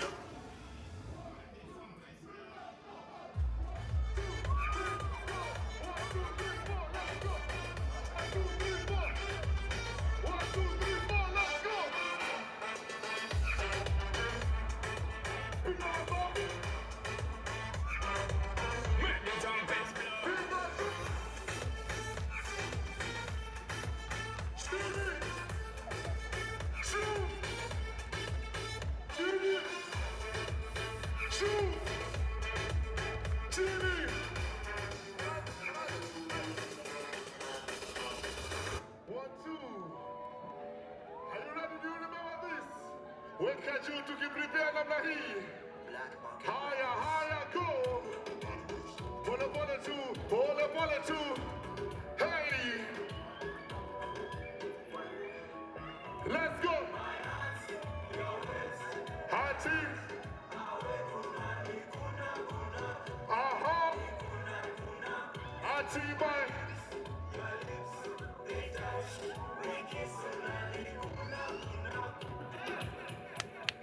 All right, wapinduru ya PDF. Okay, all right. Yeah. So if you can hear me na uko. Unashindwa wapi ya hii tuko sherehe. Sema sherehe. Sherehe inadonjo. All right, so the DJ is going to give us more and more music as the Gravity Band is setting up. Ndio sherehe ianze officially. Mic check 1 2. So ladies and gentlemen, come on and pick a picture.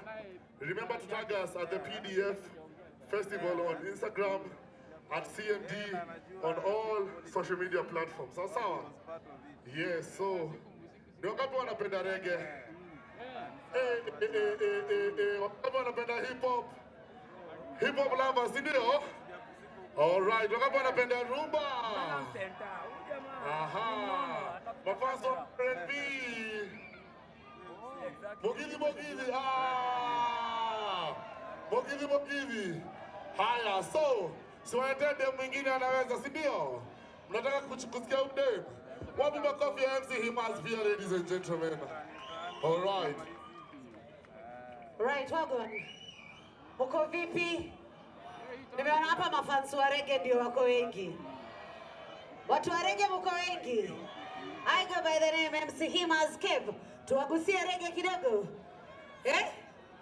Mko ready kwa show ya leo? Tumesema form ni? Sisikii huko nyuma, form ni dialogue, si ndio? Alafu line-up ya leo iko juu, niko na super dancer. Umeonaje dancer yetu? Ameweza? Ni kama Masai anasema otherwise. Masai unadai? Ati wewe ungeweza zaidi? Haiwezi. Ati? Aruke. Ebu aruke hapo kwanza tumcheki. Ruka tu hapo. Ama uni Masai imbo? Ebu ruka Masai tukucheki. security. Wacha tu ya Masai peke yake apite. Pita tu Masai ukuje uruke tuone venye unaweza ruka.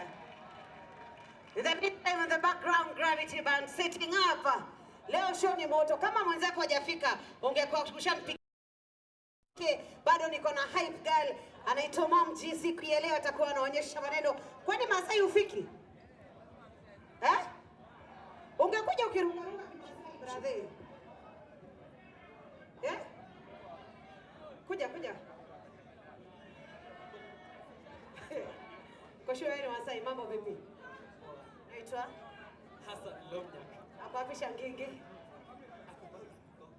Wapi? Ati Shangingi amefunga? Amefunga nini? Unaweza ruka? Haya, nikushikie simu. Akifanya nini? Ematri. Sijui hiyo ndio nini. Baturuka kwanza. Ngoja ataekewa kwanza. In the meantime tunataka kuona venye anaweza ruka. Kuweni wapole.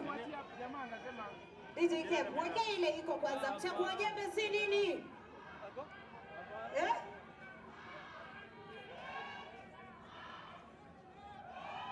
Ungekuwa unaruka na hiyo hype yao.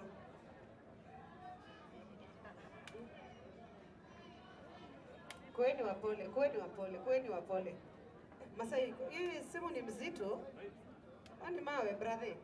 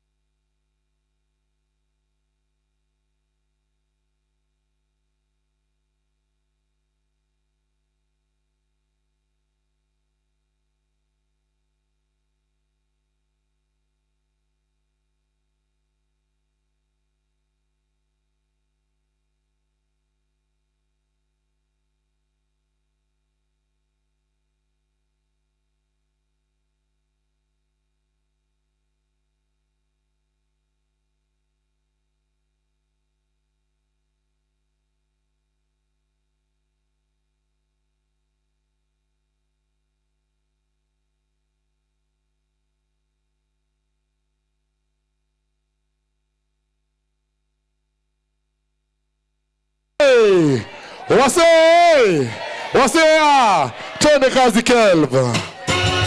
Weka juu, let's go. Hey, ruka. Ruka kida. Weka juu.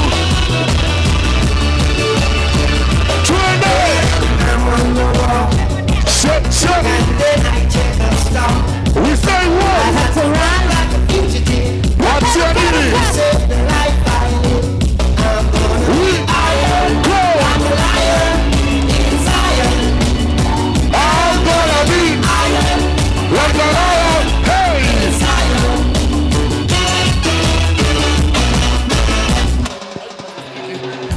Watu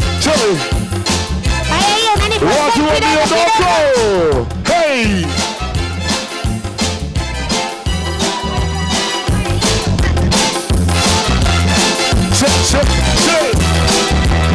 Hivi mapi.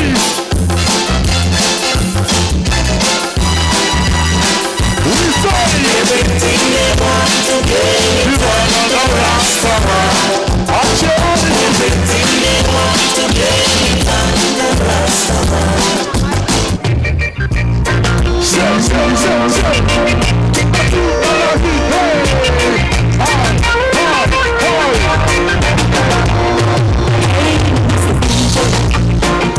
I know you better love, break up the play, but I wonder will you get one just for me on this rainy day. I want to hear a song that says how much I love my baby. You see, he just came back to me from far away. Give me a love song, give me a love song. I wanna just wrap in the arms of my baby all day long. Give me a love song, give me a love song. I wanna just wrap in the arms of my baby all day long.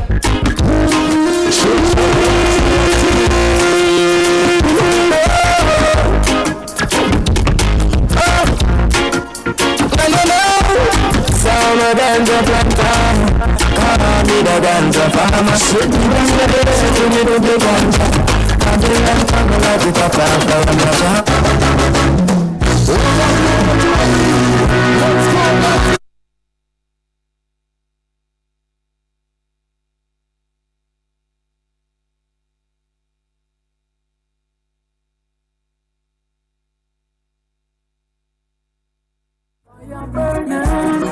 let us know.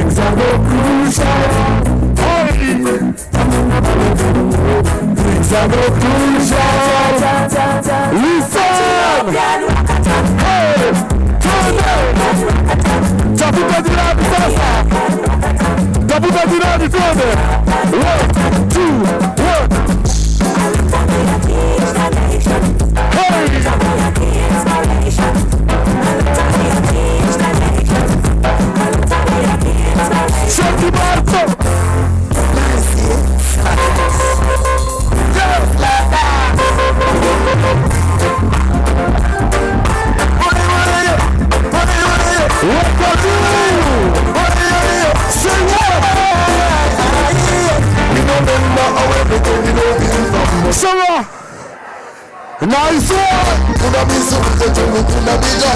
Nice, nice, nice.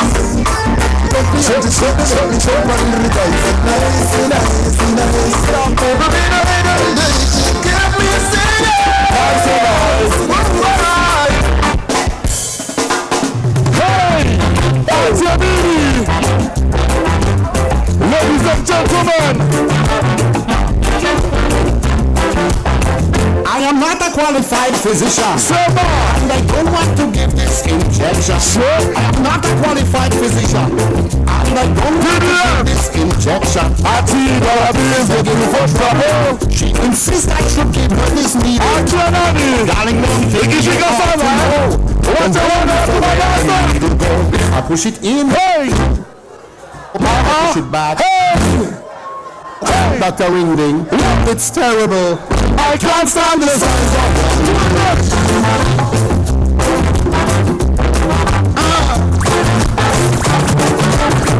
You got to this. Nice and easy, do it, do it. Do it on the hook. Do it.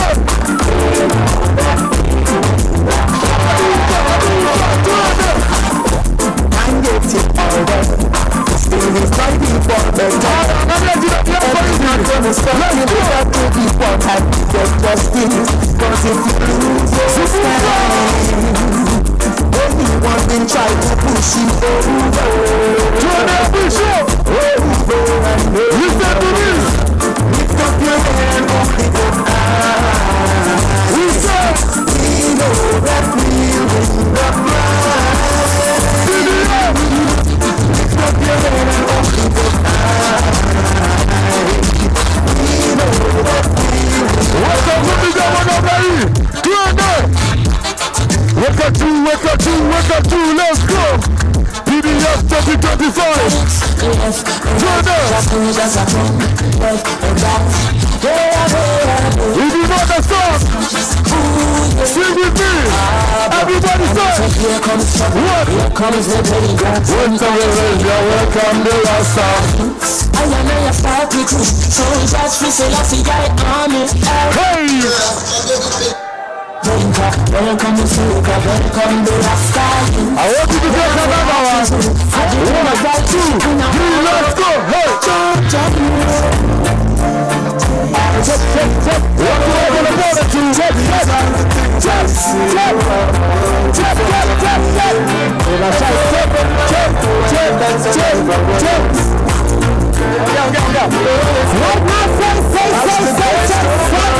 What?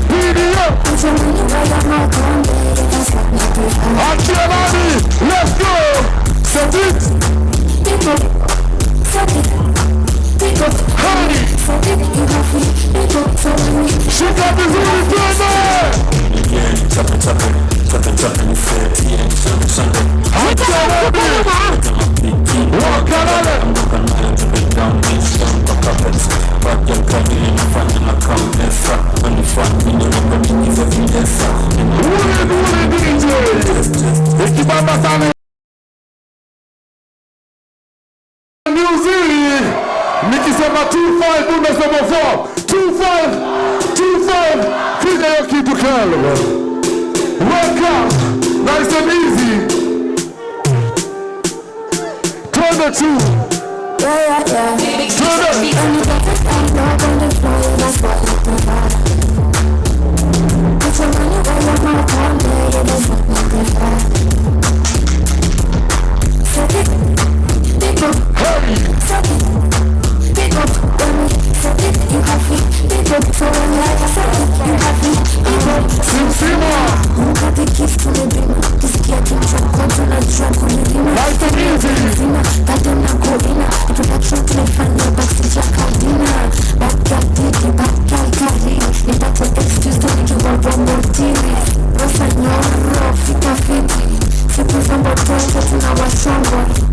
Ladies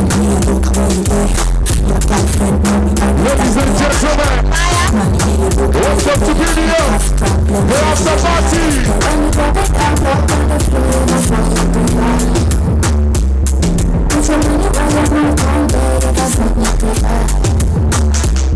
Happy set it.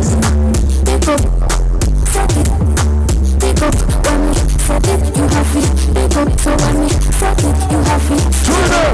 Yeah, chop it, chop it, chop it, chop it, set it, Sunday. But I'm not thinking back, I'm walking on the down, down the carpets.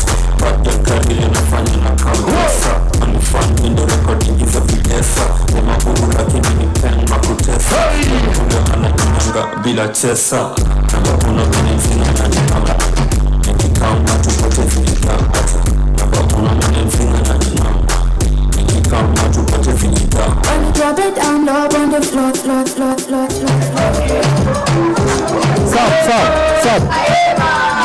Somebody call it up. Anti-echo.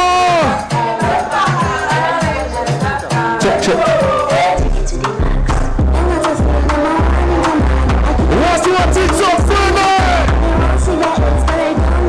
DJ Fiatena, what we do here, DJ Ken? Welcome out to the DJ. Nice one. Hey. Zubuka. All right. Anyway, back you can't touch this. Baby, I already leveled up. You're looking for love and I'm looking for your love. I'm craving every two hours. So I'm running my mind. I can't just look at you so many times. They all say that it's but I couldn't need a mess. But I'm mine, but you need a job. Ladies and gentlemen, one love for the Kenyan song. Watch out this year.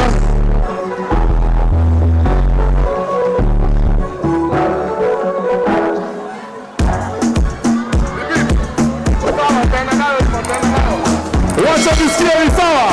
1, 2, 3, let's go. Na icho ilini nimetoka Westin, napenda mastingo. Na icho ilini nimetoka Westin, napenda mastingo. Ya kwanza kakichwa, ya pili kugoda, ya tatu walege. Anaitwa Kev, ametoka huku, anapenda mastingo. Anaitwa Kev, ametoka huku, anapenda mastingo. Tuone, ya kwanza katumbo, ya pili kaungu, ya tatu walege. One more time for DJ Kev. Tuone, hey, tuone. For the love of Kenyan music. Ati black chocolate, fine melanin, wanatoka nikapata. Napenda Kenya ni wanapenda, soka napenda toto, chupa na hata nono. Tena wema pewa tako, kwangu ni clean so butafagia kwako. Nikuje ndogo jutakula kushoto, usitake kuona. Nilijame kasample mali yako, manzi yako. Na mtoko wakando, tutakitapatia sangu na kusengenya. Mr. Last Guy, manzi yako shanipenda. Nitotola home, napenda ganji, shilinda ho. Bad bitch, kwa party, baby ko top. Kwenye flow, joka na perform. TikTok, napenda kuzitoka. TikTok, nakuka TikTok. TikTok, napenda TikTok. Big bomb, bila kuna TikTok. TikTok, napenda kuzitoka. TikTok, nakuka TikTok. TikTok, napenda TikTok. Hapendi vijana wale isambu, hapendi kupelekwa hizo klabu. Mimi nataka jo a trend, akule vitu best, alafu nitafanye maajabu. Mfupa ni mbole, hana mambo. Alafu hapo nyuma mauano, wakabu vai, mavitu ni vulai. Sivini me-apply, chani yake na mtoka. Nitotola home, kanapenda ganji, shilinda ho. Bad bitch, kwa party, baby top. Kwenye flow, joka na perform.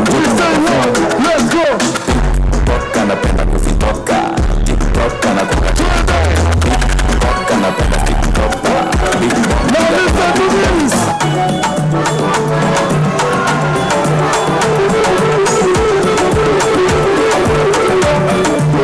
Say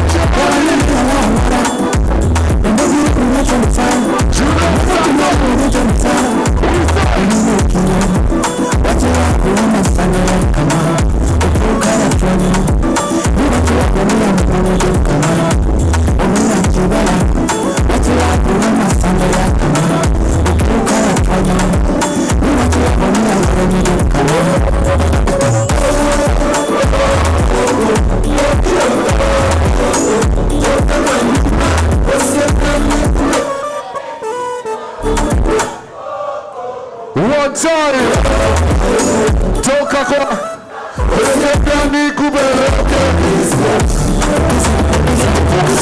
One time, Mama tipsy G, still a free three, keeping it like a boss. I want to finish to my love, finish to my love, finish to my love, finish to my love, finish to my love. I want to finish to my love, finish to my love. I want to finish to my love, finish to my love, finish.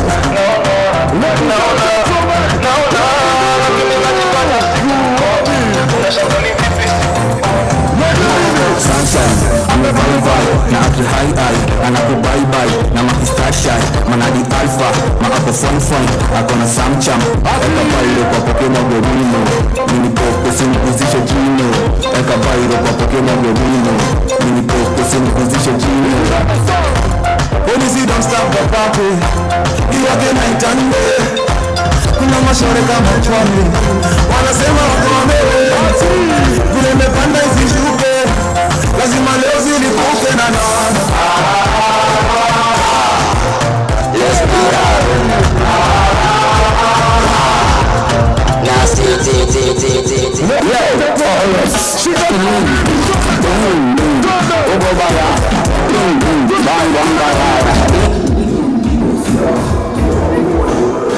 Check.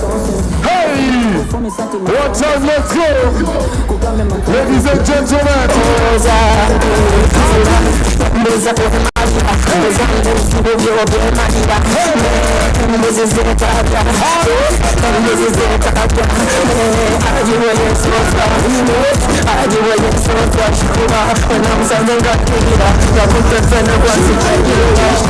Oh Zambe, oh Zambe, oh Zambe, oh Zambe,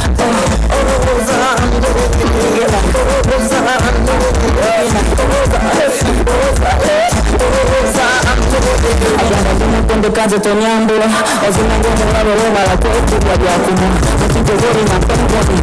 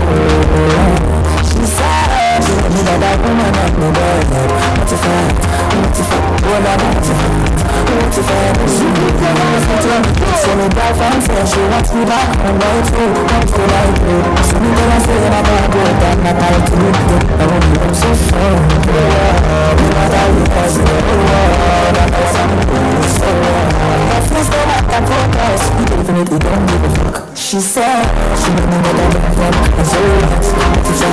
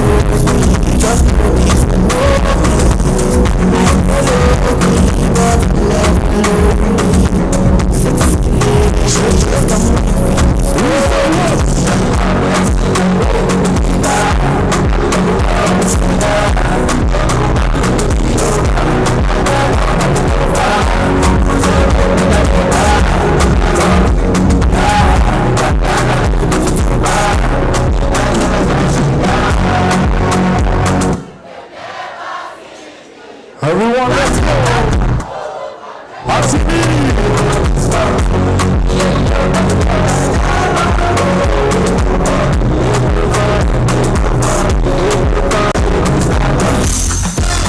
All right, ladies and gentlemen, nice and easy.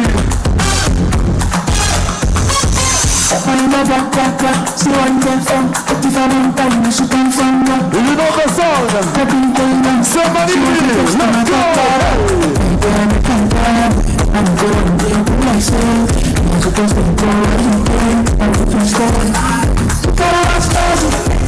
Somebody don't play me. When I hear you, she's screaming like baby. Alright. Come me on, crazy. I don't come to you, come me on the phone. Set you on the road. Come like a girl. Hey. Come like a girl. All of us are ready.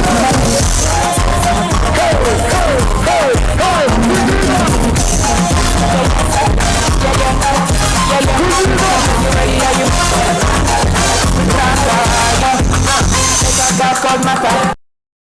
Hot cold, hot body, hot at the summer. She got me for the party, I was down for the matter. I got them, we are, you see, she had the melody.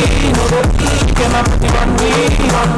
Cause she told me, baby, just please. Don't trust me, give me to your food, baby, now it's okay. I'm feeling, baby, you're right, okay. Go around, just sing that day. Tell me what you want, baby, it's okay. Give me to your food, baby, now it's okay. I'm feeling, baby, you know it's okay. Go around, just sing that day.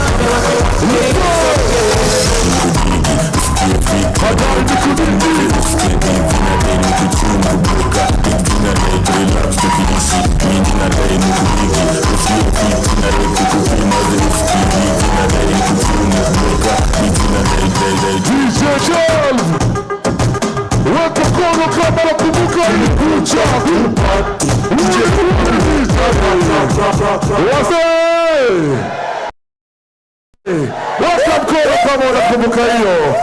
TBT kidogo. Wapi nuru ya di?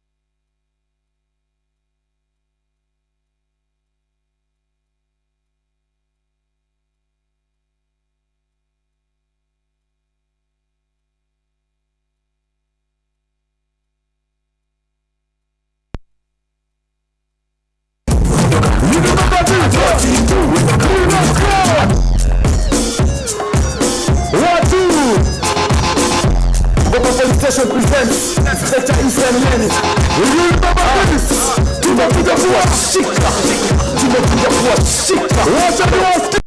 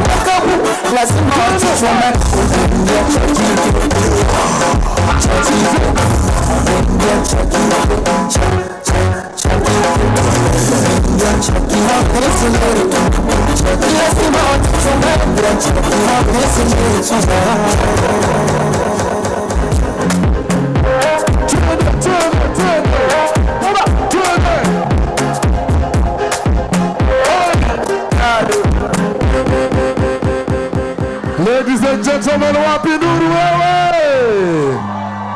All right. One more time for PDF, ladies and gentlemen. Right about now, all the way from Kenya, Africa, East Africa, onto the world. Acha siwasikie wase. Tuendelee ama tusiendelee? Okay. Introducing to you in a few, the biggest, if not the biggest, band of reggae in the whole of Kenya. 254. Ladies and gentlemen, are you ready? Swaskibana, are you ready? So give it up for the one and only. The one and only Sema Hey. Nikisema the one and only Sema Hey. The one and only. The one and only. Gravity. Born.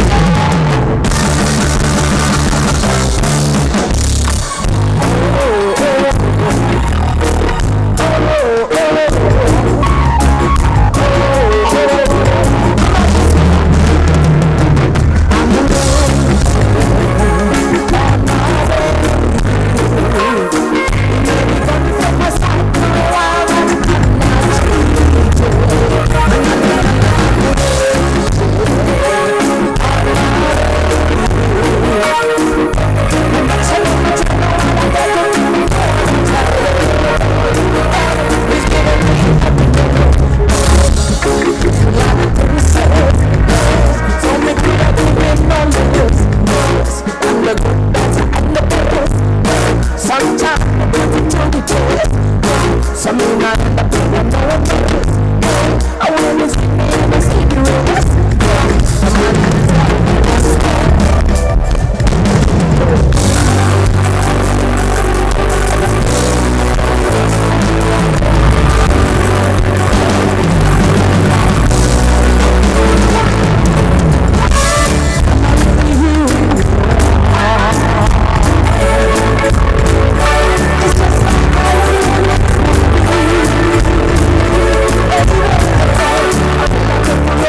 So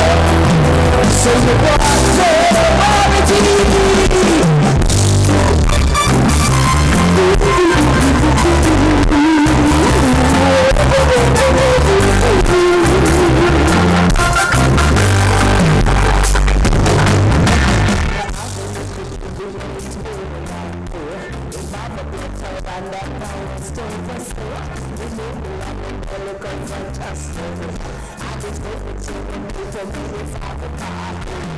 Avocado,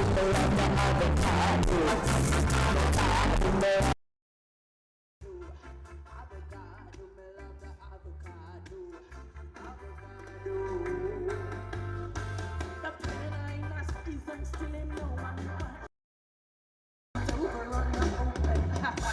And everything me need, you know me king deliver.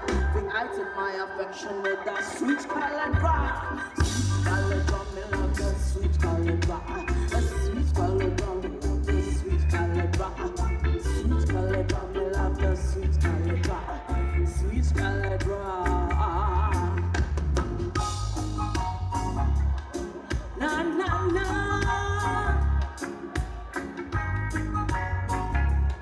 Na na na.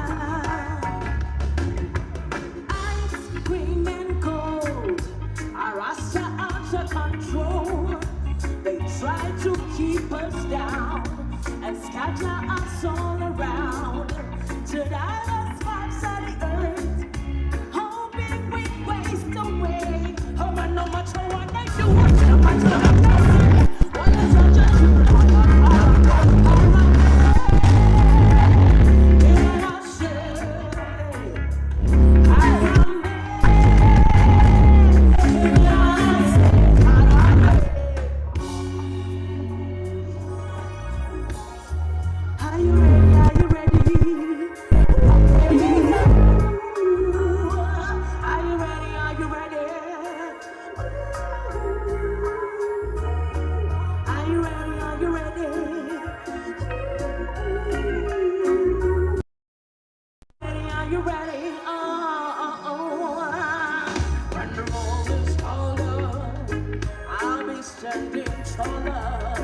Face the darkest and the hardest of times.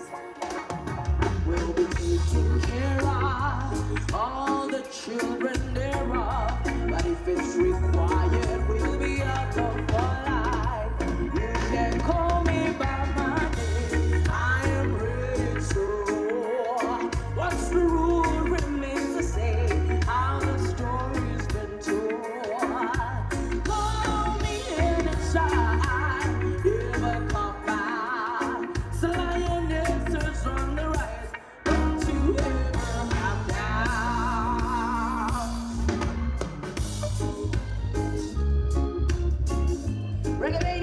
We know this one. Rule and respect the mighty slaves. Cha cha cha. Usi em la meni em zingane la tatile. Oh mama no baba em sebezini adisi we.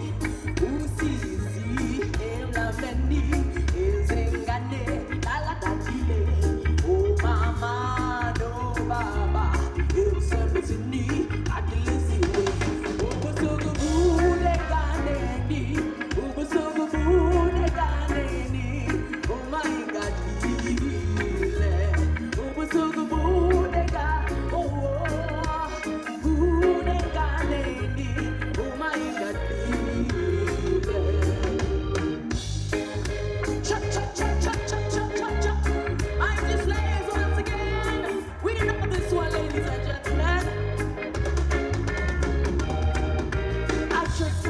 To understand it, destruction's going on in our land. They say it is black on black, but they are giving us the wrong information. Good Lord, it's just the way it should be. We need a power to stop this war. What the time that it is.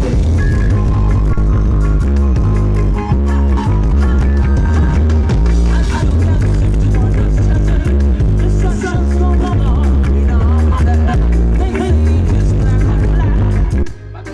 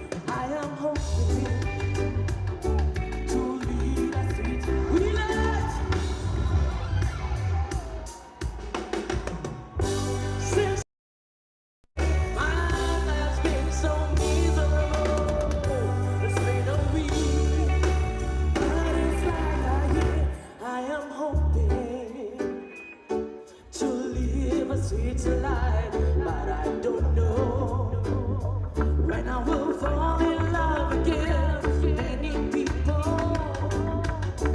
have fallen out of love. Some whisper they've been trying for so long.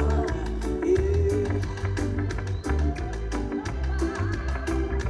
I am hoping to live a sweet life, but I don't know when I will again. Many people have fallen out of love. Some whisper they've been trying for so long. Hey, bring out remedy. Since you gone away, my life has been so miserable. It's been a week, but it's like again. Oh my love, will you come back here? Oh my love, will you come back here? Oh my love, will you come back here? I miss you. Oh my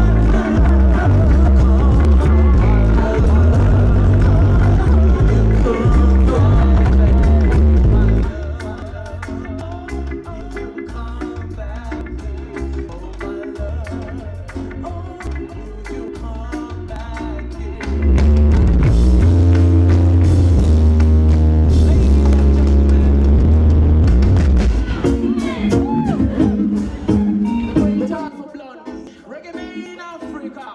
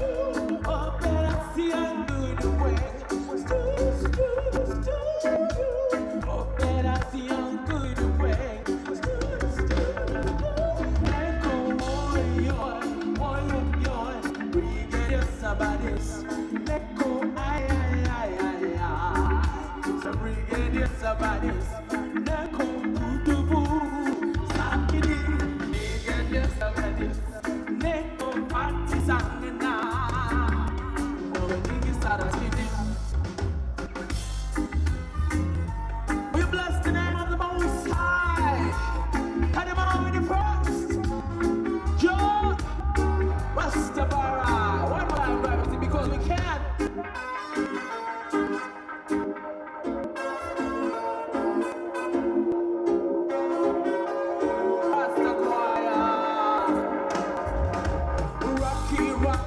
Rocky rocker from Zion City. We ready to rock. So we are the rockers from Zion Ivory Coast. I say we ready to rock. Rise up, go higher. I say cock on the rock. Yes, you did great. A cock on, it's a cock on the Rasta. Rasta live, yeah. Stop up now, cock on the rock. I say a cock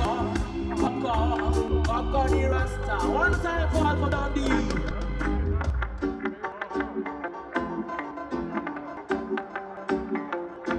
Who can respect the good times of London? Shut. We have this one.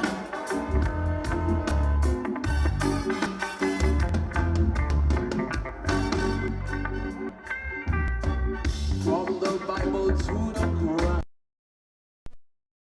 Jerusalem, Shalom. What do you say? Yes, indeed. One more time.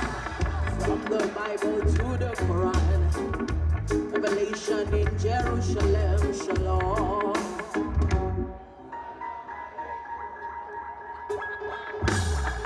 You can see Christians, Jews, and Muslims living together and praying. Amen. Let's give thanks and praise. Akuwada Adonai. Akuwada Jerusalem. Akuwada Adonai. Akuwada Jerusalem. That's the choir.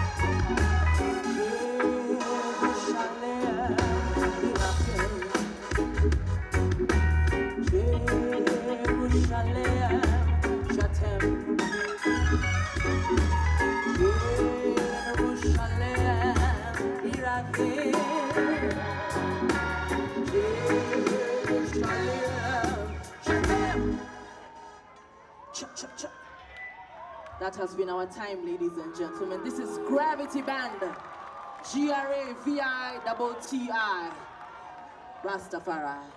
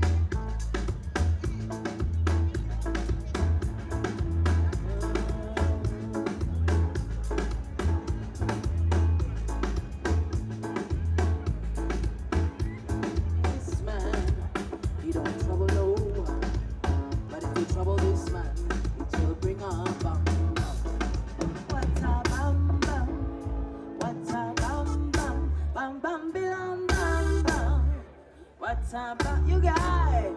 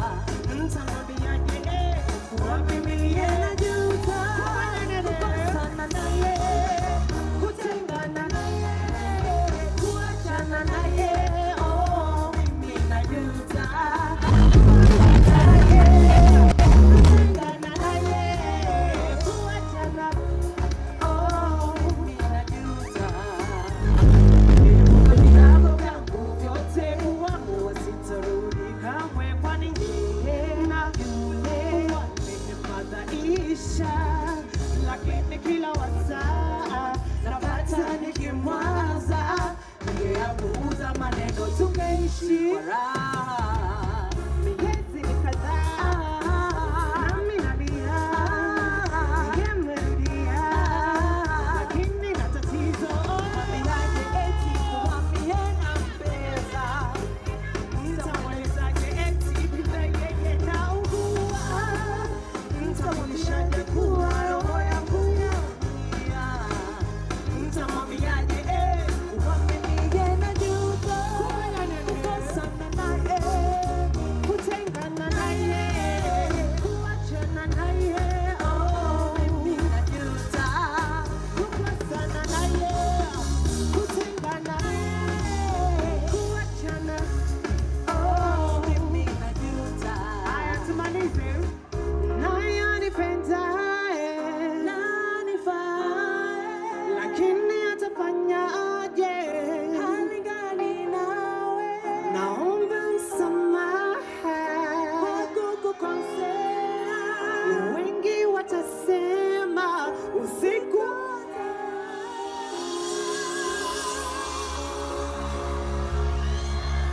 Oh, wow. You are amazing. Thank you so much. Karibuni.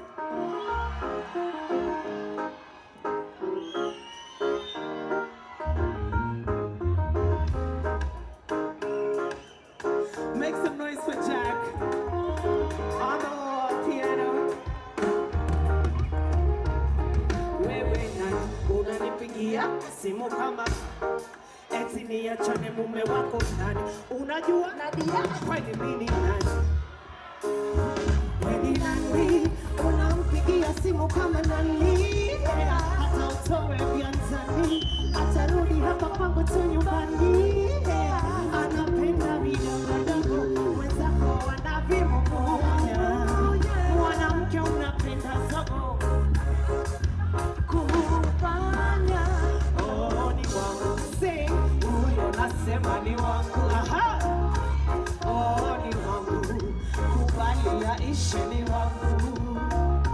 Oh, ni wangu, huyo nasema ni wangu.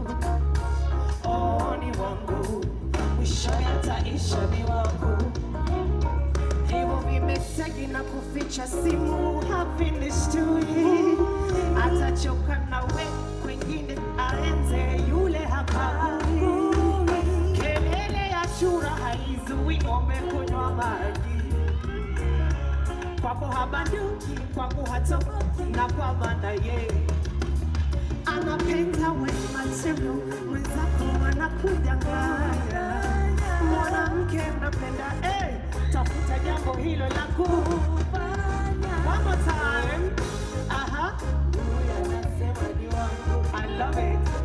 Oh, ni wangu, mwisho yataisha ni wangu. Oh, ni wangu, huyo nasema ni wangu. Oh, ni wangu, kubali yaishi ni wangu. Okinda, mimi sitakoma, koma, koma, koma. Mimi sitakoma, koma, koma, koma. Nitakukomoa, komoa, komoa, komoa. Nitakukomoa, komoa, komoa, msichana we. Aha. I can't hear you.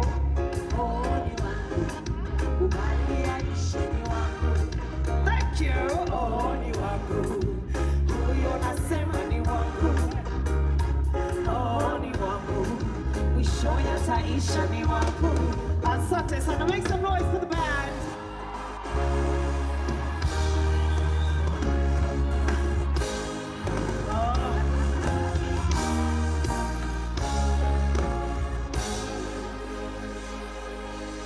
Msiwaone hivyo, tumewatia chenga kidogo.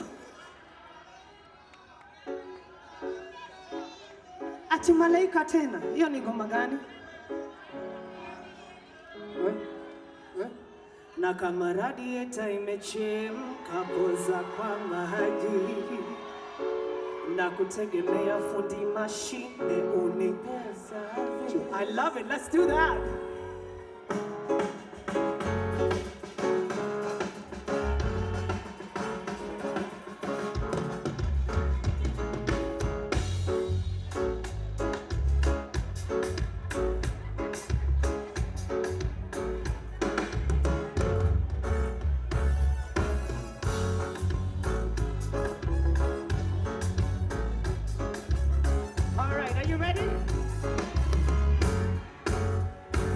katoto kanikosha, fundi aka Mungu anajua aliana. Toto zinapiga bila kuonga, ya kwake ujanja sina kanichuna kama. Nipe kwenye kiti kwenye sofa, kitanda cha my love. Mama hiyo taiti ulivyo ijazaga, taratibu mama usije ukachana. Come down, baby, come. Oh mama, take your clothes off. Let's make love in a rover. Ina mayo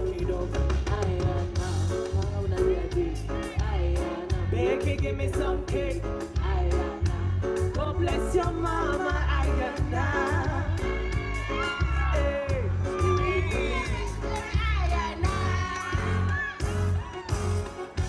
God bless your father, Ayana. Hey, Mama Magari, baby, Ayana.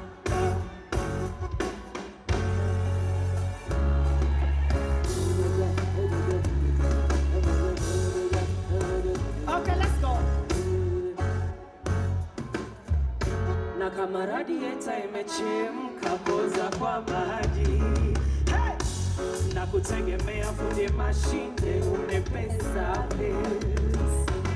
Mimi mwenzio kwako nimekaa na tia kambi. What do we do? Come here, make up your money. Yeah, baby. Come closer, baby, closer. Oh, baby, take your clothes off. Let's make love in a rover. Ina mayo kido. Anya kauna tia deki. Baby, give me some cake. God bless your mama. God bless my mama, my mama. Move your waistline. Yeah, God bless your father. Yeah, Mungu magharibi, baby,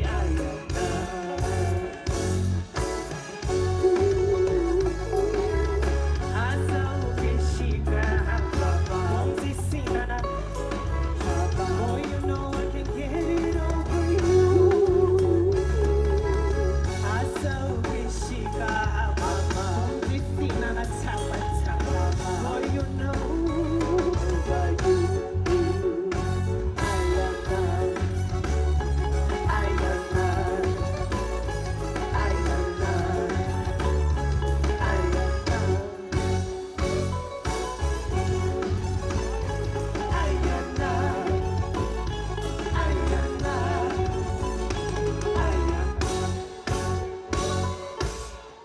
Make some noise for Gravity.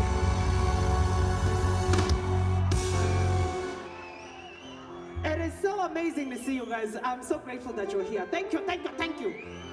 Lakini, mumepiga dialogue. Mulipiga dialogue. Mumesema kila kitu. Muko sure? Unajua saa nyingine pesa ni sabuni. Mudadanganywa. First of all, make some noise for Kinda. She has lungs that I cannot buy. Udem anaimbaga 2 hours maze. Siwezi. Thank you. And so because you sing so beautifully, you can start. Can you sing this with me? Tan, tarara, tan, tan. Tan, tarara, tan, tan. Mina kuchagua wewe uwe wangu. Hey! Mume wangu, baba ya watoto wangu. Kupendwa nawe, majaliwa kukuoa ni baraka, yeah. Mshikaji wangu wa maisha, oh baby, I love you. And for you, let's go. Baby, for you, mina ukimbia ujana mama. Nichenge mama nawe, zai watoto nawe, waleo pamoja nawe, yeke pamoja nawe. Nataka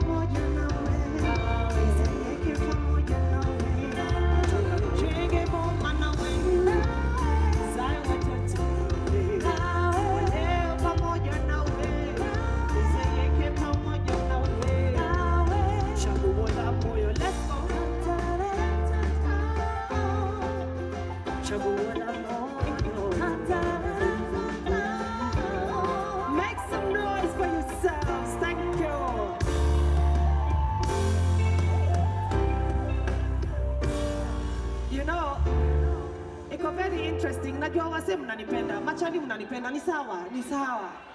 Ni sawa. Lakini kuona madem kwa crowd. Alafu ni wadem wa young. Bado wanani like.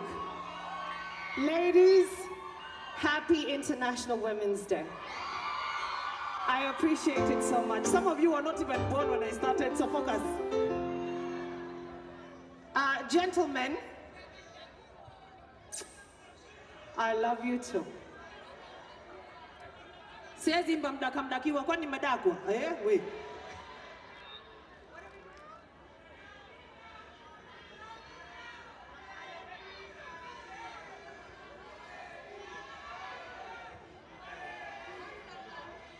No.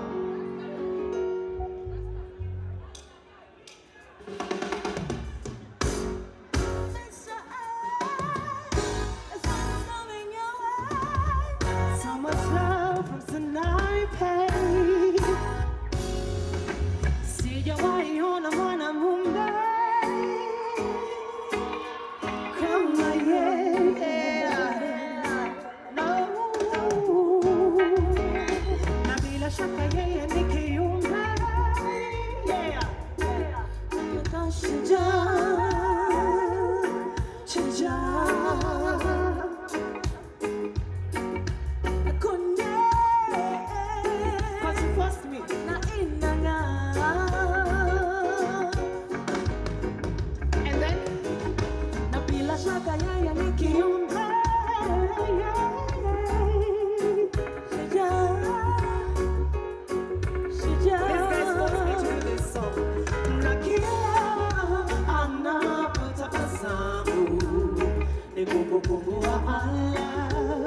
You got me asking so why.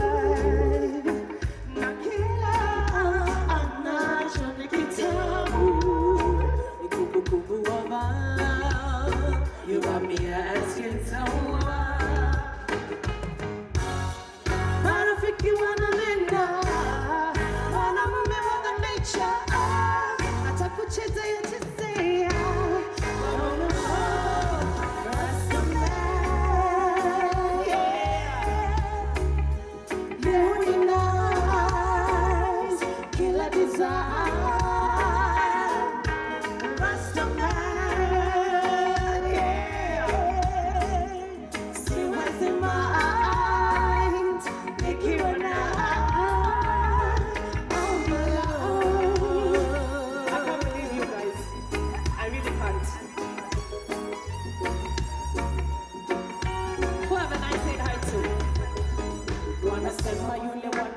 Entertain the fun thing. Now you know what I know. Takufikisha mapenzi kule wakahawa takuacha sawa akikudanganya kila moment of the lover. Yule wa mache always on a chain. Yule wa I always like an eye. Gotta give you, don't you see the signs, but it's all a lie.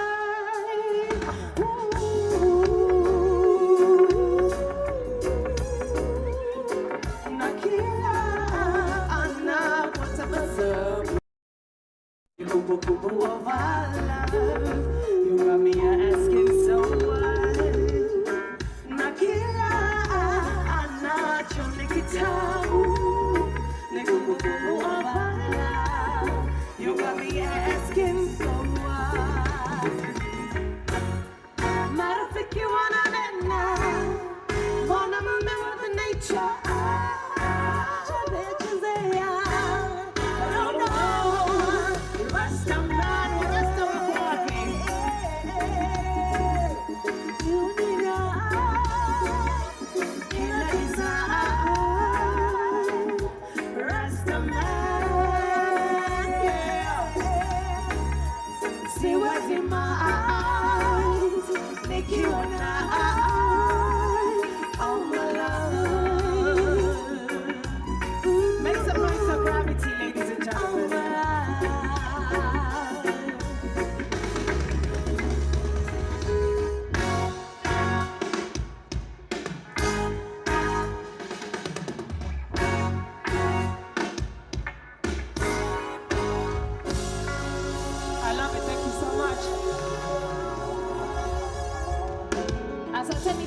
nimeshukuru nimeenda home. Thanks.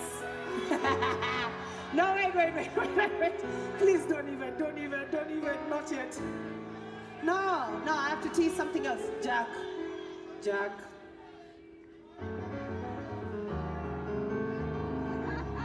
No, this one we do a cappella, right?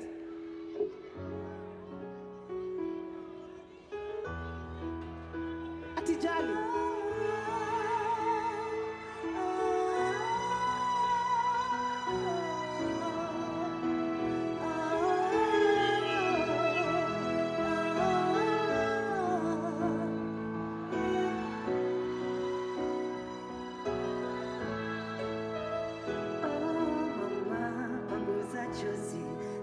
Tafakari vita vya juzi, sikupenda kwangu kukuudhi, ila tu ujana haubagui.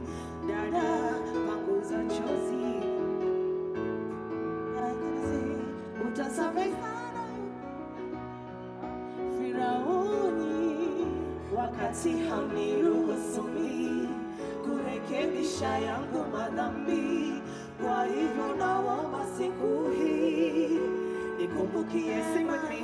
Mimi nataka muweke siku ya mwisho, siwe mpweke, mi bado niko na mshukuru Mola kuwepo.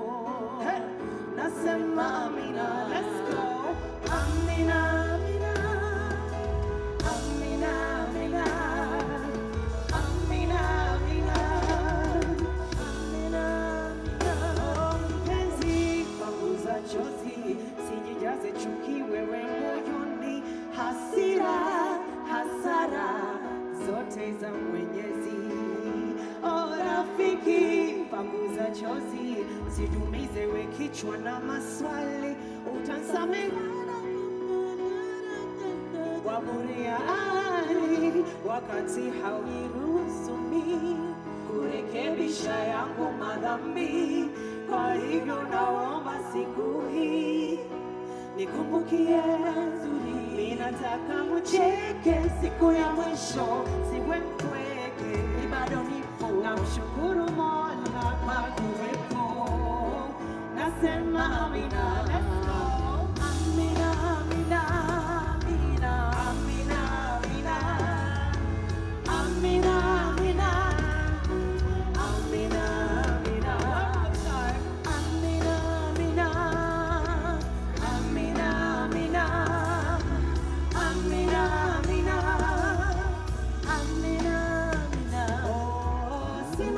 Sina nafasi nyingine ya kuwa na wewe. Nasikitika, ninaumia, lakini nina ya kuwa miongoni mwa walonienzi wakati hauniruhusu kurekebisha yangu madhambi. Kwa hivyo naomba siku hii nikumbukie, mimi nataka mcheke siku ya mwisho, siwe mpweke, mimi bado nipo, namshukuru Mola kwa kuwepo. Nasema amina, amina, amina, amina, amina, amina, amina, amina, amina, amina, amina, amina, amina, amina, amina. Shall we?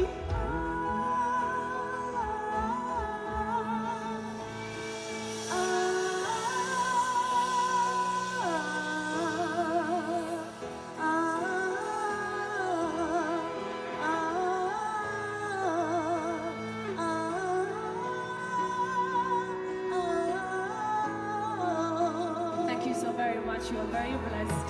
I appreciate it.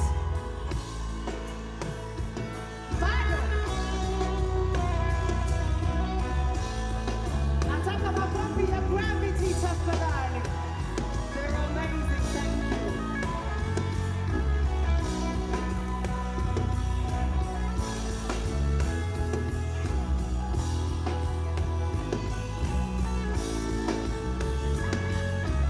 you.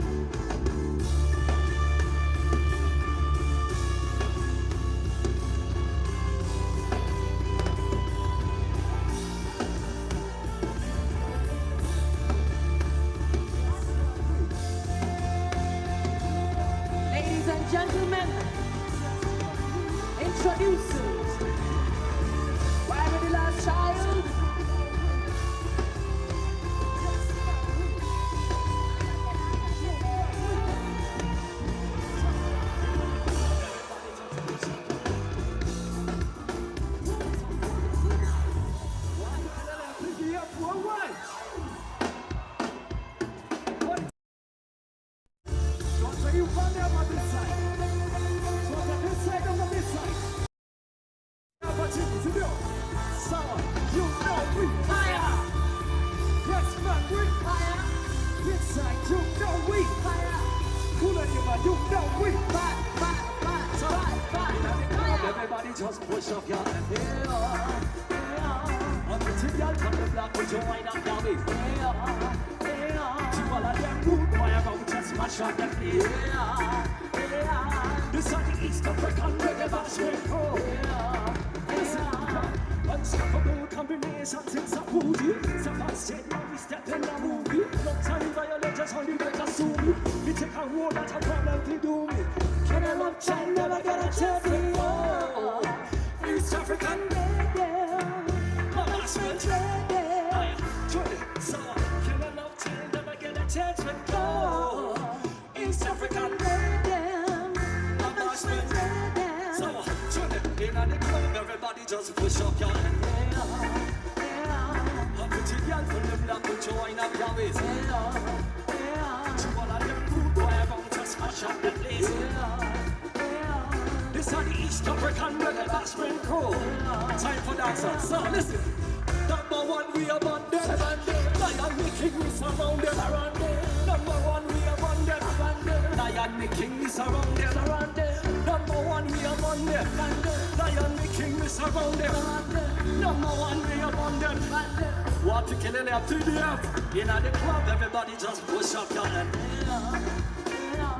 A pretty girl from the block, put your wine up your waist. To all of them good boy, I won't just mash up the place. This is the East African reggae bashment crew. One more time. In the club, everybody just push up your hand. A pretty girl from the block, put your wine up your waist. To all of them good boy, I won't just mash up the place. This is the East African reggae bashment crew. Oh yeah, excuse me. Let's have a pick up my coffee, pick up my coffee. Pick up my coffee, tafadale. Pick up my coffee, pick up my coffee. Pick up my coffee, tafadale. Tuendelea matusiendelee. Tuendelea matusiendelee. Wapi kelele ya Nairobi wewe. Make some noise for the Gravity Band hapa juu. Nasikia kuna chuo gani hapa? Naona Starehe, watu wa Stats wako wapi? Chuo gani ingine iko hapo ndani? Alliance wako, Bush wako hapo ndani pia? Gani ingine? Represent chuo yako, chuo gani? Genesis! Pikelele ya Genesis wewe. Oya, tuendelee ama tusiendelee? Watu wangu wa reggae wako wapi? Wapikelele. Run the next tune. Let's go.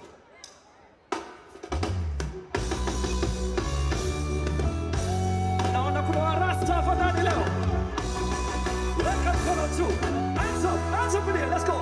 Sawa. Nitu kinona isindi waza jinsi Nigo ditolea kuniudi bila matokeo ya nitu kinona isindi waza jinsi Nigo ditolea kuniudi bila matokeo ya ni sababu gani mwanitenda hivi Uwana maneno kunihusu mimi Amnifahamu hamjui Kenye nafanya maishani Mwangu nyumbani Mlijidai eti marafiki Na kumilia zenu zilikuwa kunitenganisha na mpenzi wa roho yangu na kuniacha mashakani taabani and everybody sing chuki dona hisingi waza jinsi ulivyojitolea kuniudhi wapi na matokeo ya ni chuki dona hisingi waza jinsi kuna warembo hapa chini. Haya, sawa, tuende basi. Tuendelee ama tusiendelee? Tuendelee ama tusiendelee? Sema tunapenda reggae. Tunapenda reggae. Tuendelee ama tusiendelee? Tuendelee ama tusiendelee? Sema tunapenda reggae. napenda rege. Mambo yenu mimi sishughuliki nayo. Nayoishi mimi sina hoja nayo. Kinachonihusu si lazima. Mkifahamu na kushinda mkipiga domo. Mkipiga domo. Mlichotenda kwangu kweli hakifai. Kiwango cha uchungu mlinipa yani. Sina heshima kweli.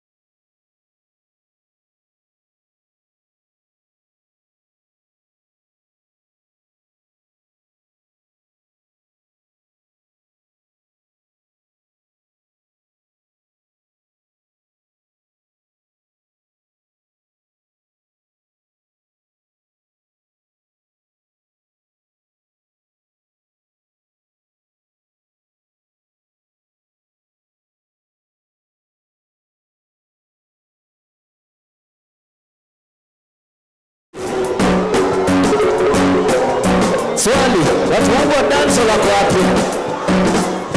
Aya, sikiza, mambo ni matatu. Ya kwanza ni miondoko. Kwanza ni gani? Ya pili ni odi dance. Ya pili ni gani? Ya tatu tunaamka nayo. Tunafanya nini? Safari huko, just get some space, where you are. Tusiumizane, sindio? Get some space, tuko tayari PDF. Listen,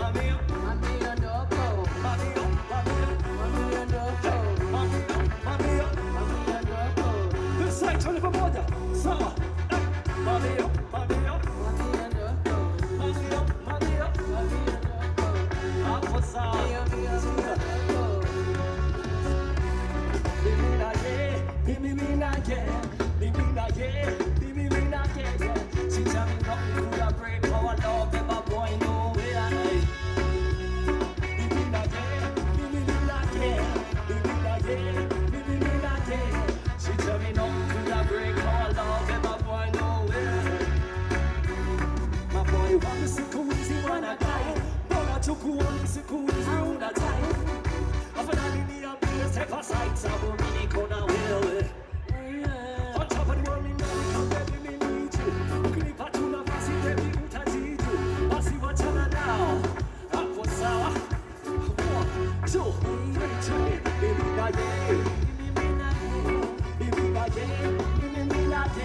She tell me no coulda break our love, never boy nowhere.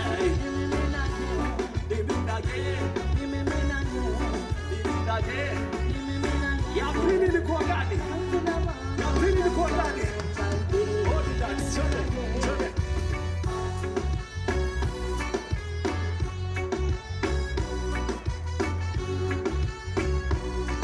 Haya, zunguka nayo, chode. Hey.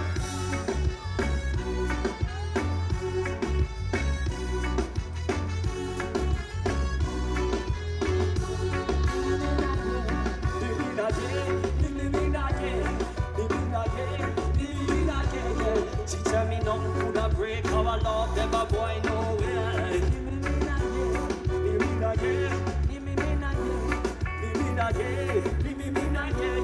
She tell me no coulda break our love, never boy nowhere. Changulia patani na bibi, hakuna tuwengine sisi wawili.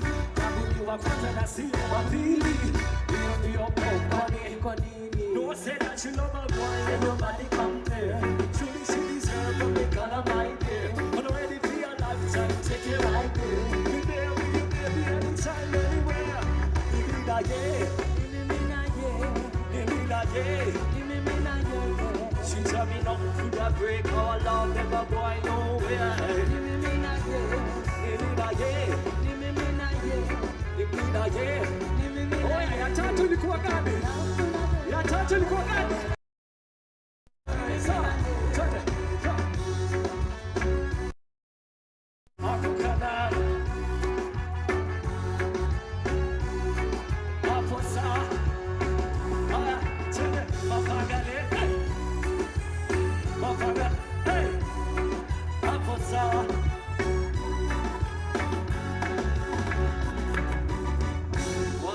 PDF.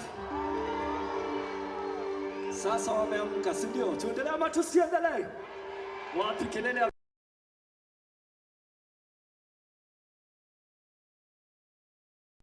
wacha tufanye head count. Wanaume. Wapi kelele ya majamaa? Warembo. Amademo wameshinda. Tuendelee. Give me next tune. Roll it. Let's go.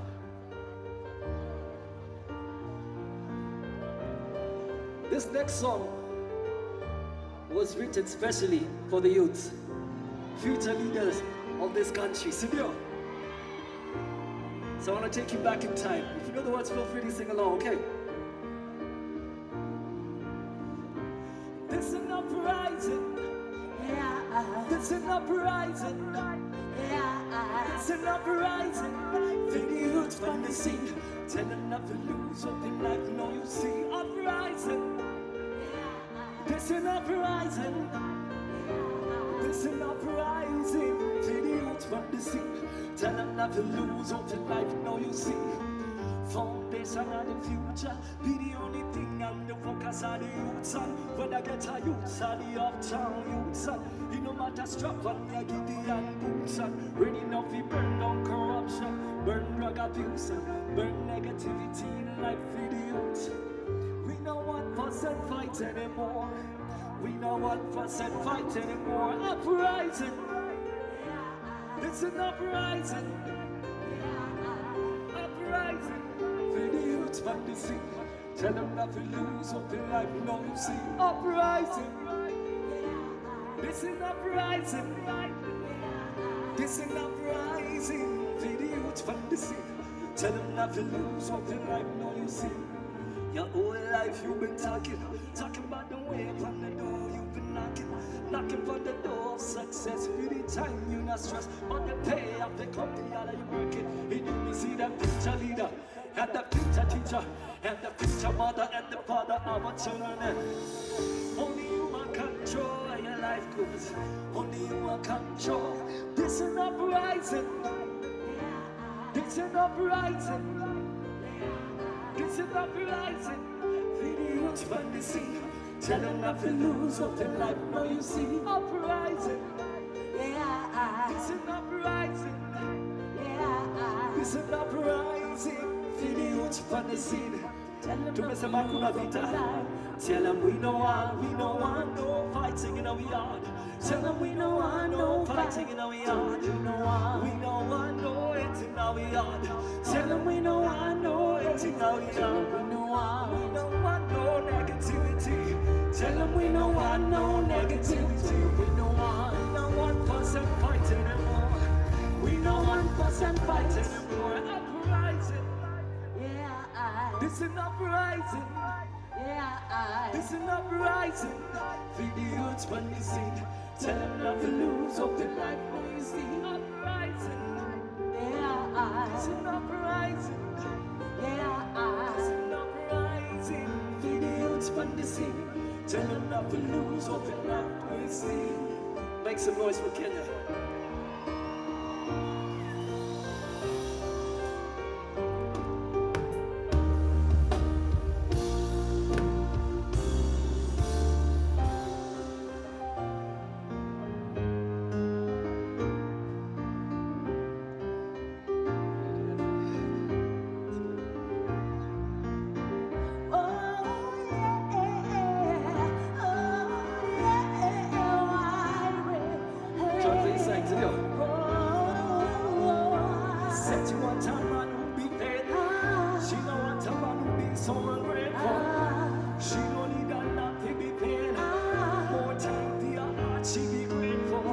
Everybody say, and everybody say, one more time. Said you want to be paid. She don't want a man who be so ungrateful. She don't need a lot to be paid. More time for your heart, she be grateful. And everybody say, we're gonna call in the belly. We're gonna call in. 1, 2, 3. Said you want a man who be paid. She don't want a man who be so ungrateful. She don't need a lot to be paid. More time for your heart, she be grateful. And everybody say, everybody say, listen, she don't care about me back from strong and cheap. All she wants in life is oneness and truth. Say it to me, something one is fine. When we give me check to say they're right. Listen, that let me put her in the funny. Share it to me, they better make you want to it. They call me back, check it to be really funny. 1, 2, 3. Said you want a man who be paid. You don't want a man who be so ungrateful. She don't need that love to be paid. More time for your heart, she be grateful. And everybody say,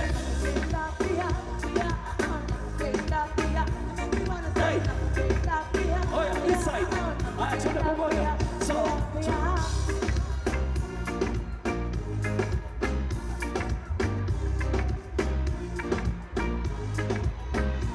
to end the day, I want to see you today.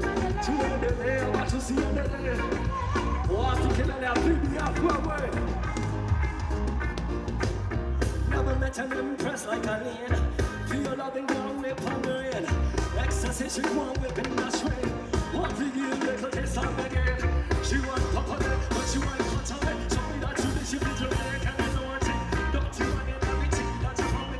And I'll be loving what she said. Said you want a man who be paid. She don't want a man who be so ungrateful. She don't need a love to be paid. More time for your heart, she be grateful. And everybody say, and everybody say, oh, I could be excused. So, yes, I'm pick up my coffee, pick up my coffee, pick up my coffee to Padali. Pick up my coffee, pick up my coffee, pick up my coffee to Padali. To end the day, I'm about to see you today. To end the day, I'm about to see you today. Boy, I want to kill it, I'm about to tell that one boy. Said you want a man who be paid. She don't want a man who be so ungrateful. She don't need a lot to be there. More time for your heart, she be grateful. And everybody say, and everybody say,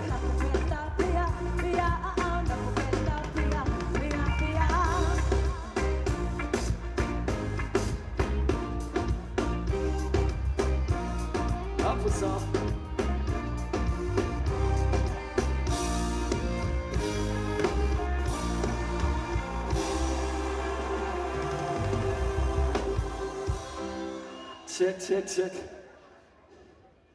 Lakini mko na energy. Mngeniambia, mngenimuona. Na bado hapo sawa.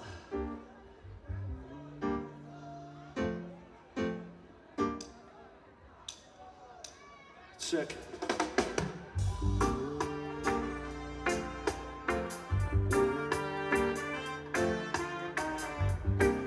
Kuna warasta hapa ndani.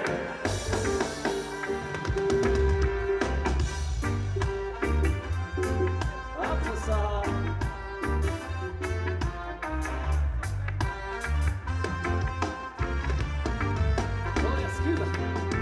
Bless my room when I wake up early in the morning. Say a prayer and I'll be okay. Don't need to always get busy. You better stop yawning. I forgot to never go astray. And now that you got to charge your protection, release all your tension. He's watching over you all day. Get your pull it. Turn them up. Blessed be to the Most High. Necessary noise. Hands up in there, let's go. This unnecessary noise for the youth. This unnecessary noise for the youth. This unnecessary noise for the youth. This unnecessary noise for the youth. Bless my home when I wake up early in the morning. Say a prayer and I'll be okay. No need to always get lazy. You better stop yawning. Ask for guidance, never go astray. And now that you got to charge your protection, release all the attention. He's watching over you all day. Get a youth, you better pray. You better pray. I watch all your problems to fly away. Usikuti umelala, mashida ukiwaza. Chuki umekujaza. Matendo ya wengine kwako nayo ya kukataza. Kuishi vyema kwa raha. Funga macho ongea na umwelezeni nikitakutoa kwenye mtego uliokushika. Ni baba yako, ni rafiki yako. Come early in the morning, say a prayer and I'll be okay. No need to always get busy, you better stop yawning. Ask for guidance, never go astray. And now that you got to charge your protection, release all your tension. He's watching over you all day. Get your you better pray. This one really get all you need. When I like a million, digging for your deeper roots. When I complication, find the way that you must see. When intervention from the one who gives you root. That's a dedication. See no more suffering, no more struggling. Hey, I get a youth. No more suffering, no more struggling. Hey, I get a youth, no suffering. Bless my room when I wake up.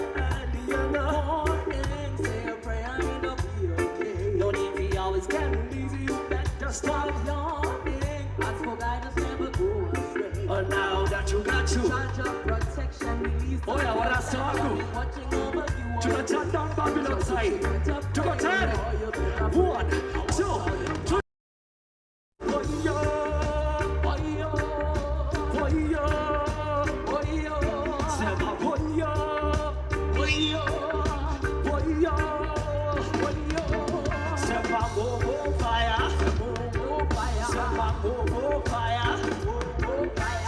Necessary noise, necessary noise, necessary noise, necessary noise. Seven fire, seven fire, seven necessary noise, necessary noise, necessary noise, necessary noise. Blessed be to the Most High, Yah Rastafari. I listen, I see.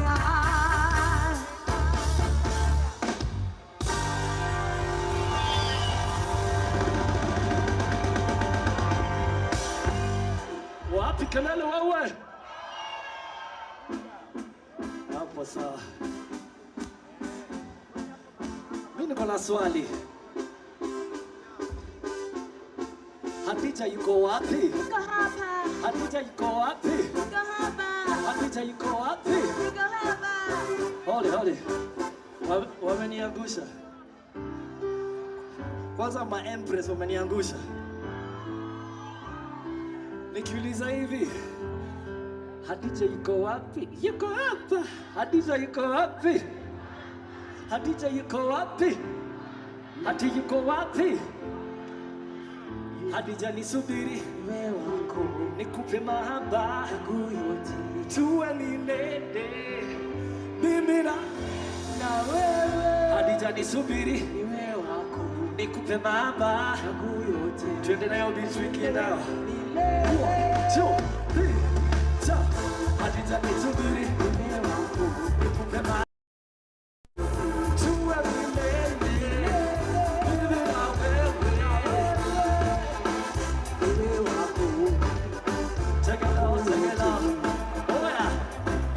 Sikukuja peke yangu, sikukuja peke yangu. Wapi kelele ya jua kale? 1, 2, 3, everybody go. Hadija nisubiri nikupe mahaba tuwe milele mimi na wewe. Hadija nisubiri nikupe mahaba tuwe milele. Kutafuta na pende kukujua, nipekono tafadhali potential, dote tambali sana, malikawa ya masishesi, nasoma kwa jua hivi, subu skofa kuna mtu anatusumbua, wateni sefta hapa rakuruka, sana hizo buo pia hapo sawa. Dema sabili siku maisha hata baada masaa 7 ndeta klabu kwa makali yote nata baby tena tena ngomoto unataka Hadija wapi kelele? Hadija nisubiri nikupe mahaba tuwe milele mimi na Hadija nisubiri nikupe mahaba tuwe milele. Listen, from my head to my toes, stiff body with a little ring on it up. Educated with a mind of a mom. Ready for the boy who fit to cover the thumb. Little friends says you wanna be charged. But the edge is you gonna to be charged. Every time you come around, wapi kelele? Hadija nisubiri nikupe mahaba tuwe milele mimi na wewe. Where can you go to? 1, go to your body. So.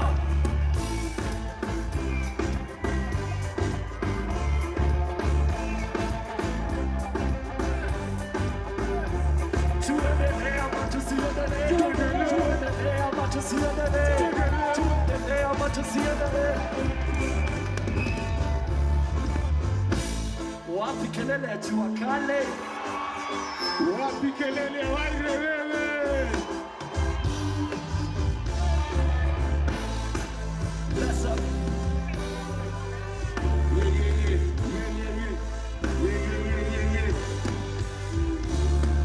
Wapi kelele wewe? Wakenge! Akenge! Wakenge! Nairobi! Weka mkono mbili juu. Weka mkono mbili juu. Weka mkono mbili juu.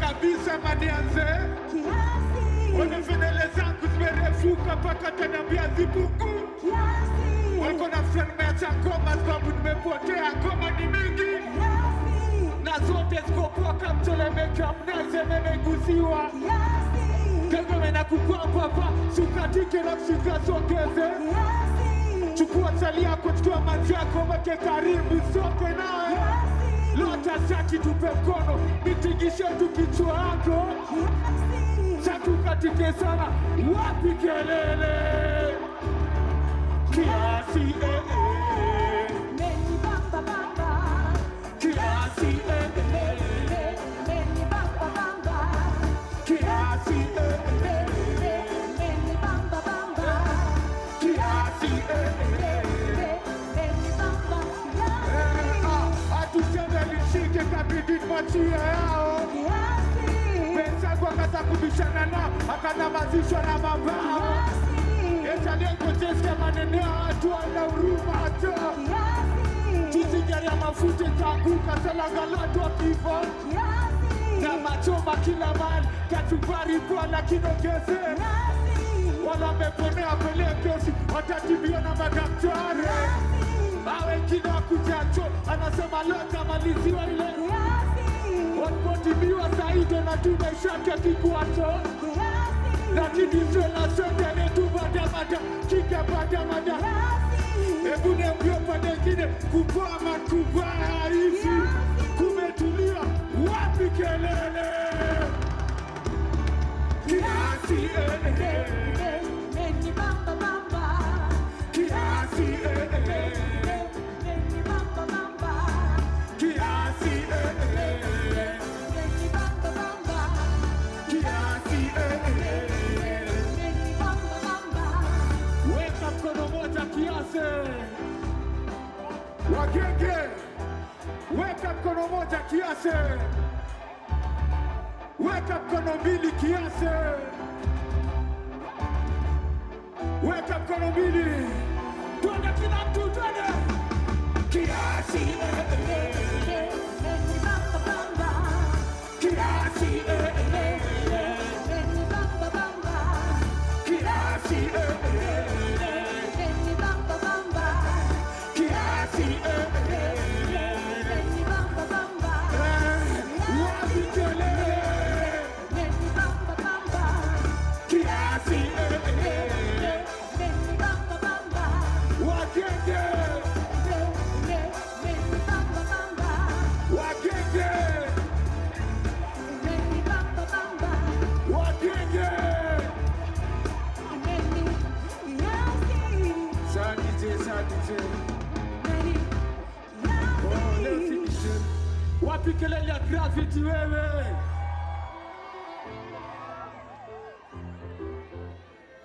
watu wangu sikizeni jamaa goja lazima nitaje mamtaa zote ziko hapa watu wangu wa Kibich wewe watu wangu wa Kibira namba 8 mko wapi watu wangu wa Dandora mko wapi watu wangu wa Kayole mko wapi wewe watu wangu wa Githare watu wangu wa Nairobi kauko na bidii kwa maisha weka mkono mbili juu weka mkono mbili juu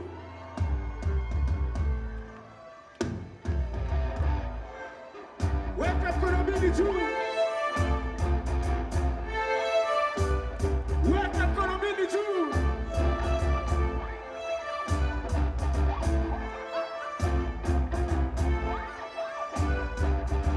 nataka juu nataka juu juu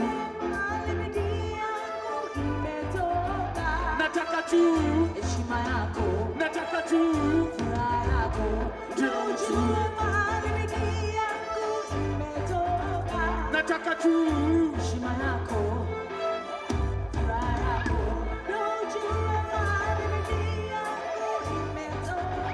nataka juu heshima yako nataka juu furaha yako California vitu mzuri tunaendelea hakuna cha huzuni hapa furani kola mesahau mziki yangu bado ni mziki yangu bado ni mziki yangu bado ni Twende tena California, vitu mzuri tunaendelea, hakuna cha huzuni hapa, furani kwa wamesahau mziki yangu bado ni tafadhali msifanye niche stadangana tamani mekuja urupa na nasikia poa, anajua mnapenda kusikia sauti yangu kwa mapo doda zidi kutoa. Unatumia nini vana mkatuzi, unapanguza nini vana, wacha jasho imwagike. Ataka kuna ukame na jituliza na maji baridi, Zemorodie mene mkono akute na ngoma. Ngoma ni mbili wakeke, weka mkono mbili juu. Gravity, nataka tu heshima yako, nataka tu furaha yako, ndio ujue nataka tu heshima yako, nataka tu ndio ujue nataka tu heshima yako, nataka tu furaha yako, ndio ujue nataka tu heshima yako, nataka tu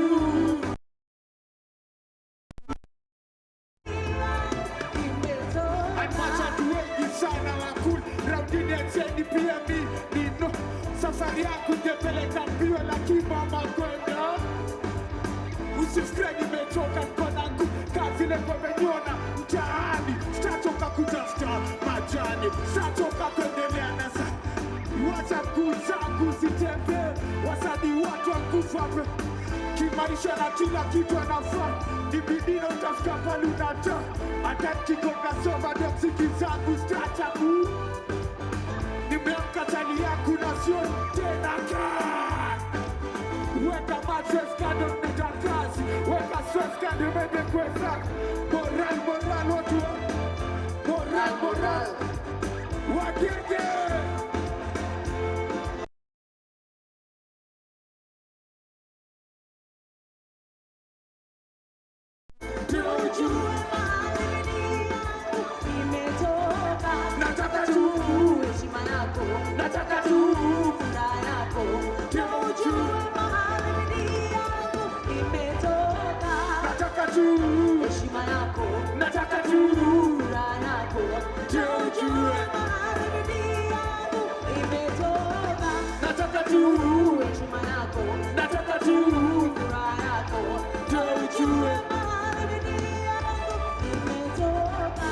kauko na bidii kwa maisha, weka mkono mbili juu tena, weka mbili juu agege, weka mbili juu, twende hivi, twende hivi,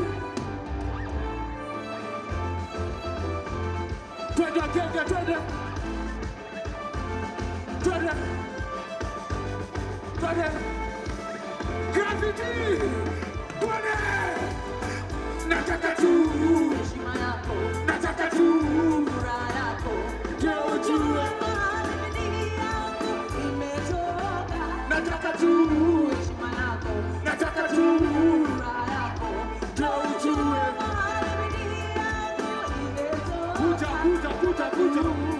kuja furaha yako.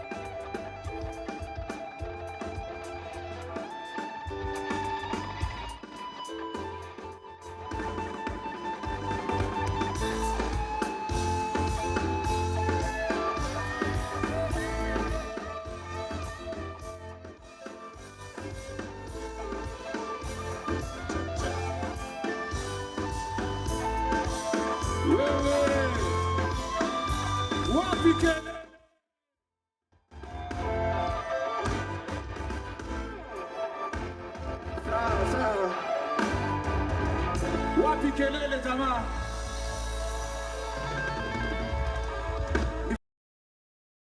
Ni vile hiyo ni fupi. Nilikuwa nataka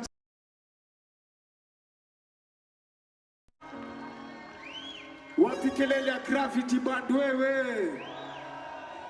Wapi kelele ya kila mtu ndani ya nyumba wewe?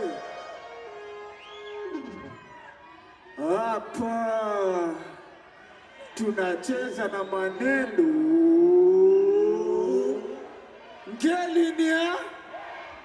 Ngelinia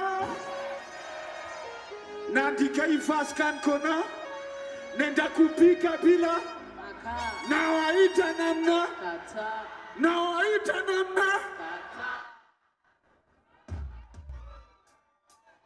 twende kazi.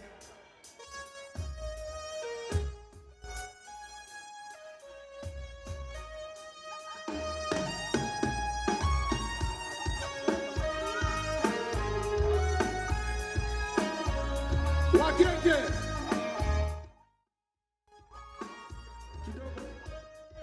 kidogo. Hebu tafuta space yako kidogo tu. Piga mtu kumbo. Sikizeni. Bandi kianguka nayo tunaenda mbele, alafu tunaenda. Sawa. Twende Gravity. Twende kila mtu.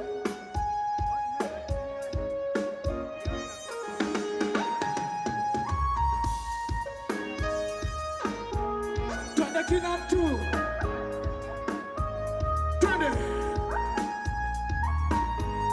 twende Wagenge.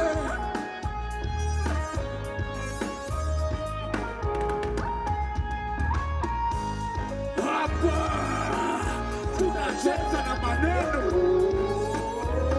Kenya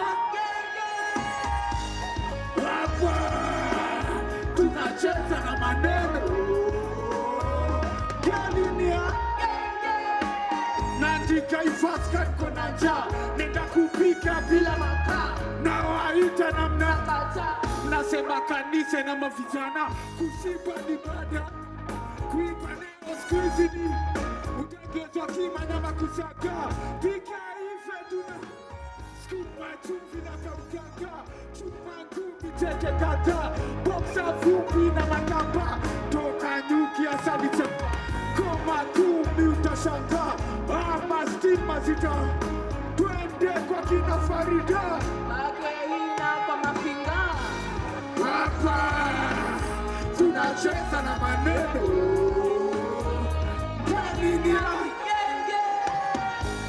hapa tunacheza na maneno. Nataka upepo akakina Fatia Halima, watoto wazuri, toto nzuri uisha kaume zote kami kasana moto ka mabati wa mashati za wakaske chukua zekino ze vua pengine dia imete ni yangu etuliza unatoa kifisi neza unapokea kisi chakula ni mbichi neza tuma sister isili matifa lakini chunga vla wapi kelele hapa tunacheza na maneno.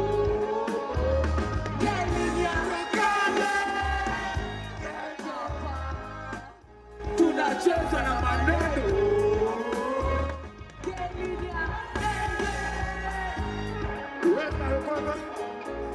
Wagenge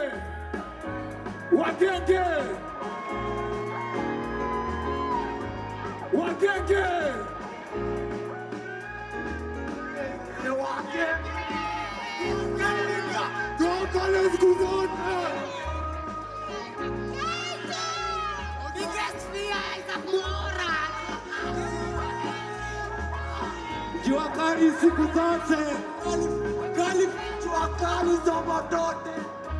Wapi kelele? tunacheza na maneno.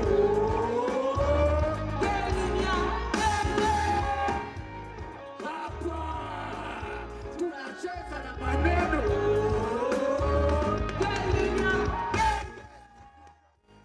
Wapi kelele wewe?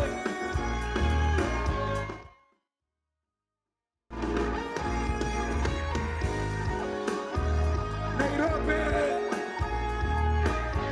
Get for life.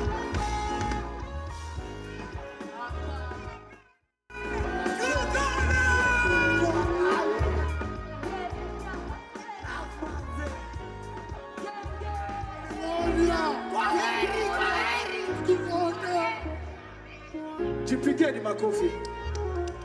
Tutaimba na wewe. Tutaimba na wewe. Tutaimba na wewe.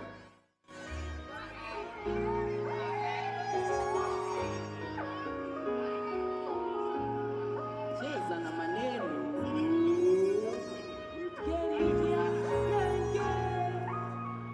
Wapi kelele wa genge? Gravity. Tuendelee hivyo hivyo. Hata siongei. Endelea tu. Endelea.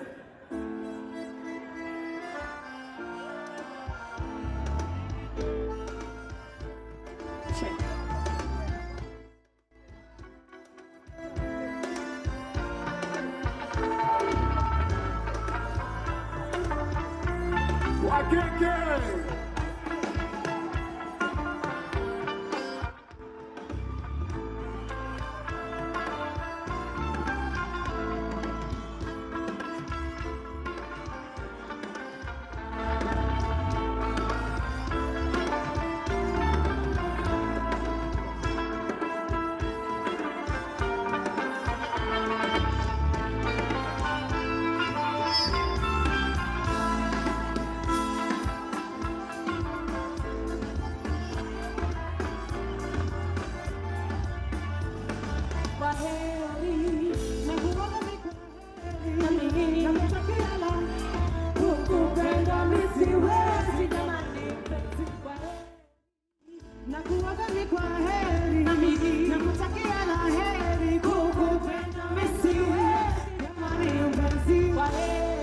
Kwani nimechoka dawa, siwezi kuacha. Kila mahali unaenda mimi nakufuata. Soko kukwambia mimi nakupenda. Watu hivi nao zao ni kusema Yasemeta simchui, nimepasuta tulifanya wapi juzi. Hizo ni uongo ni unajua. Black Party Cross atakudi nimefungua.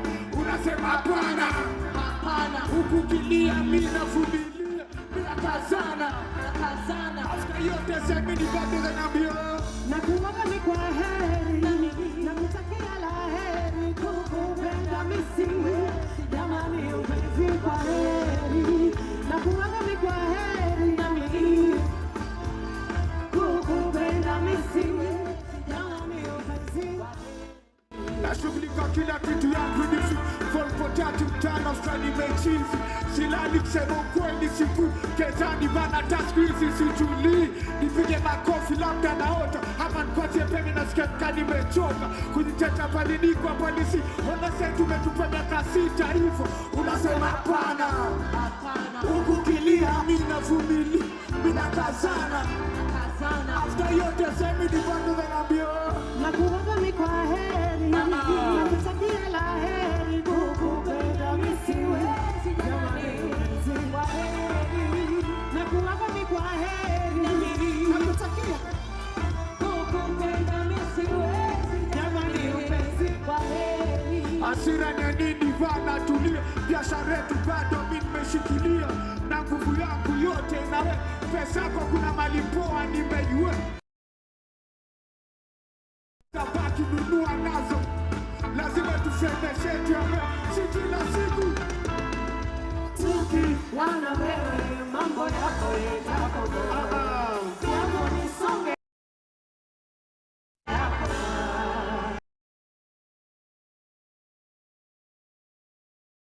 Kukupenda misiwe, jamani kwa heri. Nakuaga mi kwa heri, nakutakia la heri. Kukupenda misiwe, jamani upenzi kwa heri.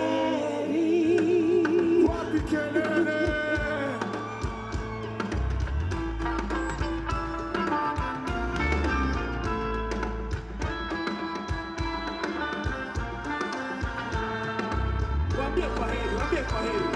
Waambie kwa heri. Kwa heri. Shukran sana genge. Wapi kelele sana ipeye. Shukran sana jamaa. Wapi kelele graffiti.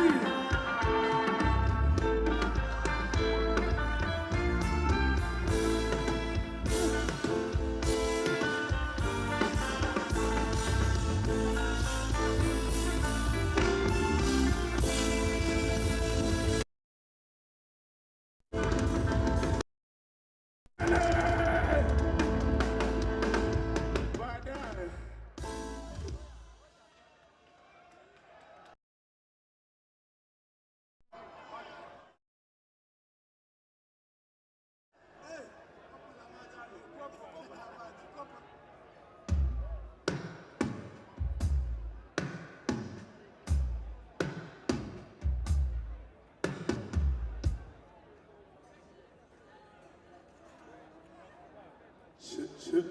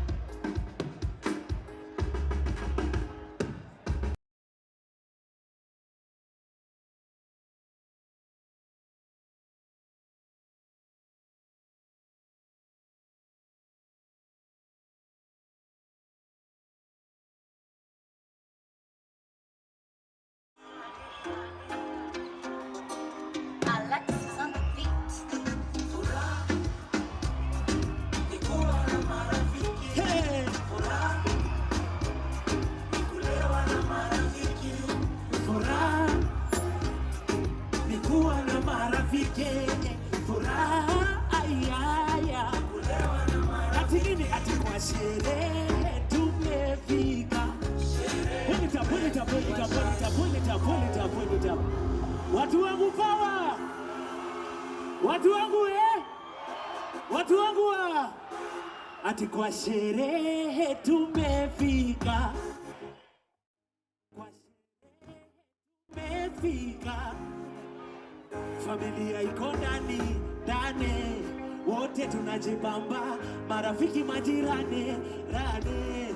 In 3, 2, 1, ati I am happy today. Wote sema I am happy today. Tunini nini sisi ni walevi, na tunapenda kamnyweso. Ati sisi ni walevi, na tunapenda kamnyweso. 3, 2, 1, furaha yetu ni kuwa na marafiki. Furaha ayaya kulewa na marafiki. Furaha ni kuwa na marafiki. Furaha ni ku bring it down, bring it down, bring it down. Ati pereren wewe mkini enjoy me tenda home. Are you guys happy to be here? Are you guys happy to be here? Nataka kuwasikia tu wangu, sawa? Sawa. Ati pereren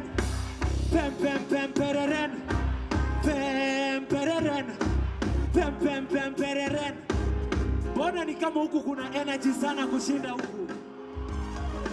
Mnaamini hiyo story? Hii pande nataka kuona na msiniangushe, sawa? Sawa?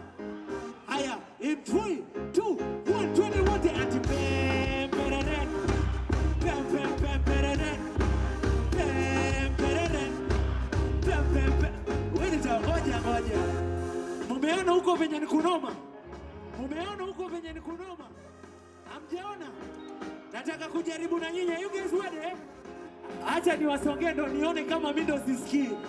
Here we go. Ati pereren pereren.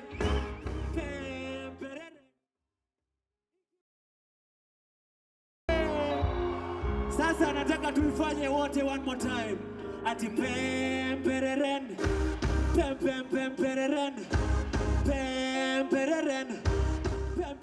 pereren. Watu wangu power. Kila mtu power. Nairobi power. Ikibamba power. Unajua twende left, twende right. Twende.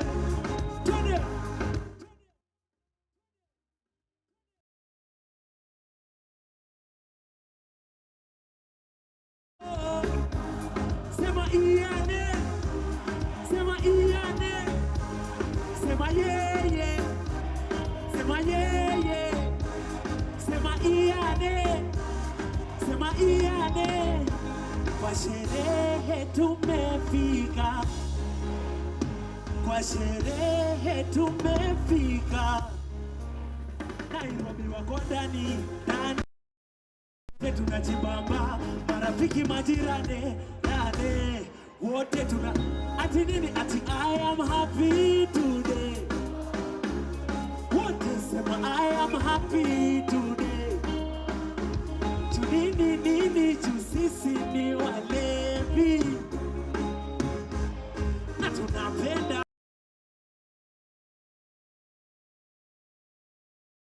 walevi, na wanapenda kamnyweso. Sikiza, ati nyinyi ni walevi. Ngojeni, ni kama mjanielewa. Sijasema mimi, nimesema nyinyi ndio walevi, sawa? Nimesema nyinyi. Sikiza, nyinyi ni walevi. Ipande ni kama wako na mambo yao. Wacha tuone ipande. Hawa ndo watu wangu, hawa wananijua. Mmekubali? Ati nyinyi ni walevi. Pia nyinyi mnanigeuzia. Sawa, mmesema mimi ndo mlevi. Nani ndo mlevi? Ni mimi. Haya, yani ni mlevi. Na napenda kamnyweso. Ati mimi ni mlevi. Na ninapenda kamnyweso. 3, 2, oh, ni furaha kukuwa na marafiki. Furaha ayaya kulewa na marafiki. Furaha ni kuwa na marafiki.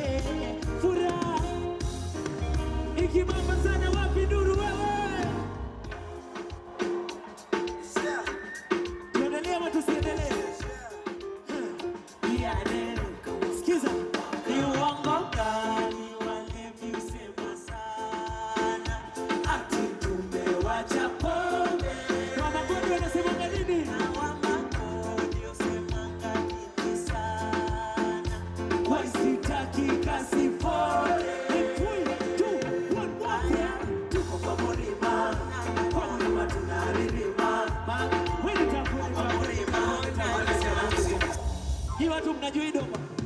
Mnajua hii ngoma? Ni uongo gani walevi husema sana? Na wamagode husemanga nini sana? Kwa isitaki kasi fore. Aya, tuko kwa murima, kwa murima tunaririma. Magode tuko kwa murima, wanasema tusiguse murima. Na iwake, yeah, waka waka, zima dara na kutaje nanga.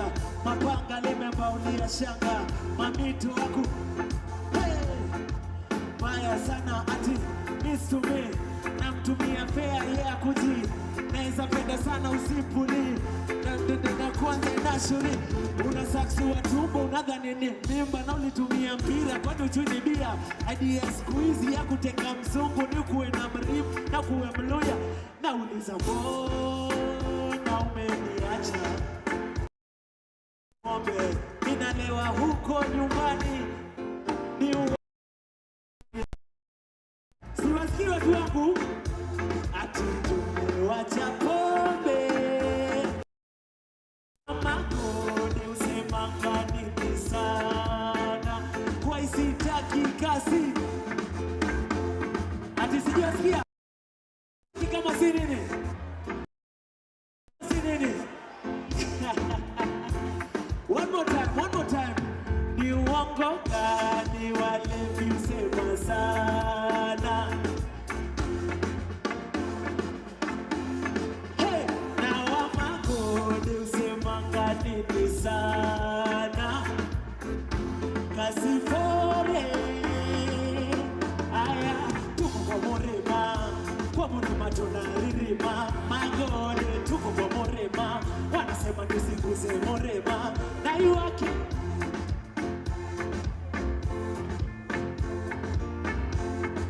unaonaje watu wangu? Mmechoka? Ati nyashi yake soft. Tuendelee ama tusiendelee? Naambiwa masani mbaya. Acha tuone kama mnajua hii. In 3, 2, 1, ipeperushwe juu. Ni bendera yetu Kenya, ipeperushwe juu.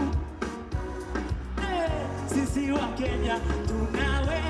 Weka mkono juu, weka mkono. Ngoja. Wili tapu. Inakaa mnajua ngoma sana, si ndio? One more time from the top, Jack, tafadhali. Nataka kuona mikono zote juu. If you are proud to be Kenyan and you are so happy to be here today, weka mkono juu na tunaimba pamoja tukiweka, si ndio? Twende. Ipeperushwe juu sana. Bendera yetu Kenya, ipeperushwe juu. Sisi wa Kenya. Siwasikii watu wangu.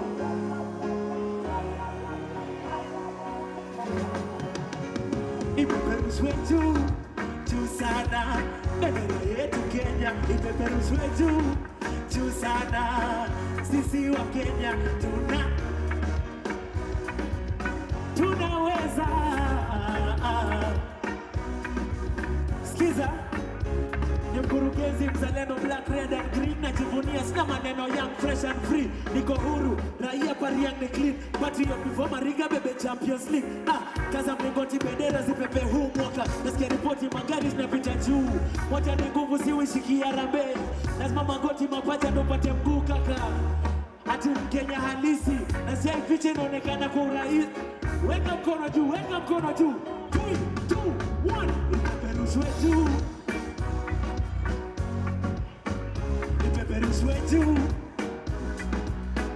Sisi wa Kenya tunaweza. Sikiza, Rais Kenyatta alituletea, Rais Moi akatuletea maziwa ya Nyayo, Rais Kibaki akatuletea. Na Kasongo umefanya nini? Daima mimi Mkenya, Kenya. Na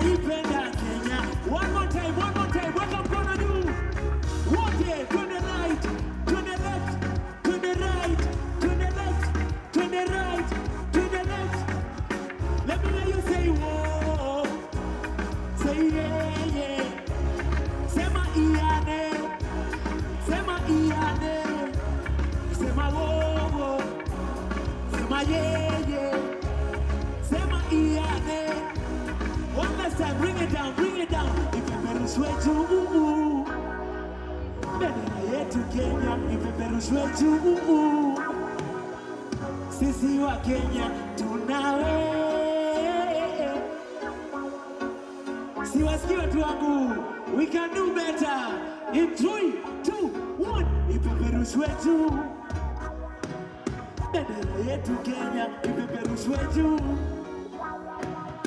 Sisi wa Kenya tunawe. Hey, tunaweza. Twende.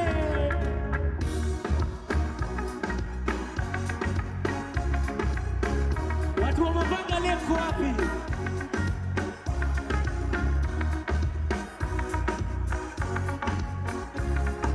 Watu wa Mapanga leo mko wapi? Watu wa Mapanga leo. Watu wa Mapanga leo.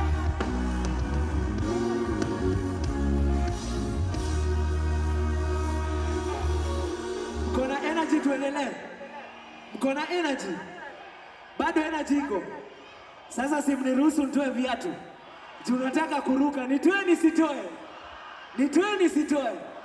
Mkinichocha sana nitatoa mpaka shati. Nitatoa shati.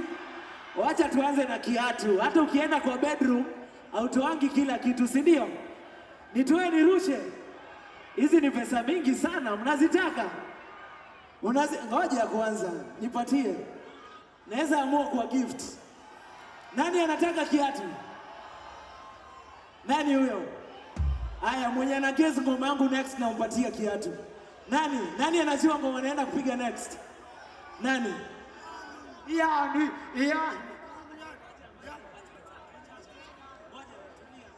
Mwenye ana guess ngoma next na mpea kiatu, nishikie hivi. Nishikie hivi. Nani? Gani? Kifo cha mende? Si kifo cha mende. Gani?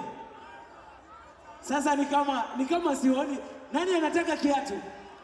Ama nirushe moja ipande na ingine ipande? Nirushe huku na huku? Nipe mtu mmoja? Sasa nataka tufanye hivi. Naeka hapa kiatu.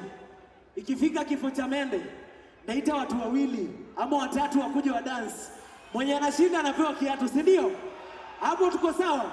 Sound the next tune. Anasema nini? Anasema kuna mwingine anaitaka. Hey, ananitaka. Anasema nini? Anasema kuna mwingine anaitaka. Hii mnaijua kweli? Hii mnaijua? Mnaijua? Nataka kuona kama mnaijua. 3, 2, 1, wote.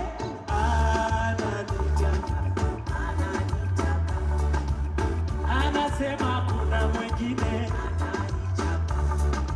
ananitaka. Anasema kuna mwingine anai. Wini tabu. Nilikuwa nataka kuona tu kama mnaijua. It's all about good vibes, good vibes. It's all about good vibes, good vibes. Ati nina mabeshte ndani kwa gare. Ngoja kidogo Jack. Just a minute. Nikisema nina mabeshte ndani kwa gare mnasema sare, sawa? Nina mabeshte ndani kwa gare. Kila siku tunapare. Nina mabeshte ndani kwa gare. Kila siku si tunapare. Nina mabeshte hapa Nairobi. Kila siku si tunapare. Ikibamba sana wapi nduru. Sound it.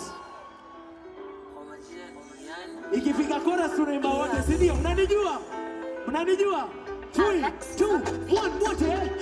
Weka muziki, leo nataka kucheza. Nina mabeshte hapa Nairobi, tunataka kucheza. Shida ni mingi, leo nataka kucheza. Yeah, you know, we just wanna party and enjoy. Leo lazima, nyama kwa wingi, ugali kidogo. Pombe kwa wingi, cheza kidogo. Mapenzi kwa wingi, chuki kidogo. Siku zitoke mdogo. Before the sun beats on us, tujibambe pamoja. Before the sun beats on us. Haya, in 3, 2, 1.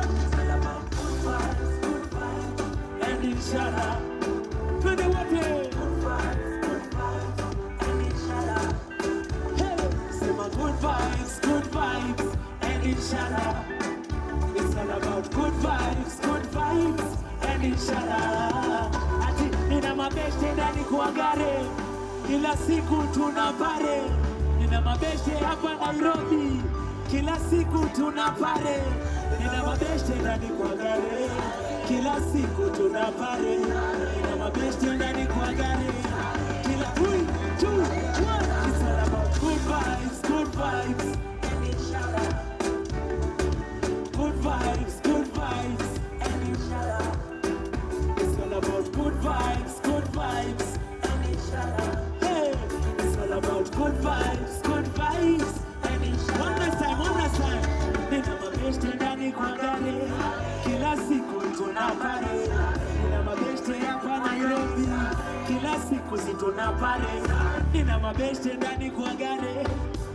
Kuna watu wa Islam hapa ndani. Kuna watu wa Islam hapa ndani. Watu wa Dandora oye.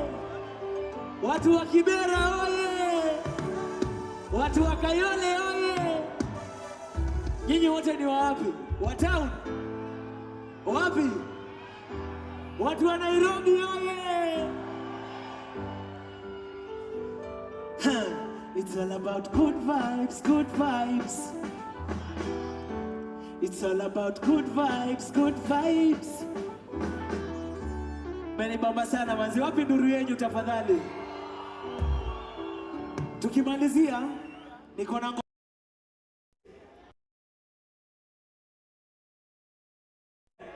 kila mtu uko na pombe, weka juu, sema above the head, below the belly, across the nipples, smooch those nipples, smooch those nipples. Now swagger that bugger, swagger that bugger. Sound it. Kwa majina ni yale. Nakujua. Mnanijua? Mnanijua? Pigia wako pedi. Ati washa vela zima fegi. In 3, 2, 1, sema po. Leta nini? Siwaski sema. Leta nini? Ati siwezi bila po. Leta nini? Leta nini? Ayayaya. Rada chuma mwenyewe. Leta pombe tulewe. Kila mtu apewe. Tulewe. Ati sina dola lakini lazima. Sherehe babi bila. Hapa kwa bash tumelewa. Pombe. Ati shida nikilewa. Na kuwa muongo sana. Shida nikilewa. Naongea kizungu sana. Shida nikilewa. Demza watu ni warembo sana. Ai, leta nini? Siwaski sema. Leta nini? Ati siwezi bila. Leta nini? Leta nini? Ayayaya. Nataka kuona kama uko na juice weka juu. Kama uko na kofia weka juu. Kila mtu uko na pombe. Kila mtu uko na pombe. Go ready? Twende basi. Sema above the head. Below the belly. Across the nipples. Smooch those nipples. Smooch those nipples. Now swagger that bugger. Swagger that bugger. Fanyeni kidogo bado. Ni kama mimi siwasikii vizuri. Nyinyi mnanisikia? Watu wangu halo. Watu wangu halo. Top shotter. Top shotter. Ati above the head. Below the belly. Across the nipples. Smooch those nipples. Smooch those nipples. Now swagger that bugger. Swagger that bugger. Bingoni. Mnajua hapo? Ndo maana tunakunywa pombe. Napenda kwa Jack sio kikombe. Tukunywe tulewe. 3, 2, 1, sema po. Leta nini? Siwaski sema. Leta nini? Ati siwezi bila po. Leta nini?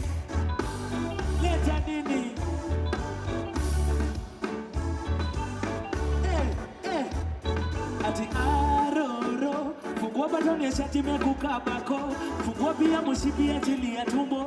Usiogope, siwasikii. Aroro, nikona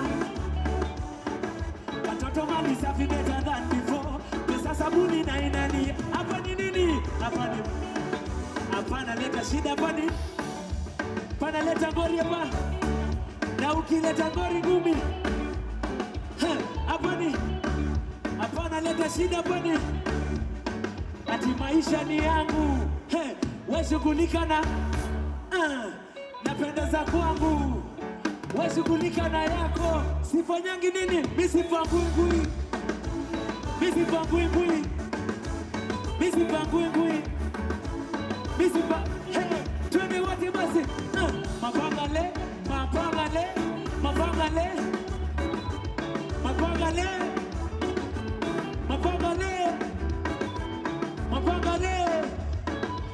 One last time.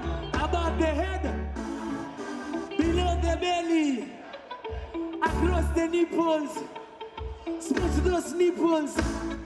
Smooch those nipples. Now swagger that burger. Asanteni sana Nairobi. I go by the name Sofiani, nashukuru sana. Asanteni sana.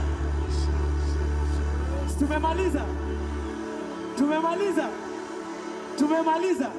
Asante. Huyu ameniambia tumemaliza. Asanteni. Nini hiyo? Sema wote. Sema kwa majina ni yane. Cheza ndo basi tunaiskize tuzime. Ati nini ati la. Hako kapenika area. Nakakitaka miwe chapa. Kula kiapo ndai hapa. Sida uponete kirusha mabistare. Kiungo ene kuwa mwili hatare. Wine and coach nishikishe ma. Here we go. Iya ni bad boy. Napenda njugu na mukomero. Kingoma style napenda masigo. Kipo cha mende. Twende wote. Koja kwanza. Sema nini? Leo tunavunja kitanda. Kudunda na yeye. Ngoja kabla mdunde nayo niko na kiatu yenu. Kabla muanguke nayo niko na kiatu. Nataka watu wawili wenye watakuja ushindane. Nani mnoma? Nataka wacha. Nani huyo? Nani? Hapa nataka kuja. Come. Kuja. Nataka watu wawili wangori. Watu wawili wanoma. Akwapi huyu mrembo akuje.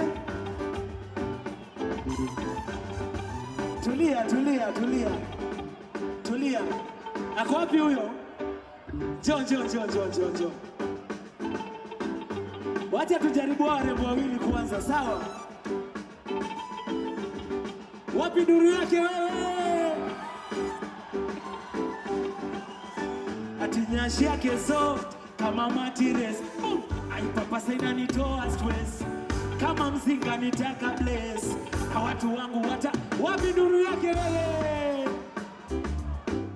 Ngoja kwanza. Syllabus tunaipeleka pole. Mnataka wadansi wote pamoja ama mmoja?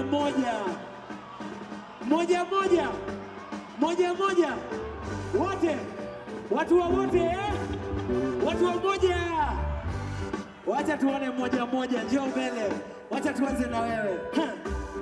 Haya, here we go. In 3, 2, 1. Ati nyashi yake so kama matires. Aipapasa inanitoa stress. Kama mzinga nitaka bless. Na majirani watawitness. Iya ni bad boy kijana wa ingo. Napenda chuku na mukombero. Kingoma style napenda masingo. Kifo cha mende ama wabido. Ngoja kidogo. Wacha tumuone tusimuone. Wacha tuone. Wacha tuende. Here we go. Ati nyashi yake so kama matires. na ipo basi inanitoa stress. Kama mzinga nitaka place, na majirani wata witness. Iya ni bad boy kijana waliko, napenda chungu na mkomero. Kimo mastyle napenda masingo, kifo cha mende ama wagido.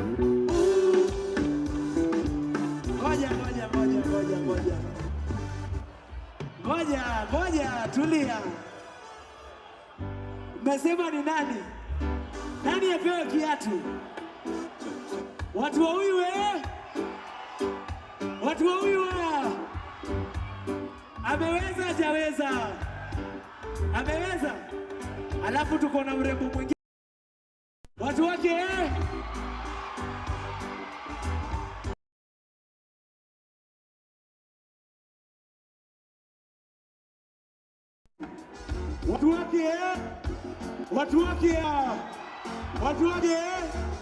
Watu wake niko moto hapa, lakini sasa niko na challenge moja. Kiatu ni za mwanaume, niwapatie nisiwape, ama nifanye hivi? Sikia, warembo niwapee pesa, alafu nitafute wanaume wawili wa dance wapewe kiatu. Hiyo inaweza. Nataka basi maboyo wawili. Nani huyo? Wewe kuja na usiniangushe. Zunguka. Nani mwingine? Nani huyo? Mlete. Haya warembo, simameni hapo na wasoti. Wacha tuwe kati yao wawili nani mnoma. Nimpatie kiatu.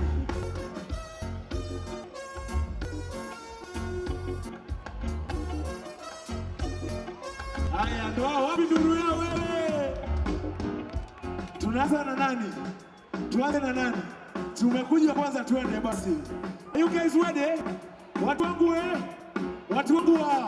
macho iko hapa, tunataka kujua nani mshindi, si ndio? Ati nyashi yake soft kama materials. Na kama mzinga nitaka bless, na majirani wata witness. Iya ni bad boy kijana wa iko, napenda chuku na moko.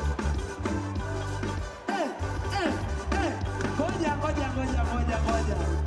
Huyu umesema kae kando kidogo. Wacha tuone huyu, si ndio? Mko ready? Twende. Ati nyashi yake soft kama materials, na ipapasi na nitoa stress. Kama mzinga nitaka place, majirani wata witness. Iya ni bad boy kijana wa iko.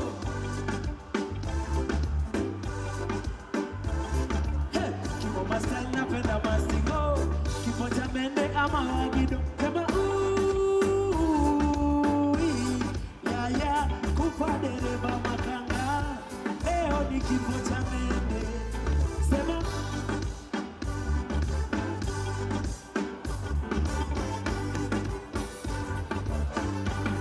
ni kama tuko na mshindi. Memuona? Mimi naona nikaa tuko na mshindi. Njoo bro. Come. Kuja. Sasa nataka nyinyi ndio mnaamua, si ndio? Kama unaamini ndio umeshinda, wapi nduru yake wewe? Hakuenda kibo. Mmekataa huyu kabisa.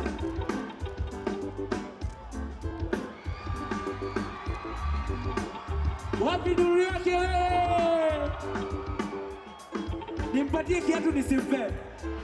Nimpatie. Lakini hizi viatu ni expensive sana. Lakini nitakupatia. Alafu tunafanya hivi. Sikia. Jose pia amenichopoa. Nikiwapatia thao 2 siko sawa. Ama niongeze. Niwapee ngapi? Wewe mnataka nikuwe broke. Wapi nduru yangu wewe kama ni mabamba? Haya, niko na ndo yao naenda kuwapatia. One last time nataka kusikia mkimba, sawa? Nyashi yake so. Naipapasa inanitoa stress. Kama mzinga nitaka place, na majirani wata witness. Iya ni bad boy. napenda chuku na mugombero, kingoma style napenda mas, kifo cha mende up, twende wote. Ufa dereva makanga, leo ni kifo cha mende. One more time. Thank you so much Nairobi, I go by the name of Sofiani, asanteni sana. Nashukuru sana.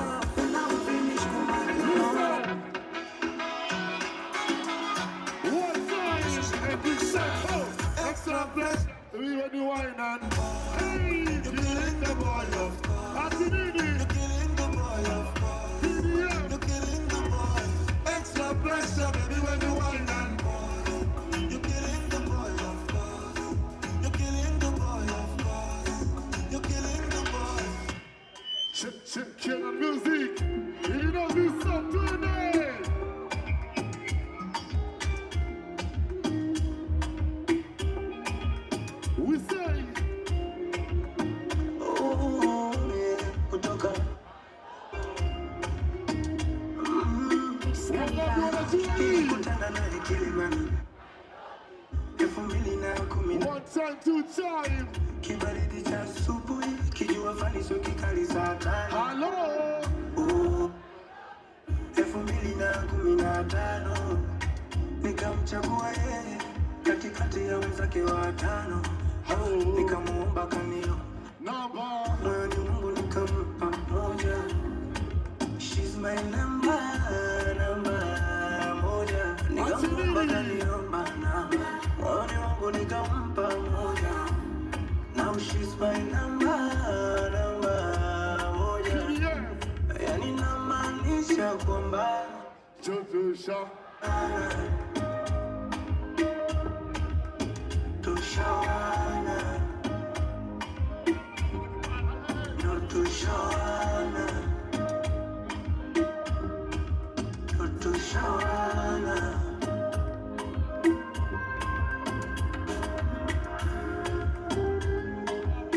Ladies and gentlemen, on the ones and twos is DJ Kel. Listen.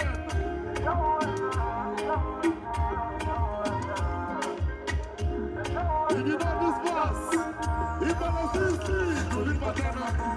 to go. Hey. Kosa kupichi na upepo wa bahari. Alinipita kama meli, anayumba kitondo sa kishenzi. Kamfuata utadhani zombie. Akani bona ukoloni. Akani akasema sari. Kamwambia kwangu ni kwake. Nishike wapi ndio aje. Taka moyo wangu wewe. Mama moja. Hey, tutachana. Tumeshaifana. Na ichapo siku na mchana. Yani namaanisha kwamba PDF. Asante sana.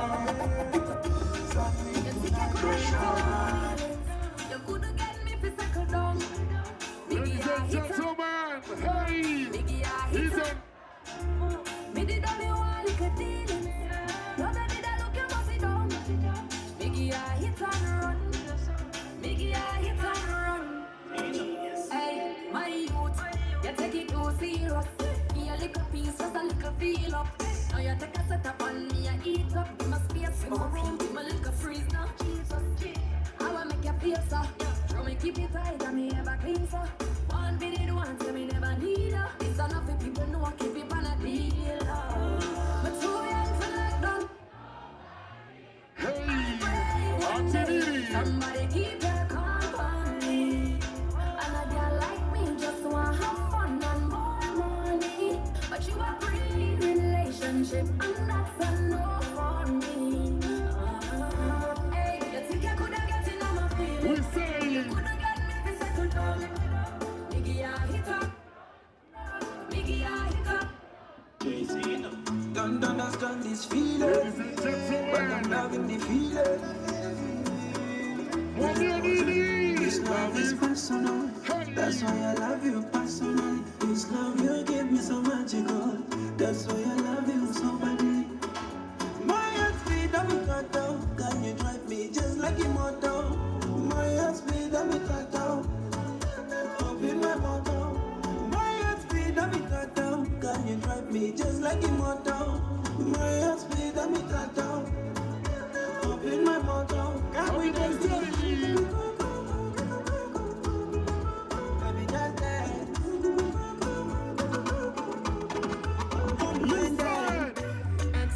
XOXO, my love is very special. If you want it, you can have it. But don't take me for granted. So much things I did not say. I'm from Portmore, that's in train. And we can do it on that beach. Tick tock, tick tock, tick tock, tick tock. Broke it, set it, broke it, set it, broke it, set it, broke it, set it. I could have gone so long, what I want. What's that? Welcome to Mimoja Juna mnai tukumbuke. Wapiduri ya DJ Kel.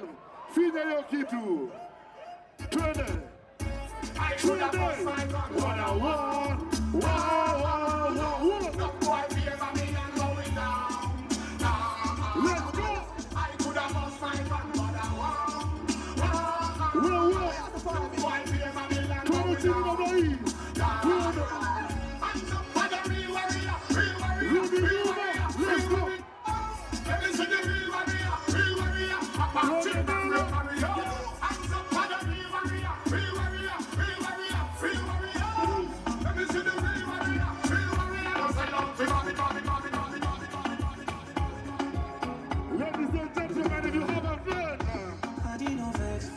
Ati nini?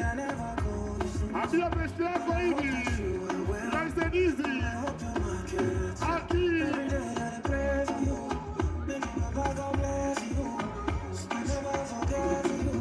We say what? Listen. Make you rest upon me. You know I got you. Now me be your friend indeed. What? Money don't show now. I don't keep some for you. Angalia best yako hivi. Alafu mwambie nini? Twende what? How are you, man? Aki ananisi waski. Napenda style we say, no sometimes you.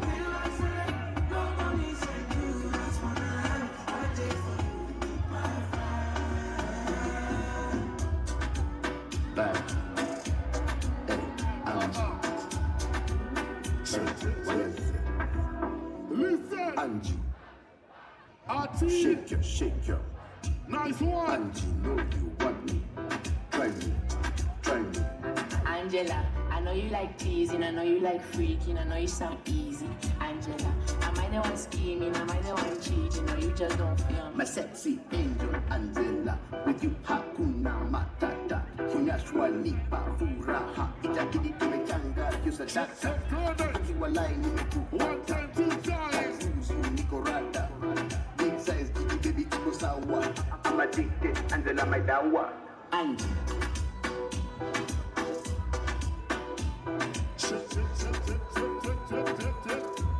Watch us get it. What's that? Eh? What's that? Ah. What's that? Eh? What's that? Ah. Kuja. Na hicho hili nimetoka Westin, napenda Mastingo. Na hicho hili nimetoka Westin, napenda Mastingo. Ya kwanza kwa kichwa, ya pili kugonga, ya tatu walege. Wacha niite DJ sasa. Kuja DJ Ken. Wapi nuru ya DJ Ken wewe? Twende. Na itoke Von nimetoka Ubon, napenda Mastingo. Na itoke Von nimetoka Ubon, napenda Mastingo. Ya kwanza kaudonto, ya pili mikono. Wapi nuru ya DJ Ken? Listen.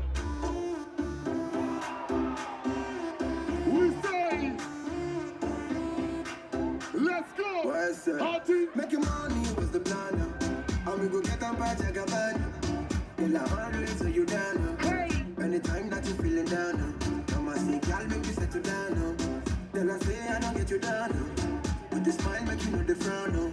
Say no one can pull you down. What you want to say? Ring, hey! Twin.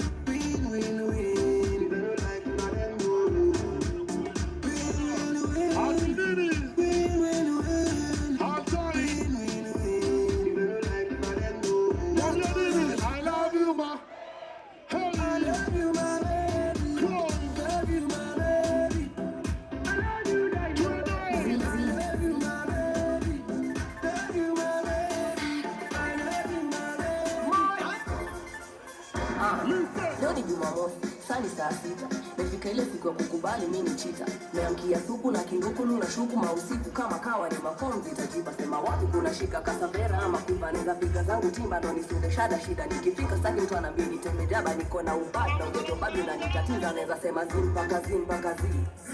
Yoni pati sitakuja wi. Kamkoba kaupiga ti. Nandi. Take it in. Participate kami bado si participate. Short 1 2 unaweza penda kujimarinate. Sabi girl na tigal pana kujivalidate. Super pana choma bet. We uko sawa. Maintain. Ivo. Ivo. Maintain. Ivo.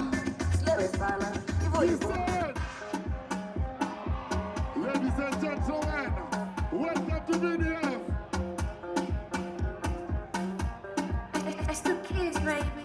If you know this, sing along. 1, 2. Asante sana VDF. Ati nini? Mubaki na misha kuswaya mape nataka kuyaeleza na let tena tena waiteni paparazzi. Ladies and gentlemen, warushie kwa mitandao, siataki mapenzi, nataka jipongeza. Naimwita yo baby, kumbe naye na baby, ulimwona kipenzi, ni mshenza kupendi, ama kwani mtihani, mambo mengi dunia na mistresi siwezi, siwezi. bora ndiye John. Maisha mafupi ni siku,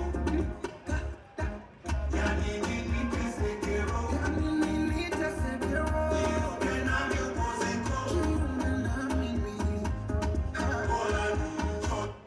Nini matibaito ejidizon, baibu miti chimango mpingu, kapa sente niwe nezolo, ama iya pesu, matibaito ejidizon, baibu miti chimango mpingu, kapa sente niwe nezolo.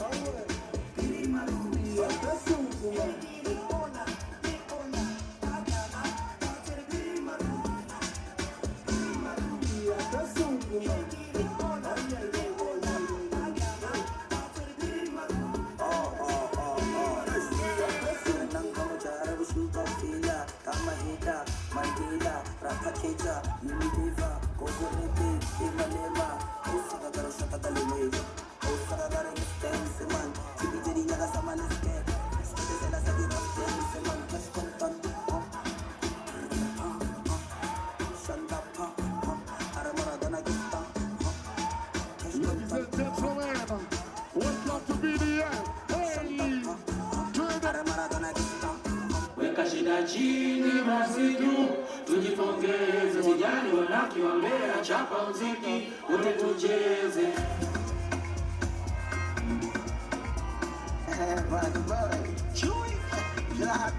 Let's go! It's the kids, baby. Maswali mengi kwa weza, hauna hela, hiyo shingapi, ngapi, hauna. Maswali mengi kwa weza, hauna. Ile shingapi, hii shingapi, hauna hela.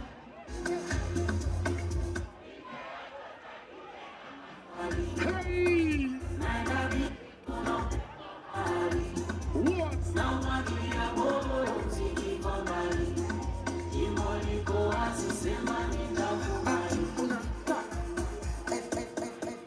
Listen to this PDF. All right. Wapinduru PDF.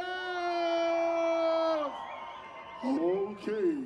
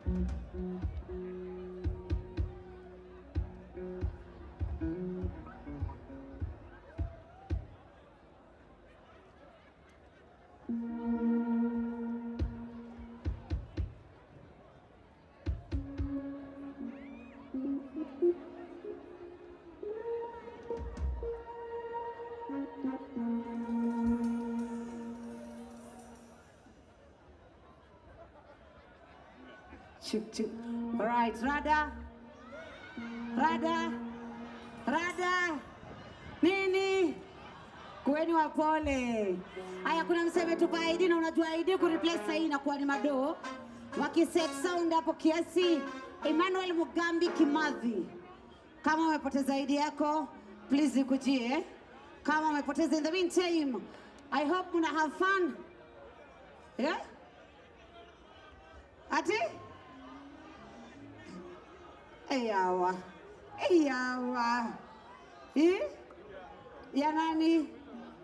Yangu.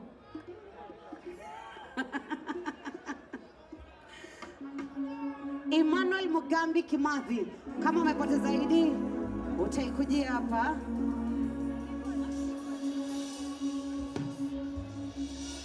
Ako wapi Emmanuel?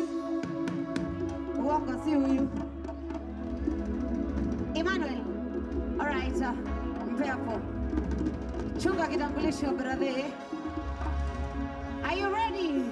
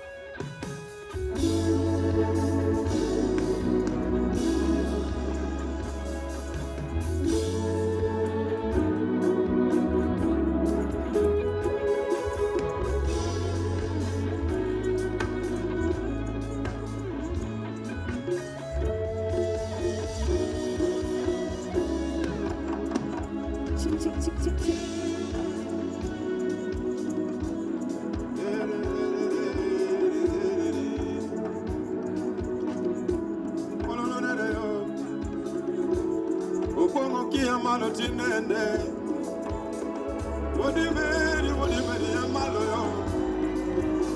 Yawani Yamalo, what do you mean? Yamalo, what do you mean? What do you mean? Yamalo,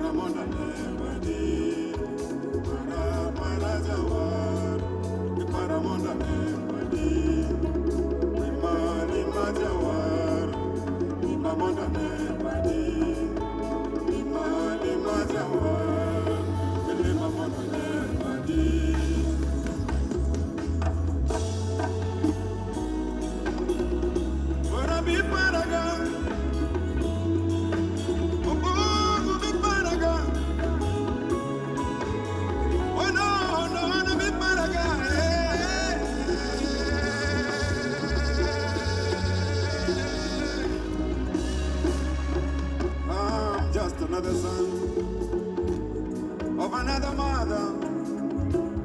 Son de mamia fue. Le, le, le, le, le, le.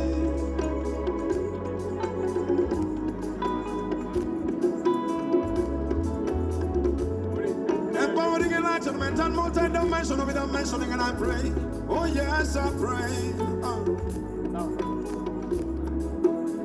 won't shoot the messenger.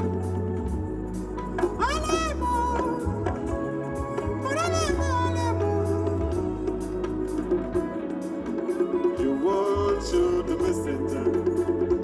I pray. Oh Lord, oh Lord, I pray, oh Lord, I pray. Father, I pray, I pray, I pray, I pray.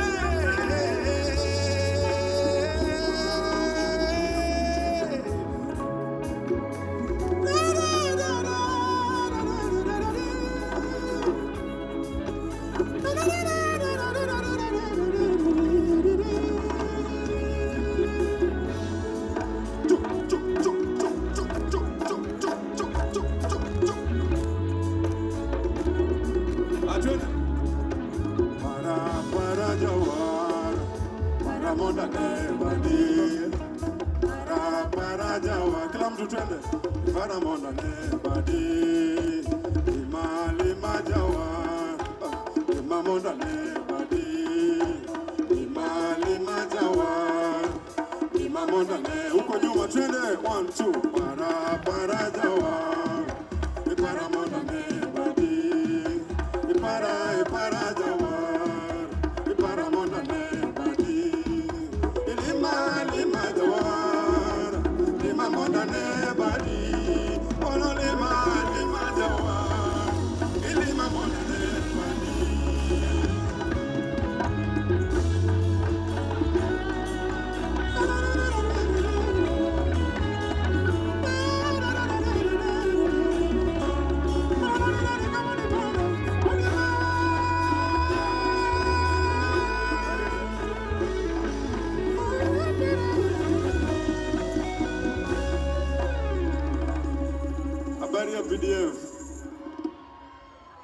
Habari ya PDF. Tukule mziki sasa, si ndio? Hallelujah. Oh no.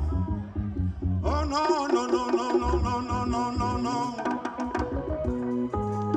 Oh no, no. Oh no. Oh no, no, no. Oh no.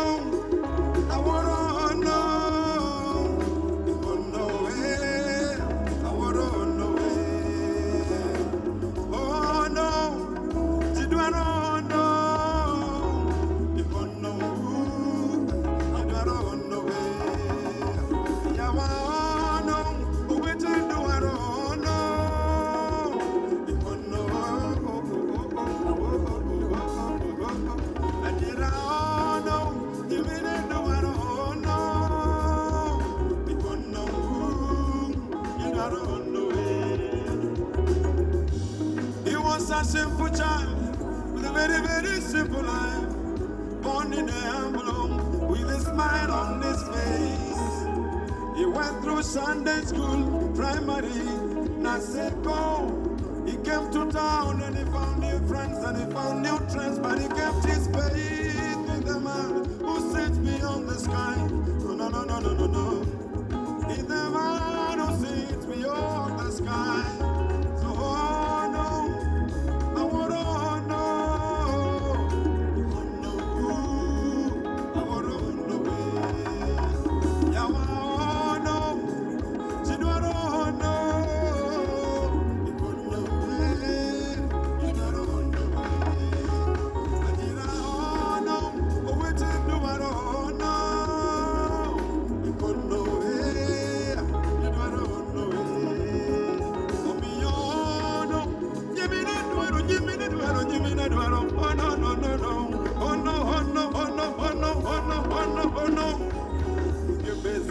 Na utajiri uepuka umasikini, ukageuka ndio ajira. Kila rabana choki alibariki na kazi die. Tell me now, what did you do? Could this be the fairy tales that my mama told me about?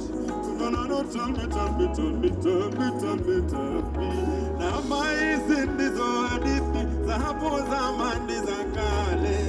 Tell me, tell me, tell me, tell me. Could this be the fairy tale me, please somebody tell me now. Na maizi ndizo hadithi za hapo zamani za kale. Oh, tell me, give it up to me now. Oh no, I wanna know. Oh no, I wanna know it. Yeah, I wanna know. Do you want know? Do you want a miracle? Do you want a miracle? Look at me now and sing with me. No, no, no, no, no. Do you want to know? Oh no, you don't know way.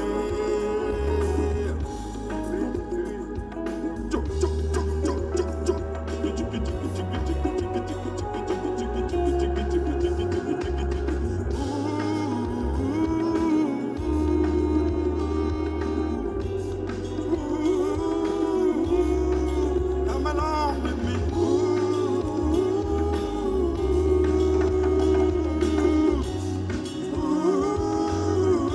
One more time and I'm with me.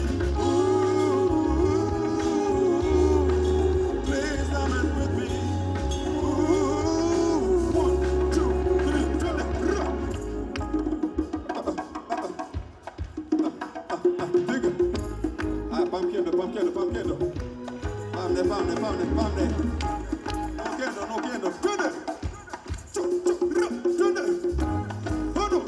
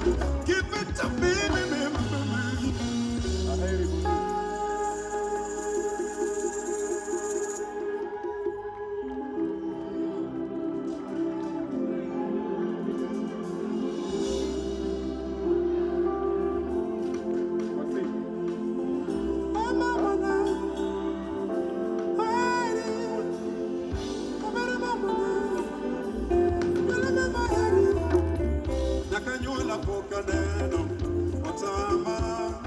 Nyakanene mama nyola poka neno matata wanga.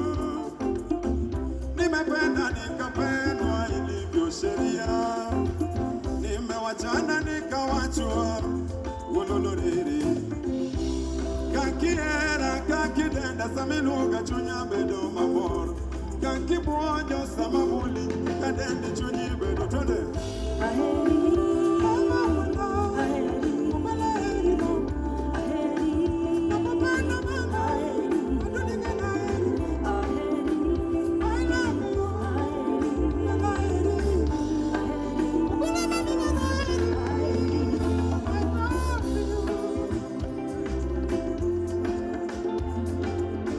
Apesi, mnyama mkali.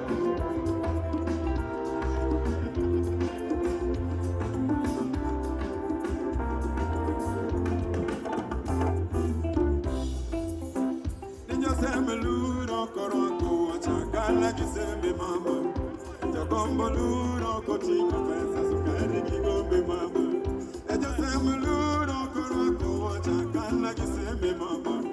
Jagombo luro kotingo pesa sukari kigombe mama yo.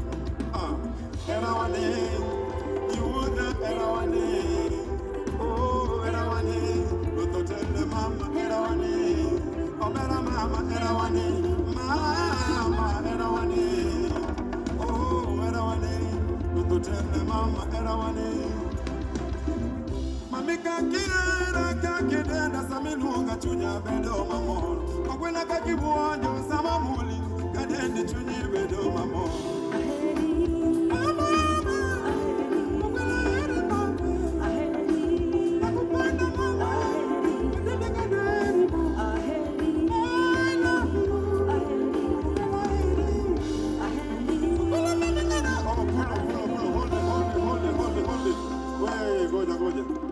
Security. Wacheni wale vijana wakuje. Kujeni. Nyinyi watatu kujeni. Kujeni hivi. Mfanye hiyo kenye mnafanya hapo. Kujeni. Kujeni mfanye. Wapigeni makofi wa kikapu. Zungukani hivi. Zunguke hivi. Hii ndio highlight ya hii set yangu. Mwarekodi mpost. Hao vijana wanafanya jambo la busara. Kujeni mbio kabla time iende. Wabuda. Nayo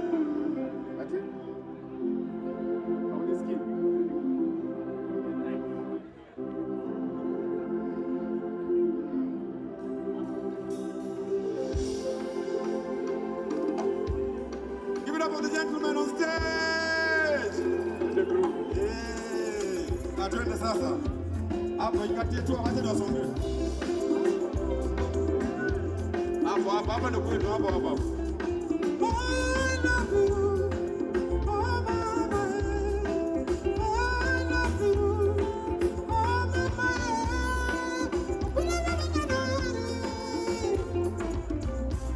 Nyola poka neno otama nyakanene mama nyola poka neno matotambuana nimependa nikapendwa ilivyo sheria nimewachana nikawachwa ululuriri obere kakiera kakidenda samilunga chunya bedo mamor kakibuojo samamuli katende chunyi betune aheri yo mama Okwela eri mama yo I love you Okwela eri I love you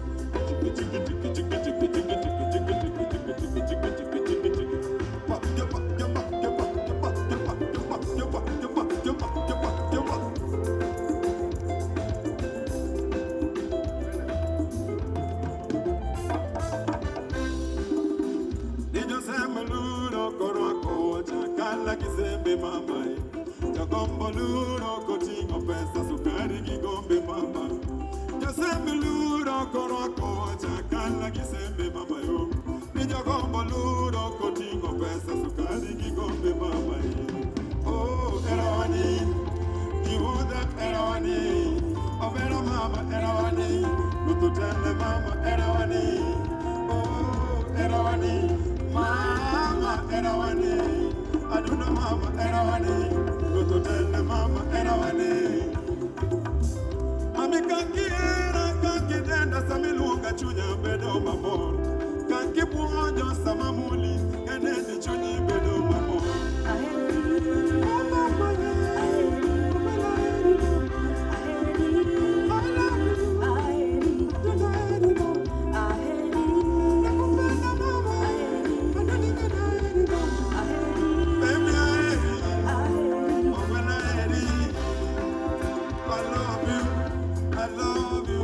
I love you. Begin up, Jenna Mago.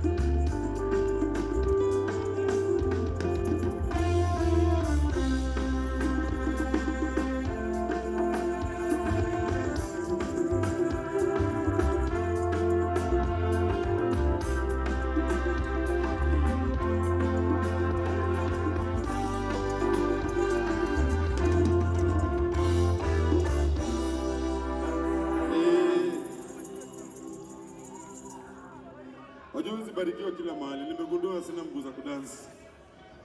Nimeona vijana wanazi.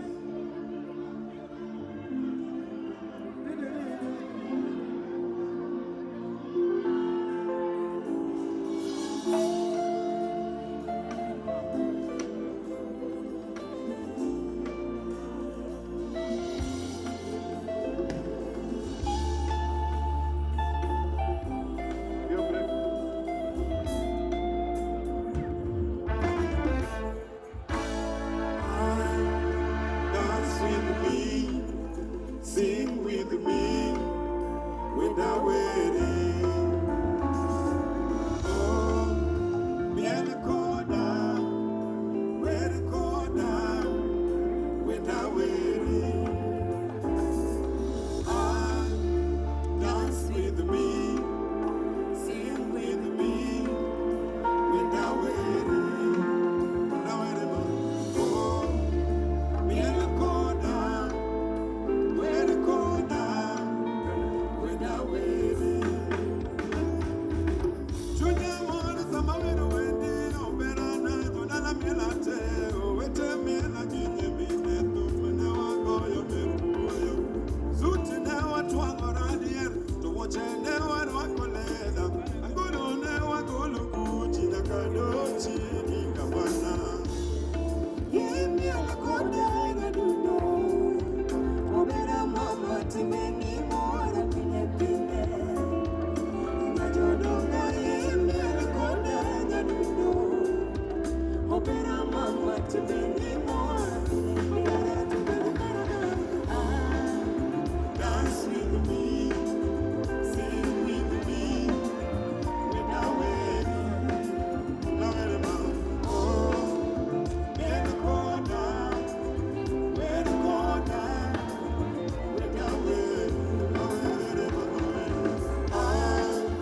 Dance with me, sing with me, without waiting, no better waiting, man. Oh, near the corner, where the corner, without waiting. I see you in my dreams every night. We dancing salsa, na bending our chairs and saxophone. Na isi desperado, na gita yangu ndogo, nataka tension yako.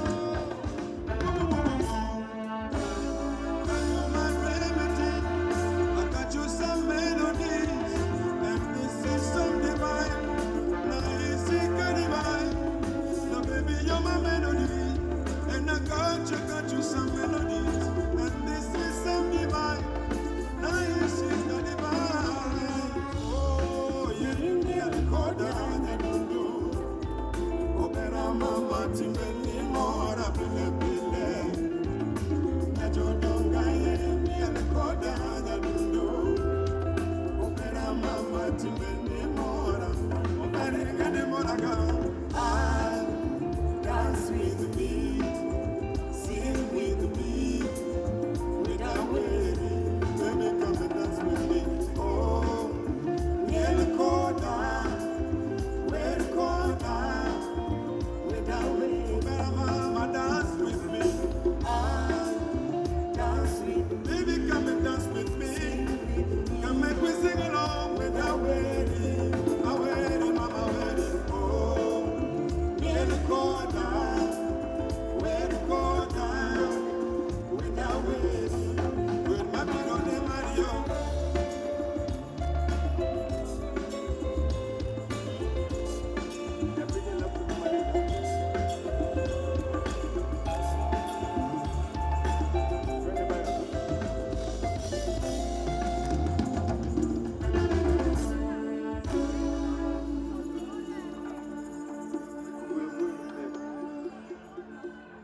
Leo ni International Women's Day, sio? Ni leo? Ama mademo wajui.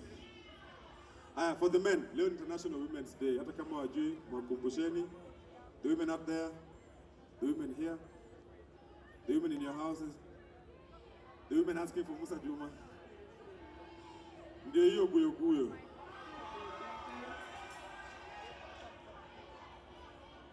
So leo nyi wote ni mguyo guyo.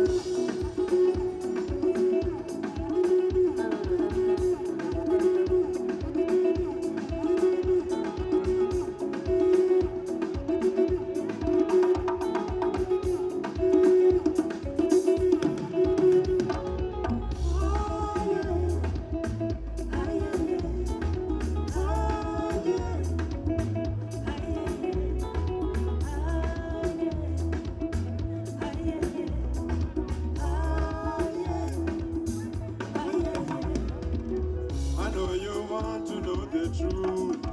Ange yange yo ngidido ange ukita. Ululurere wamenisema wakachoka. Wananisoma kwa vitabu. Muziki nafanya wamesi. Tumwago yomo wijamiela. Kinena TV. Tudala wijanya kimbuko. Wamesikia na bado wanasusia. Tumewafikia ndio maana wanafitina. Ayeye ewolorere ayeye ewolororororore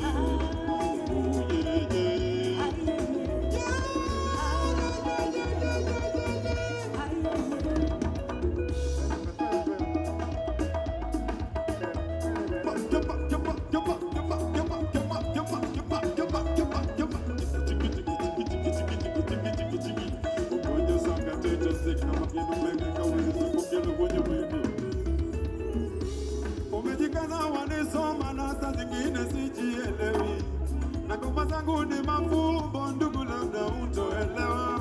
Another man food is another man poison. Kado nyuma kaya nyuma kudi ngoma banjo magoyo kagima gimarumo Sonyaka chiwatiyo kang'amala mowuoro. Ngoma tunapiga ni kama mwisho wa dunia, na kazi tunafanya kang'amala mo yakidarere ayeye ewolorere ayeye ewololololore oh yeah.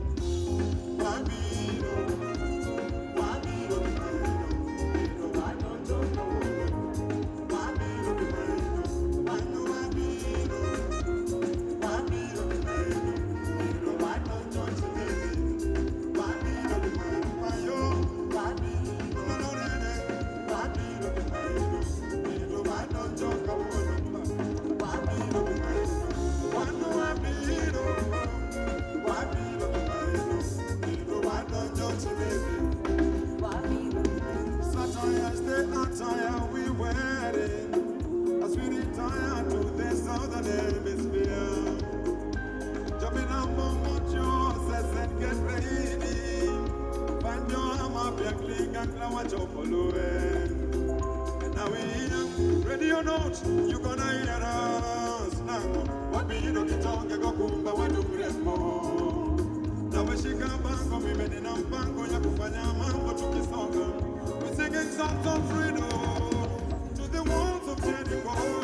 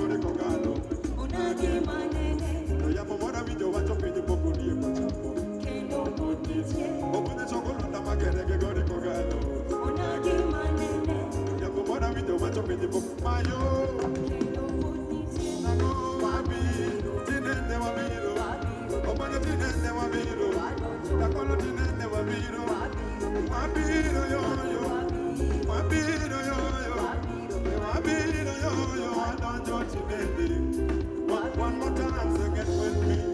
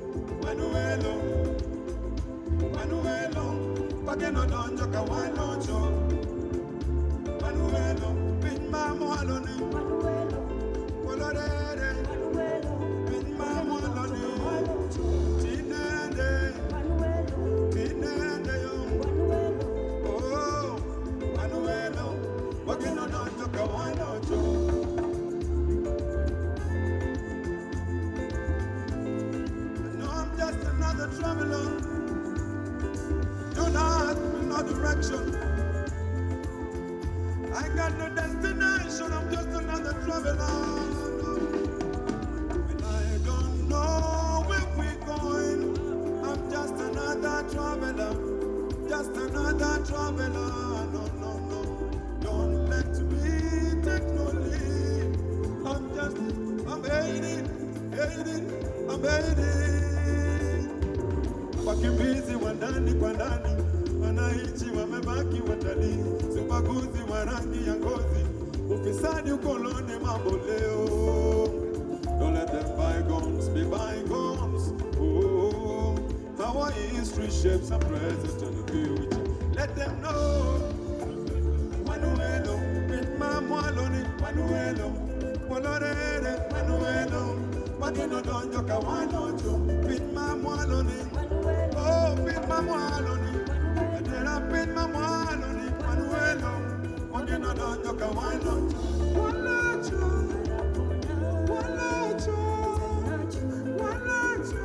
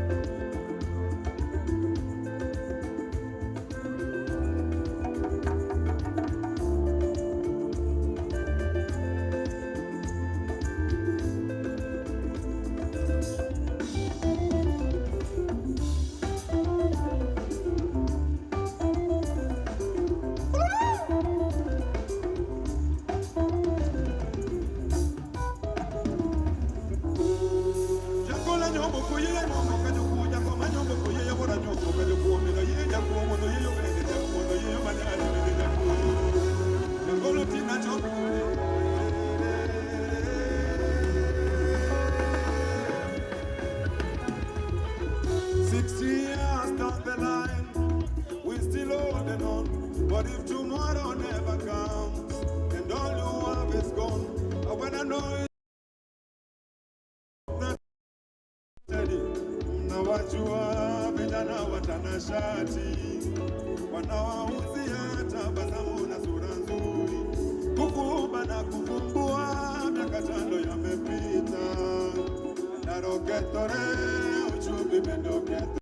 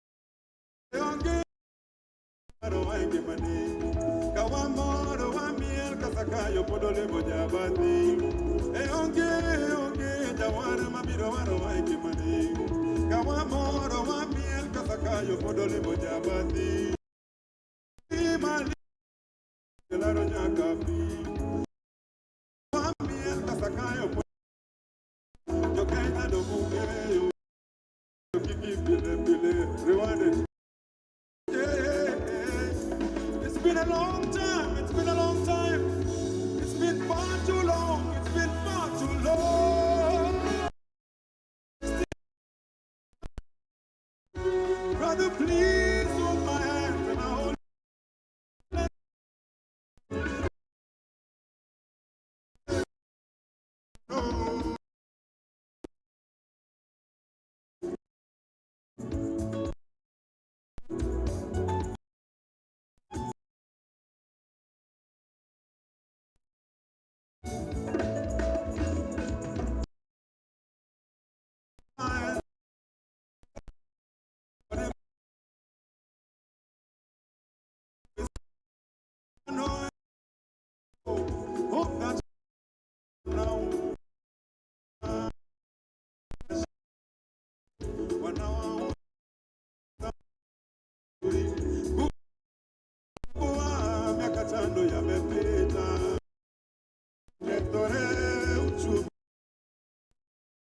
Please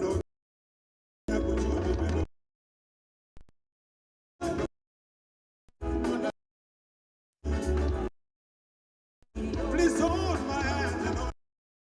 Yeah, you can't go down. You know what you want.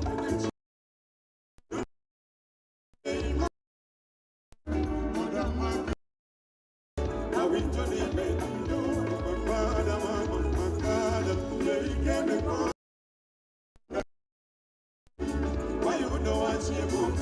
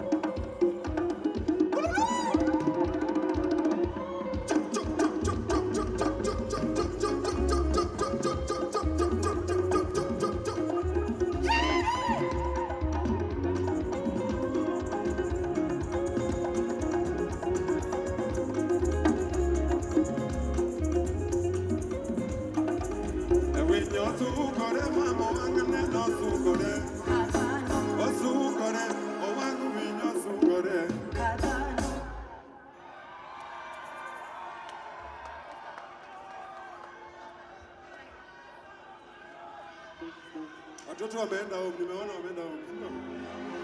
Wameenda. Hello. Yo macho. Kionge pesa na madeni. Yo mamon.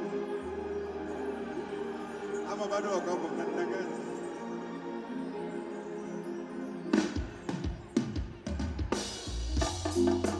This lady wants my money. I know she wants my money.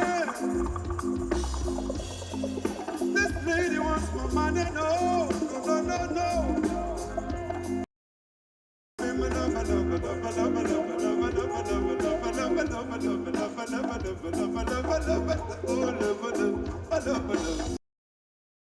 Baron, all I have is love to give to you. Baby, baby, baby, all I got is love. I ain't got no money. I loser.